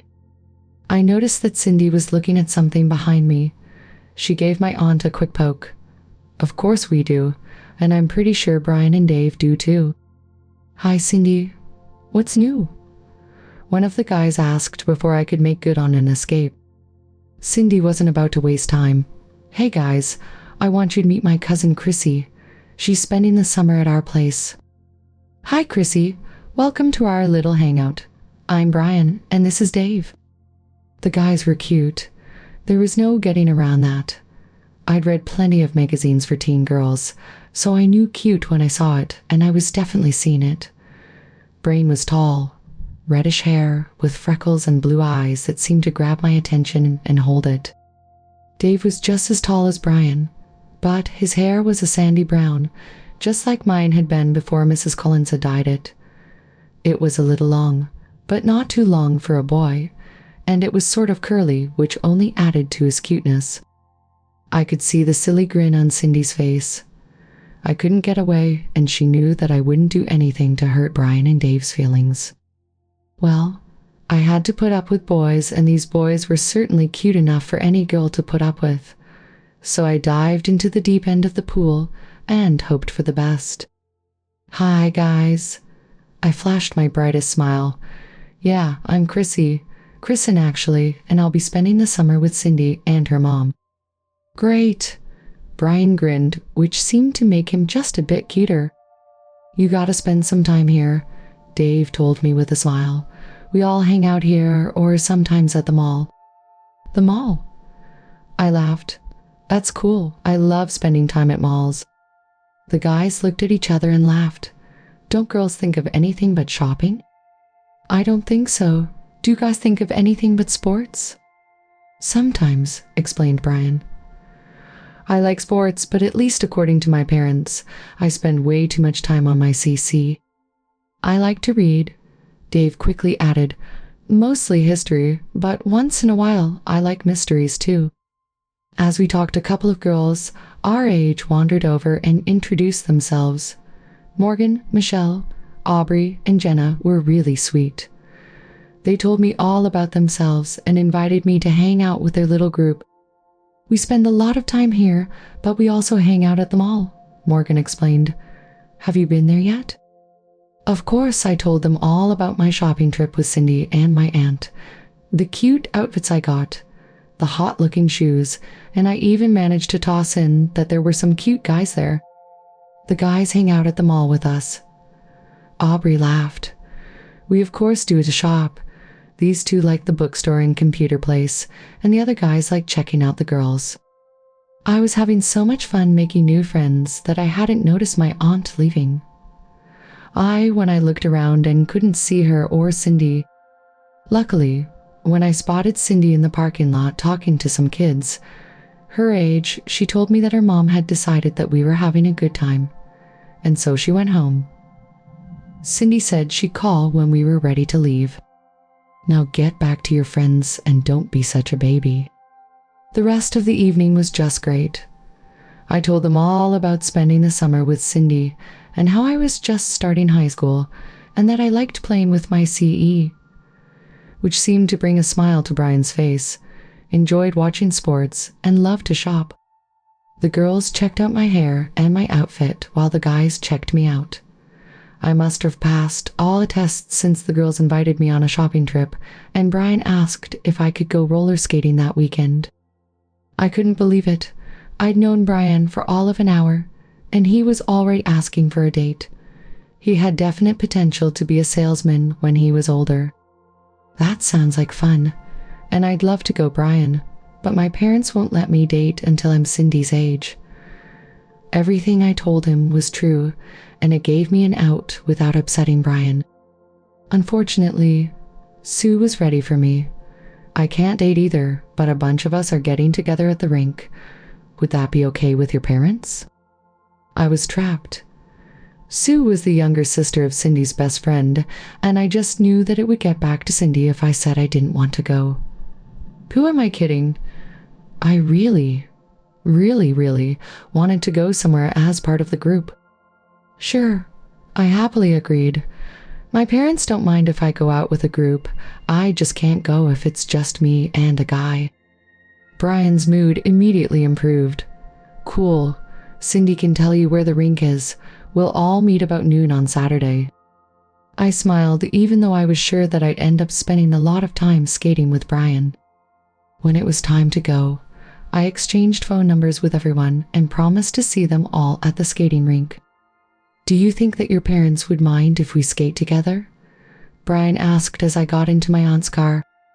I saw Cindy and her mom pretending not to watch as they stared at me in the car's mirrors. I'm sure they won't, Brian, I smiled. I just hope you're a good skater, 'cause I'm not. Don't worry, Aubrey smiled and winked. You'll be in good hands with Brian. That's exactly what I was afraid of. Of course, my aunt and Cindy just had to grill me the instant I got home. Cindy was first up. So how'd it go? You looked like you were having a good time. Yeah, I guess it was okay. I shrugged, trying to act like I didn't care. Just okay, asked my aunt. Nothing special. Gee, Mom, isn't it a shame she didn't enjoy herself more? Cindy asked sarcastically. Maybe we could do something to make her feel better? Aunt Barb didn't need a piano to fall on her. You're right, she quickly agreed. Wait a second, don't you know that Brian's sister Becky? Cindy was certainly no slouch when it came to playing her part to the hilt. As a matter of fact, I was talking to her tonight. She mentioned that Brain thought that Chrissy was so pretty. My aunt acted as if she was thinking something over. I'll bet he'd love to spend some time with Chrissy, maybe take her to a movie. Great idea. Cindy was practically bubbling over with fake enthusiasm. I could call Becky and tell her how Chrissy would just love for Brian to take her to a movie. I'm sure she'd mention it to Brian and he'd take it from there. I folded my arms across my chest, prepared to ruin their silly plan. It won't work. I'll just blow him off. Well, if you're not interested in dating, I guess you won't need this. My aunt fished a cell phone out of her purse. My heart started to pound the instant I saw the phone. I had been looking at the model for so long that I knew every last feature. A case that was just adorable with pink and white flowers against a pale blue background. It was the perfect size to slip into a pocket. It had a keyboard designed for text messaging, a long-lasting battery, and I could record songs on it and use them for ringtones. There just had to be a way to get that phone without dating. I reached into my pocket and pulled out several napkins with names and phone numbers scrawled on them. I could still use a phone like that, even if I didn't go on dates. I've got all these phone numbers and nothing to store them on. And if I had that phone, Cindy wouldn't have to stick around to call you to pick us up. I could call when I was ready to come home, and Cindy could go off with her friends. Cindy just shook her head. Why would you need to store phone numbers of kids you don't like? She asked. I never said I didn't like them. I knew they were backing me into a wall. But I just had to have that phone. My aunt pretended to be confused. You said you didn't have a good time with them, remember? I guess I was wrong. I don't know what I was thinking. I had a great time tonight. I can't wait to go skating with them. Well, that's good to hear. My aunt smiled. Exactly how good of a time did you have? We all went to the living room where I went into detail about how great it was to be accepted as a girl by the other kids. I told them about how Brian and Dave had practically run over to introduce themselves, how nice they were, and how we seemed to have some stuff in common. I even told them how I'd gone into the ladies' room with the other girls and talked about which of the guys I thought was the cutest. Well, Cindy pushed. Which one do you think is cutest? I'm not sure which is cutest, I sighed. I mean, Dave's an absolute doll with that curly hair of his butt. Brian's freckles make him look sort of like a little boy. You know, the kind you just want to grab and hug. Of course, Chuck's right up there with Dave and Brian. He's tall and has muscles that just beg to be squeezed. I really truly should have shut up, but I couldn't. Something made me keep going. You were right, Cindy. There are lots of really cute guys who hang out there. I wonder if any of the others would like to take me skating. A couple of them asked me if I'd mind if they asked you out. I told them it was okay with me, so they'll probably be calling you. Cindy grinned. Mom's decided to let you date so you can really see what it's like to be a girl. Please tell me you're joking, I asked, horrified that they might not be. Well, you were kidding us, so what's wrong with us kidding you? Aunt Barb asked. Because you nearly gave me a heart attack? It was worth it to see the look on your face. Cindy laughed so hard she snorted. But I was only half kidding. Several guys did ask about you. You were a big hit tonight. I was secretly thrilled to have guys think that I was a pretty girl, but it was still a scary thought. What if they found out that I was a boy? My aunt must have somehow read my mind. Don't worry about it, Chrissy. You're so good at being a girl that even Mrs. Collins wasn't sure about you. Cindy put her arm around me, making me feel much better. Face it, Chrissy. You're pretty and guys will hit on you. You'll just have to get used to it. That scares me, I confessed tearfully. I'm just trying to have some fun, that's all. When that boy started talking to me in the food court, I didn't know what else to do, so I acted like I thought a girl would, and the next thing I know, he's asking me for a date. Same goes for that boy at the skating rink. I was having a great time, pretending to be a girl, and when he asked me to skate with him, I figured it would be cool. You know, I sure as heck never expected him to kiss me at the end of the afternoon. You have a lot to learn. Little sister, Cindy laughed. First, like it or not, you're a boy magnet, you're pretty, you dress very nicely, and you have a really sweet personality. You've got excellent taste in clothes, Chrissy, my aunt explained. You seem to know just what you'll look best in. The shorts and top that you're wearing make you look innocent, but yet so pretty that boys can't resist you. Once again, I was secretly thrilled that I could look so pretty that a boy would be interested, yet I was scared of how it made boys act around me. A thought suddenly came to mind about the tunic tops with the lace-trimmed sleeves and hems that I'd bought. I'd bet that wearing them with a denim miniskirt would drive the boys wild. Look at her smiling mom, Cindy suddenly shouted. I don't care what she says. She's getting a real kick out of having boys interested in her. Aunt Barb stared at my face for a few seconds. Oh God, you're right. Come on, Chrissy, spill your guts. It took a little bit for my embarrassment to go away. I'd been caught, and there was no backing out. Yeah, you got me, guilty as charged, I conceded. It was so fun to have Rick treat me like a girl in the food court that day. I felt so different. It was such a good feeling that I was really bummed out when Mom came back. When Mom suggested that I go skating, she thought and I hoped that I'd run into Rick again. So you really didn't mind when that boy kissed, did you? Cindy asked, giving me an elbow to the ribs. No, it was so cool, I gushed. He was such a sweetie. I don't know if Mom told you, but I spent the whole afternoon skating with that boy. His name was Tim. He's a 10th grader at the boys' school back home. He likes baseball, pepperoni pizza, and he just made the honor roll for the first time. I'm impressed, Cindy said with a big grin. You found all that out in one afternoon. Is there anything about this boy that you don't know? It was my turn to use that knowing grin she and my aunt had mastered. I didn't know he was going to kiss me, but I sort of liked it. It made me feel all girly, you know. You better be careful with this little charade, Aunt Barb warned. If anybody finds out the truth, Cindy will never live it down. Later, as we talked in her room, Cindy shook her head. I can't believe you like getting kissed by boys. What happened to my cousin Mike? I don't really like it. It's hard to explain, except to say that I just have so much fun dressing up and being treated like a girl. I told her as I programmed all of my friends' numbers into my phone. Don't Shay think that having a boy like me means I'm really doing a good job pretending? Don't Shay think it's a little weird? I mean, you look like a girl, you act like a girl, and you sound like a girl, but you're a boy. Quit beating me up, okay? I begged. I can't explain it. I just like pretending to be a girl.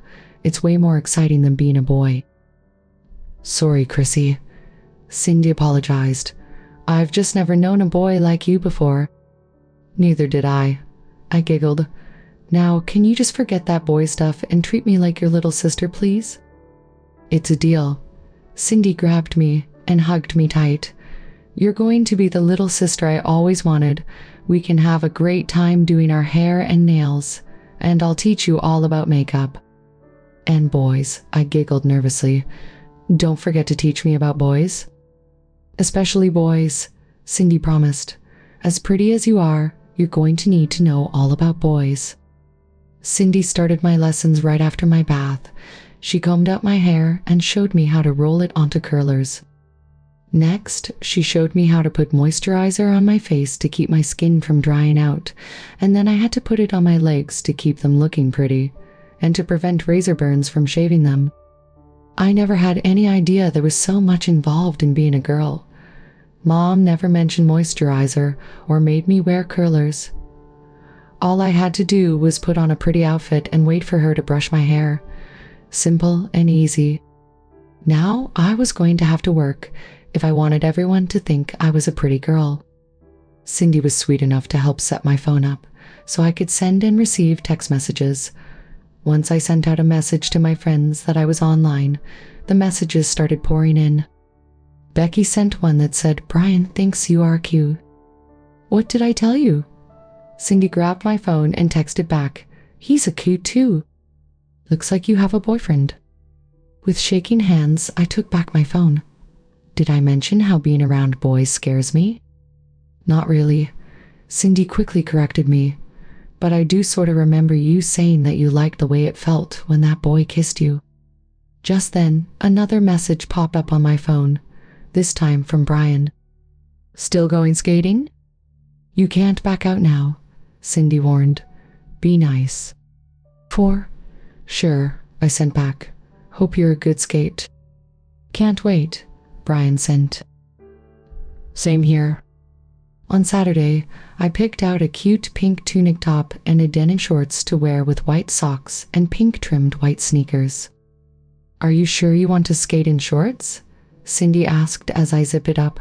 "What if you fall down? You'll brush burns on your legs." "I'm pretty good at skating," I smiled while brushing my hair. Cindy couldn't resist taking a shot. "I'm pretty sure that Brian will be thrilled to hold you up." Aunt Barb smiled when she saw how I was dressed for skating. "Have fun, Chrissy, and be careful with Brian." "What do I do if he wants to kiss me? Should I let him? Would it be okay?" I had no idea what to do. I didn't mind a boy kissing me, but I really didn't know if I wanted to kiss a boy. Should I kiss him back? I don't think that a kiss on the cheek would be a problem, and if he does, it's up to you if you want to kiss him back.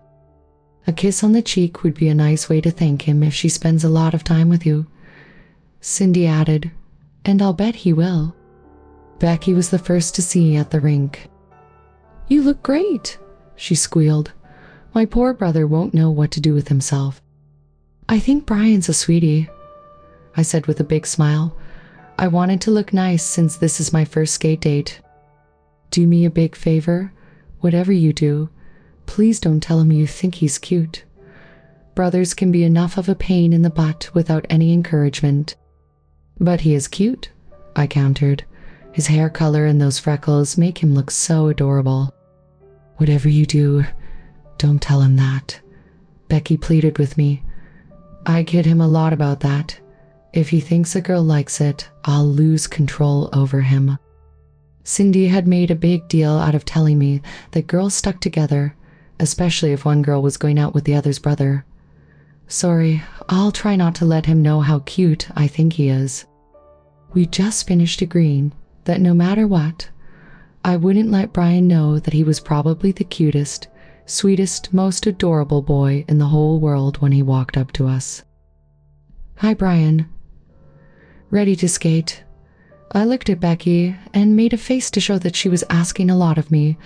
I was a girl though, and girls stuck together, so I didn't grab him and throw a lip lock on him. At first, everyone skated apart. We'd smile and laugh as we took turns passing each other. Sometimes one of us would get in a pack of other skaters and then sneak up behind someone else, tap their shoulder, and quickly skate away with the other in hot pursuit. When the first couple skate was announced, Brian had somehow managed to end up standing right next to me. The grin on his freckled face was so big, it looked as though someone had shoved a banana sideways into his mouth. "Come on, be my partner." He laughed as he reached for my hand and led me away. Wearing dresses and having my hair done were great, but they couldn't even start to compare with how holding hands with a boy made me feel. When Brian took my hand in his, I felt funny, but in a nice sort of way. Skating with Brian was incredible. The funny feeling I got never went away, but somehow got even better. Every time we went around a bend, Brian would be looking at me with a goofy smile that went all the way across his cute face. A couple of times he sneakily pulled me close on the bends which cut the gap between us to nothing. As soon as the couple skate ended, my girlfriends grabbed me and yanked me into the girls' bathroom. "Isn't he adorable?" One girl exclaimed. "I wish he'd ask me to skate with him. I'd just die if he did." "Yeah, he's really a doll." I sighed happily, picturing Brian smiling at me. It gives me goosebumps when he holds my hand. "There were a bunch of times when I thought he was going to kiss you," another girl added. "Did you want to kiss him?" I don't know, maybe." I shrugged. "He is cute, and like I said, I feel all funny when he holds my hand." "Give him a peck on the cheek," Becky suggested with a laugh. "He'll never wash his cheek again." "Okay, I'll give him a kiss on the cheek. I can do that." The rest of the afternoon flew by quickly. I skated several more times with Brian, then a couple of times with Dave. Each time one of the guys held my hand, I felt a tingling sensation along my spine, and my stomach did flip. Flops. No doubt about it, I liked being treated like a girl. As we got ready to leave, I gathered up all of the courage I had and walked over to Brian. I could see the other girls giggling and whispering, but Brian wasn't paying attention to them. Actually, he was watching me as I walked towards him. I smiled at him. I had tons of fun, Brian. You're a really good skater. Brian looked nervous. He'd glance at me for a moment and then look away. Thanks, Chrissy. I had fun too. You're a sweetie. I smiled as I kissed his cheek. Thanks for wanting to spend time with me. Brian's face turned a bright red, and he seemed at a complete loss for anything to say, so I gave his arm a squeeze and then walked away. Cindy and my aunt were waiting for me at the door. That was so sweet, Cindy mocked. A kiss and a little squeeze of his arm. Aren't we the charmer? I smiled and pushed back a lock of hair. Brian was very nice to me, and he deserved a kiss. Don't you kiss guys you date? Kiss them, my aunt teased. She practically massages their toes with her tongue when they drop her off. Cindy spun around to face Aunt Barb. Mom, you're not supposed to be watching me when I come home from a date. I don't, my aunt laughed. You just gave it all away, though. Maybe Chrissy could watch and take notes. Cindy eventually forgave me and her mom, and things were back to normal with her and my aunt coaching me on how to be a girl. I wasn't thrilled with having to set and clear the dinner table and do dishes, but I was told that it was what Cindy had to do, and that I would have to do everything she did. One afternoon, I was going to hang with my girlfriends at McDee's when my aunt stopped me. Don't make any plans for this evening, Chrissy. You have sewing lessons. Sewing lessons? I couldn't imagine why I needed to learn to sew. What do I need them for? Girl stuff isn't like boy stuff, Cindy explained. There are lots of times when slacks are too long and need to be shortened, not to mention that those pretty little buttons tend to come loose very easily. Who knows? My aunt winked. You may want to shorten a skirt that's just too long to show off your pretty legs. Cindy gave me her told ya, so look. We warned you that being a girl wasn't all fun. I didn't care how hard it was going to be. I was still going to enjoy being a girl for the summer. Okay, I'll be home in time for sewing lessons. Sounds like fun. I left before Cindy could throw the shoe at my head. Learning to sew wasn't bad at all. I got to know Aunt Barb much better, and I got to wear some really nice outfits of hers that needed hemmed.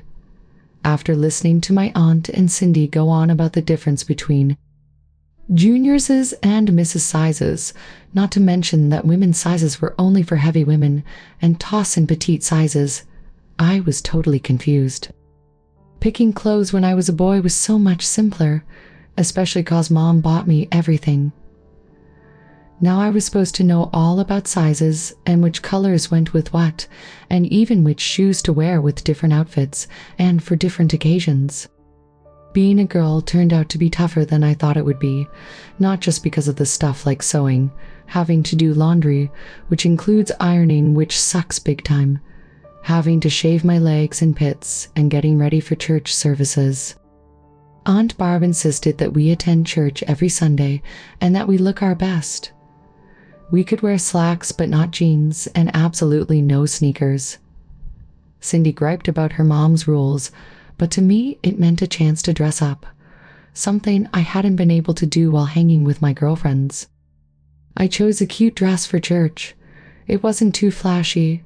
It came to just above the knee, had a modest neckline, a skirt that flipped about as I walked, and seemed to show me off as a sweet young girl with a cute figure.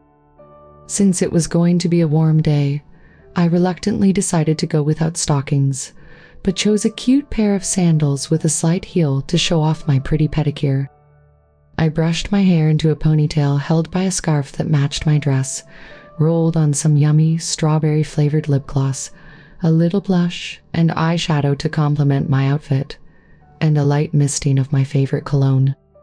After a very careful check in the mirror, I went to meet Aunt Barb and Cindy. Cindy took one look at me and frowned. It took you long enough. What is it with you and getting all dolled up?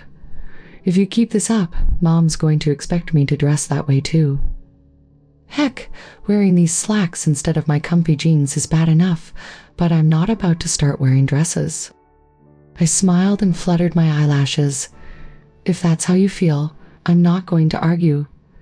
That just means the boys will be looking at me, not you." Cindy was quiet for a couple of seconds as she looked at the clock. "Give me a couple of minutes, okay?" "Mom," she called as she rushed off to her room. "I'm not about to be outdone by Princess here."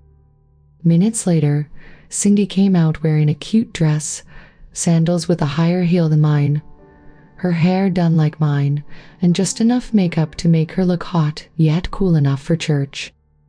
"Now we'll see who the boys look at. Little sister," she grinned as she grabbed her purse. "You're a great influence on her." My aunt chuckled. "I have to fight with her to get her to wear slacks." "I'm not happy about this," Cindy grumbled. "But it will be a cold day, you know where, before I let a 14-year-old boy look better than me." "Wrong," I corrected with a sly smile. "About what?" Cindy growled. "We both know that I look hotter than you do." "I agree," I pouted. "But you called me a boy." Cindy looked at my pretty dress, my ponytail, painted nails, and made-up face. "I'm sorry, Chrissy.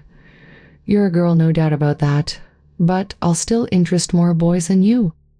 Nothing like a little sisterly competition for boys. Aunt Barb started to laugh, but suddenly stopped. "Do you really think of yourself as a girl, Chrissy?" "Sure," I quickly answered. "Would a boy wear a pretty dress and stuff?" "No, I don't think so," my aunt said hesitantly. "How about perfume and nail polish?" I continued. "Would a boy wear that stuff?" "No, but as I was saying, lace-trimmed panties and bras." My aunt finally called it quits. "Okie, I give up. You're a girl." Brian and Dave seemed to think so. Cindy giggled. My aunt stared at me in the rearview mirror. "You're going to have a lot of explaining to do to your parents," she warned. "Hey, they started it. I just wanted a nice leather jacket, but Mom had to go and show me how much fun I could have as a girl. I can't say that Dad was all that upset about my being their daughter, since he arranged for me to be a girl for the summer. Uncle Hank did tell you to turn Mike into a girl. Remember?" Cindy added helpfully. "So maybe Chrissy's right. Maybe Aunt Melanie and Uncle Hank wouldn't mind if they had a daughter." At the church, Becky and a couple of other girls were waiting and made a big fuss over how I looked. "It's a good thing Brian's not here. He'd go nuts if he saw you dressed like this." "Why not take her picture and send it to him?" another girl suggested. "That'd teach him to come to church more often." I posed sweetly and smiled, thrilled that Brian would get to see me all dolled up. He seemed to think I looked pretty good in a pair of jeans and a top, but with luck, this would be a picture he'd remember.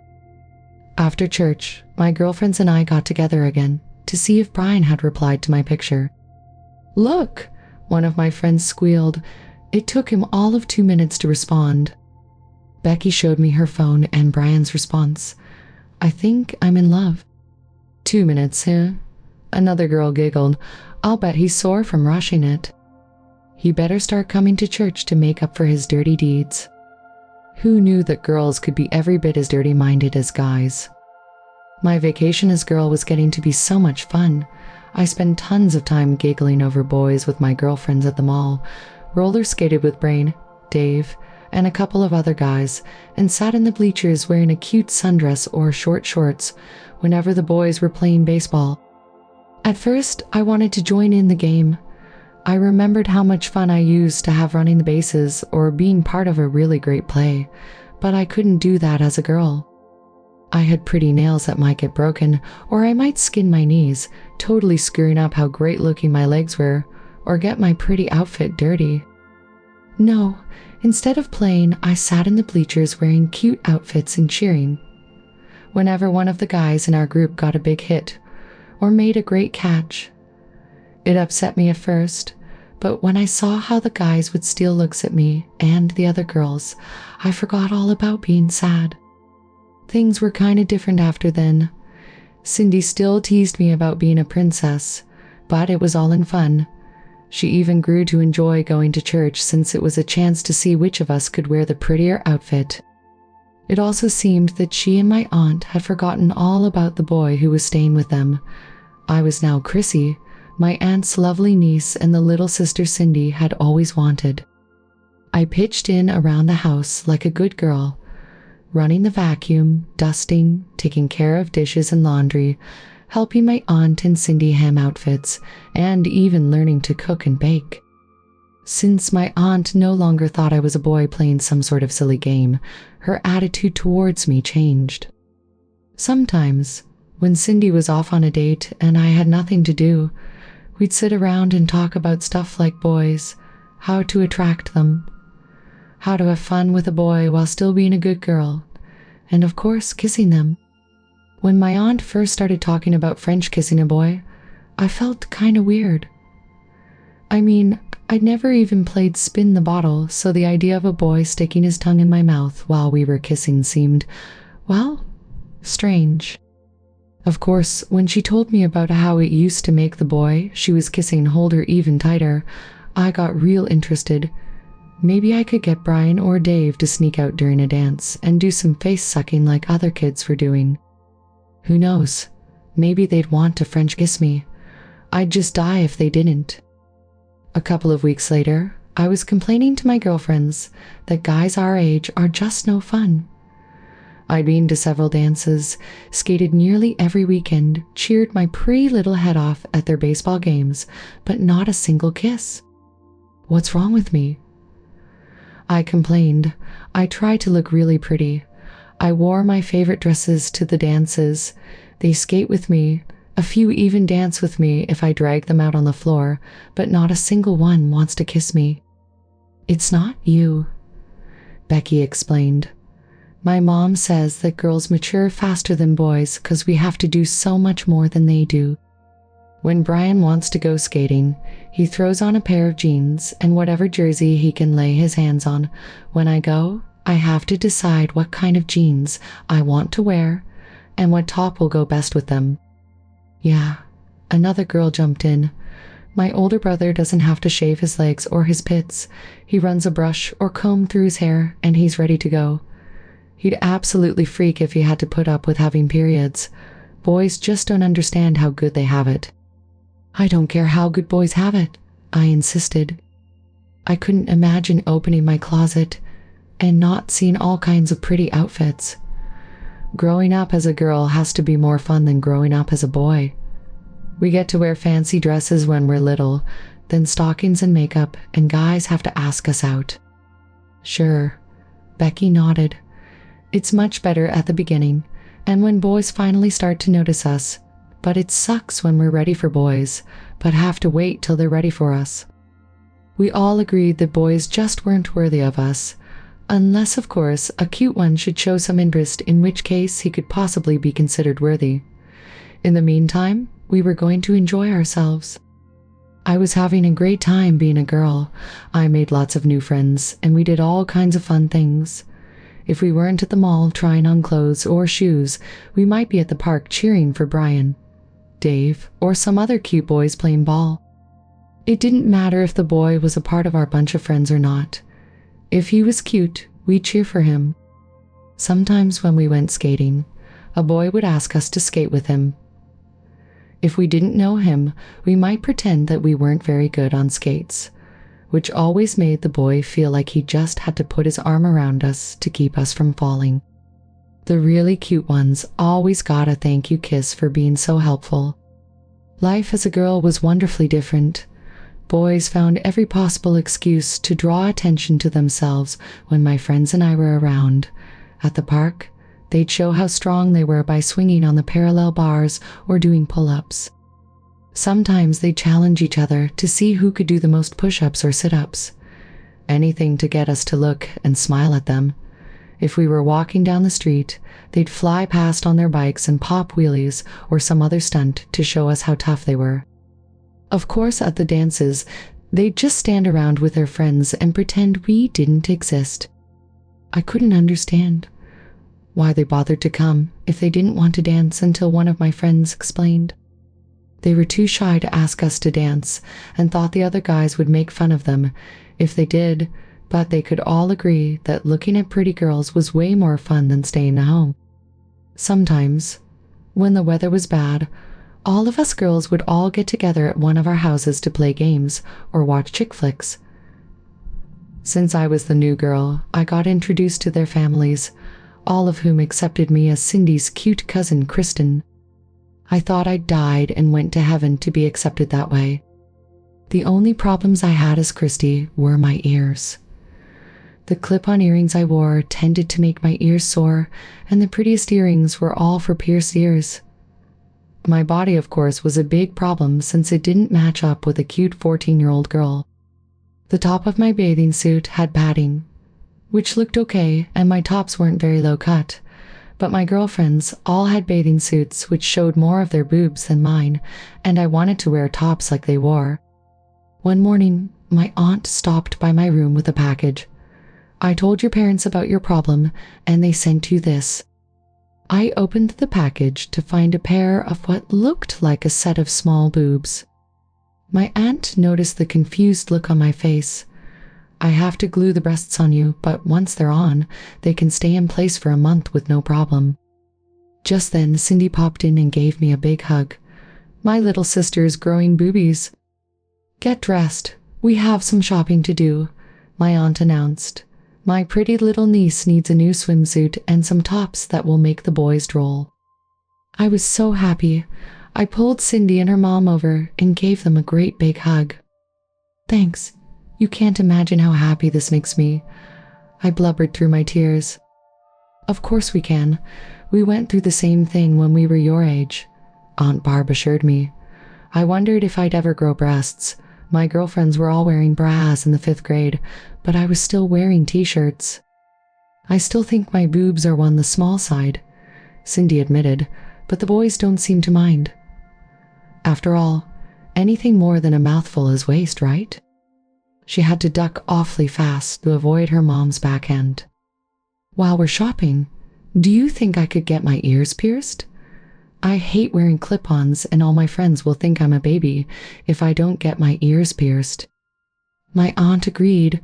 "You're looking good, sweetie," my aunt said as she squirted some gook onto the flat backs of my new boobs. She pressed them to my chest and told me to hold them, count to 30, and then let go. I let go very carefully, afraid that they wouldn't hold, but when I finally did let go, they stayed right where my aunt had put them. I squealed happily as I jumped up and down. My new boobs jiggled as I jumped, which just made me more delirious. "Look at me, I have boobs." "Stop for a second, will ya?" Cindy ordered. "You have to see this." She pointed to the half-dressed girl standing next to her in the mirror. The girl's boobs seemed just perfect for her age. "You just have to get a 2-piece suit," she grinned. "You're going to have Brian and Dave drooling at the next pool party." I threw on a cute bra, a short denim skirt, and my flip-flops, grabbed my purse, and ran to get into the car. This was going to be a totally cool trip to the mall. On the way to the mall, Cindy asked if I could get a makeover at one of the cosmetic counter of Penny's. "How about it, Mom? Can we take Chrissy to the makeup section of Penny's and let them do a makeover on her?" "That would be super great," I gushed. Please, please, can I get a makeover? I'd be the happiest girl ever, please." Aunt Barb thought for a few moments. "I guess it would be okay, but this isn't going to be a regular thing, understand? I wouldn't let Cindy wear a lot of makeup when she was your age, and I'm not going to let you wear a lot either. When you're a little older and have a big date like the junior prom, then you can get all done up, but not before." Cindy and I looked at each other and broke up laughing. It took a little bit for Aunt Barb to realize what she'd just said, and then she started laughing too. "I'm sorry, but with the way you look, the way you're dressed, and Lord knows, the way you act and talk, I just can't think of you as a boy." She apologized. "Hey, it's okay," I giggled, feeling just a little embarrassed about my aunt's confusion. "It's like totally cool with me if you can't think of me as a boy. I'm sure as heck not going to complain. Know what I mean?" Cindy laughed as she gave me a playful shove. I know that your mom and dad thought they were sending their son to play pretend, but they must have goofed. You don't have to pretend. You're totally a girl." Cindy got a great big super duper hug and kiss for that. I stayed with my aunt and Cindy until we were in sight of the makeup stand and then rushed to the counter. "Could I get a makeover, please?" The lady behind the counter looked at me and smiled. "I'm sorry, miss, but your mom will have to give permission." Luckily for me, Aunt Barb and Cindy had finally caught up. "I'm her aunt. Can I sign?" The woman smiled and handed Aunt Barb a paper, saying that she gave permission for me to have the brand of cosmetics applied. My aunt winked at me before signing and handing back the paper. The lady smiled at me and had me sit on a high stool. She carefully cleaned off the blush and lipstick I had on and then examined my face. "Your niece is a very pretty girl," she told my aunt. "I won't have to work hard at all to turn her into a real beauty." "How old are you, sweetheart?" she asked me. "I just turned 14, I said proudly. "I'm spending the summer with my aunt and cousin." The lady examined my face a little bit more before turning to my aunt. "Would it be okay if I made her look a little older? She's got the perfect look for a girl her age. Makeup would be a waste for that, and I wouldn't make a cent." "If it's okay, I'd like to show customers what a dramatic difference our line of makeup can make for a woman. To do that, I'd like to make your niece look like a young college girl." I turned towards my aunt and mouthed, "Please." "Is she also your niece?" The lady gestures towards Cindy. "I'd be happy to do a makeover on her too. I'll give them the makeup I use and even throw in some for you." "I'm sure you can work miracles," Aunt Barb said in friendly but firm voice. "But my niece here is a little young for such an elaborate makeover. She's just started wearing makeup and she's only allowed to use some very basic items." "Please, Mom," Cindy moaned. "Please, Aunt Barb," I joined in. A woman who'd been standing to the side approached and smiled at us. "I'm Carol Lerner, the store manager. Your girls are absolutely beautiful, and it would be an enormous plus to let us make them over. I understand your concerns, and I agree about your niece being too young to use much makeup. I'm asking, though, that you allow them to be made over to show the qualities of the makeup we sell. Obviously, you have the final say-so, and I'm sure you wouldn't allow them to go anywhere looking like they will when we're finished. If you agree, I'll sweeten the deal. Not only will you and the girls get a supply of our finest makeup, I'd like to use them in a back-to-school fashion show the mall's doing. They'll get to model some very nice outfits, and they'll authorize a $500 shopping spree for each girl. Having them in our line of clothes will be a worthwhile advertising expense." Cindy and I got makeovers then and there, but Aunt Barb insisted that Mom and Dad would have to give the okay for me to be in the fashion show. At least I think that's what she said, since Cindy and I were too busy admiring our new looks to pay much attention to her mom or any of the 24 or so women and girls who were expressing amazement at how pretty we looked. I'm sure the makeup lady was very busy after fixing us up, and maybe even busier when the onlookers told their friends about us. "Are you sure about this, Mike?" Mom called me when she got the fashion show consent form. "I mean, spending time with your aunt and Cindy is one thing, but pierced ears, a makeover, and now a fashion show." I was totally psyched about taking part in the fashion show, and it bugged me that Mom had doubts about letting me. "Yeah, I'm sure, Mom. I mean, you should have seen me and Cindy after our makeovers. We were so hot. And the store manager is even gonna give us $500 worth of clothes." Cindy and I checked it out. That store has some of the cutest outfits. We'd look great in them. "And what about school? Come September, young man." My father must have been on the extension the whole time. "What are you going to do with all those cute outfits once school starts?" Dad must have thought he had me by the nose, but I was ready for him. "I already thought about that. You said that if I could make it through the whole summer as Kristen, you'd let me dress at home, right?" "Yes, but the summer isn't over." Dad fired right back. And frankly, your mom and I are worried that you're pushing this dress-up game a little too far. That's just it. Daddy, I just had to call him that. I'm not playing a game. I'm a 14-year-old girl named Kristen. I have lots of girlfriends and even a couple of boys who think I'm cute. Why not ask Aunt Barb if she thinks I'll finish the summer as Kristen? She's got you there, Hank. My aunt agreed as she took the phone from me.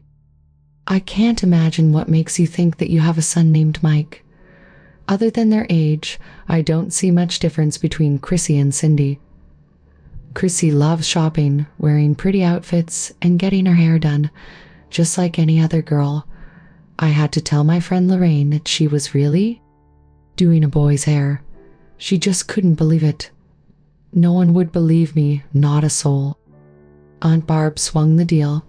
Mom and Daddy, I kinda liked calling him that, promised to not only sign the papers, but would be there to watch their darling daughter in her first fashion show. I couldn't wait to tell my girlfriends about the show, and, of course, I picked up applications for all of them.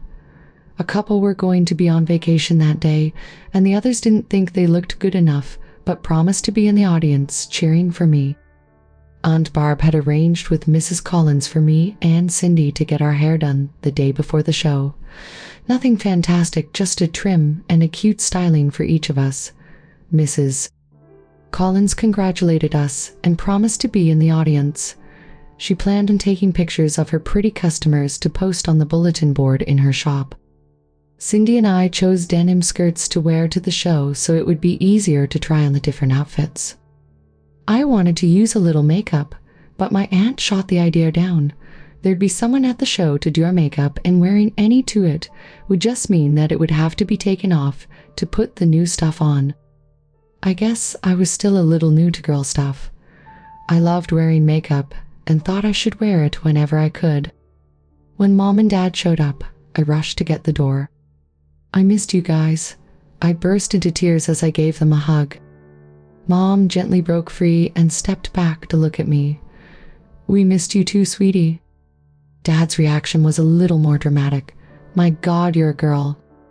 Yep, I sure am, I said proudly as I spun to show off my outfit. Do you think I'll pass your test, Daddy? Dad took a deep breath before pulling me close for another hug and a kiss on my head. I think you've already passed Chrissy. I still don't understand why a boy would want to look like you do, but you'll certainly be able to dress up when the summer's over. Thanks, Daddy. I gushed as I squeezed him as tightly as I could. I love you so much. Dad's eyes opened real wide. Thanks, Chrissy. I love you too, and you know what? I could get to like being called Daddy. The show was so exciting. Mom, Dad, and Aunt Barb were in the front row with a bunch of my girlfriends behind them. It would have been great if Brian, Dave, or any of the other guys had shown up, but they'd already decided that it was just too girly for them to bother with. I was having the time of my life. I'd put on a cute outfit. A nice lady brushed and styled my hair while another one put makeup on me. After they finished, I'd walk out from behind a curtain, go up a couple of steps, walk to the middle of the stage, stand there while the outfit I wore was described, and then walk to the steps at the other side of the stage. At first, it was scary being in front of all those people, almost like it was when I was in the play at school, but by my 10th time, I was feeling very good and even managed to smile at the audience. Everyone seemed to be having a great time. Mom, Aunt Barb, and Mrs. Collins cheered every time I was on stage. Dad just smiled and clapped. I guess it's a guy thing, 'cause I know he gets more excited watching sports. I got some great stuff from the show. A couple of really nice skirts, some designed label jeans, a few dresses, and even a beautiful gown. All that, and Cindy and I still hadn't spent any of the money the nice lady at Penny's was giving us. I couldn't stop wondering if there were shows like this at home, and if so, how could I possibly get into one? After the show, Cindy and I met up with our friends to talk about how great the show was, and also to introduce a couple of girls who had been in the show with us. Dad and Mom went off with Aunt Barb and Mrs. Collins to meet some of my friends' parents. everything was great after that. Pool parties, skating, dances, and shopping were major parts of my life. I'd learned to bake and sew. My aunt was thrilled with having the extra help with housework, and I still had about 6 more weeks as Chrissy to go. 2 weeks later, my parents showed up looking very upset. Dad seemed like he had to say something but didn't know where to start. "We have a very big problem. Mom took over for him. Your dad's being transferred to another branch of the company he works for. It's a major promotion, but it's also a major problem." A promotion is a problem. I didn't know much about business, but I couldn't figure out how a promotion could be a problem. "You've made quite a few friends this summer, haven't you?" Mom continued. "Yeah, tons of them," I said proudly. Dad finally found his voice. "Remember the fashion show you were in?" That was so cool. Your mom and I met a lot of your friends' parents that day, you know." "Yeah, they're really nice, aren't they?" "Unfortunately, many of them also work at the branch I'm being transferred to. We toured the place last week. Quite a few remembered me and told us what a great kid you are." "I'm confused," I admitted. "So my friends' parents like me. What's so bad about that?" "They like our daughter, Chrissy," Mom explained. "But we don't have a daughter named Chrissy." "Sure you do." I was all set to straighten them out. What were they thinking? Of course they had a daughter. Oopsie.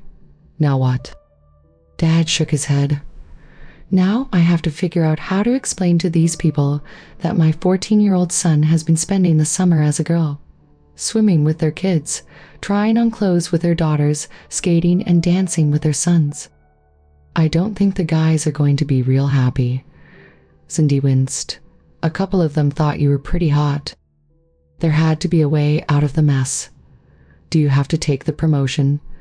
Couldn't you just keep your old job?" "Turning down a promotion like this would ruin your dad's chances of moving up in the company. Mom told me his bosses think he's good enough to handle running a branch. He can't turn it down." "Geez, that sucks. But what's that got to do with my friends? Their parents or the fashion show?" I felt really bad, but what could I do? Mom and Dad looked at each other for so long that I thought they might have forgotten about me. Dad let out a big sigh, which I knew meant something was coming that he wasn't real happy about. "You can't go back." "I can't go back home." I was completely confused. Aunt Barb suddenly gasped. "You guys are serious, aren't you?" This time it was Cindy's turn to gasp. "Onk. That means..." I was getting frustrated. Everyone seemed to understand what wasn't said. "What are you serious about?" "What does it mean? Come on. Someone throw me a bone, please." Mom took me by the hand and led me to the couch. She sat on one side and Dad sat on the other. Aunt Barb and Cindy sat on chairs facing me. It didn't take a genius to know something huge was coming. "Dad's taking the job." Mom said softly, "He can't pass up the chance. Since so many people at the new branch know us as your parents, we'll have to stay that way." Aunt Barb was shaking her head and frowning.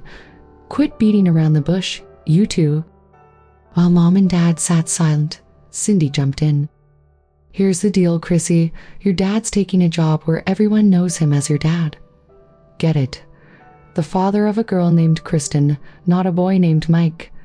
Since your dad's working here, your family's moving here, when they said you can't go back, they meant that you're going to have to be Kristen.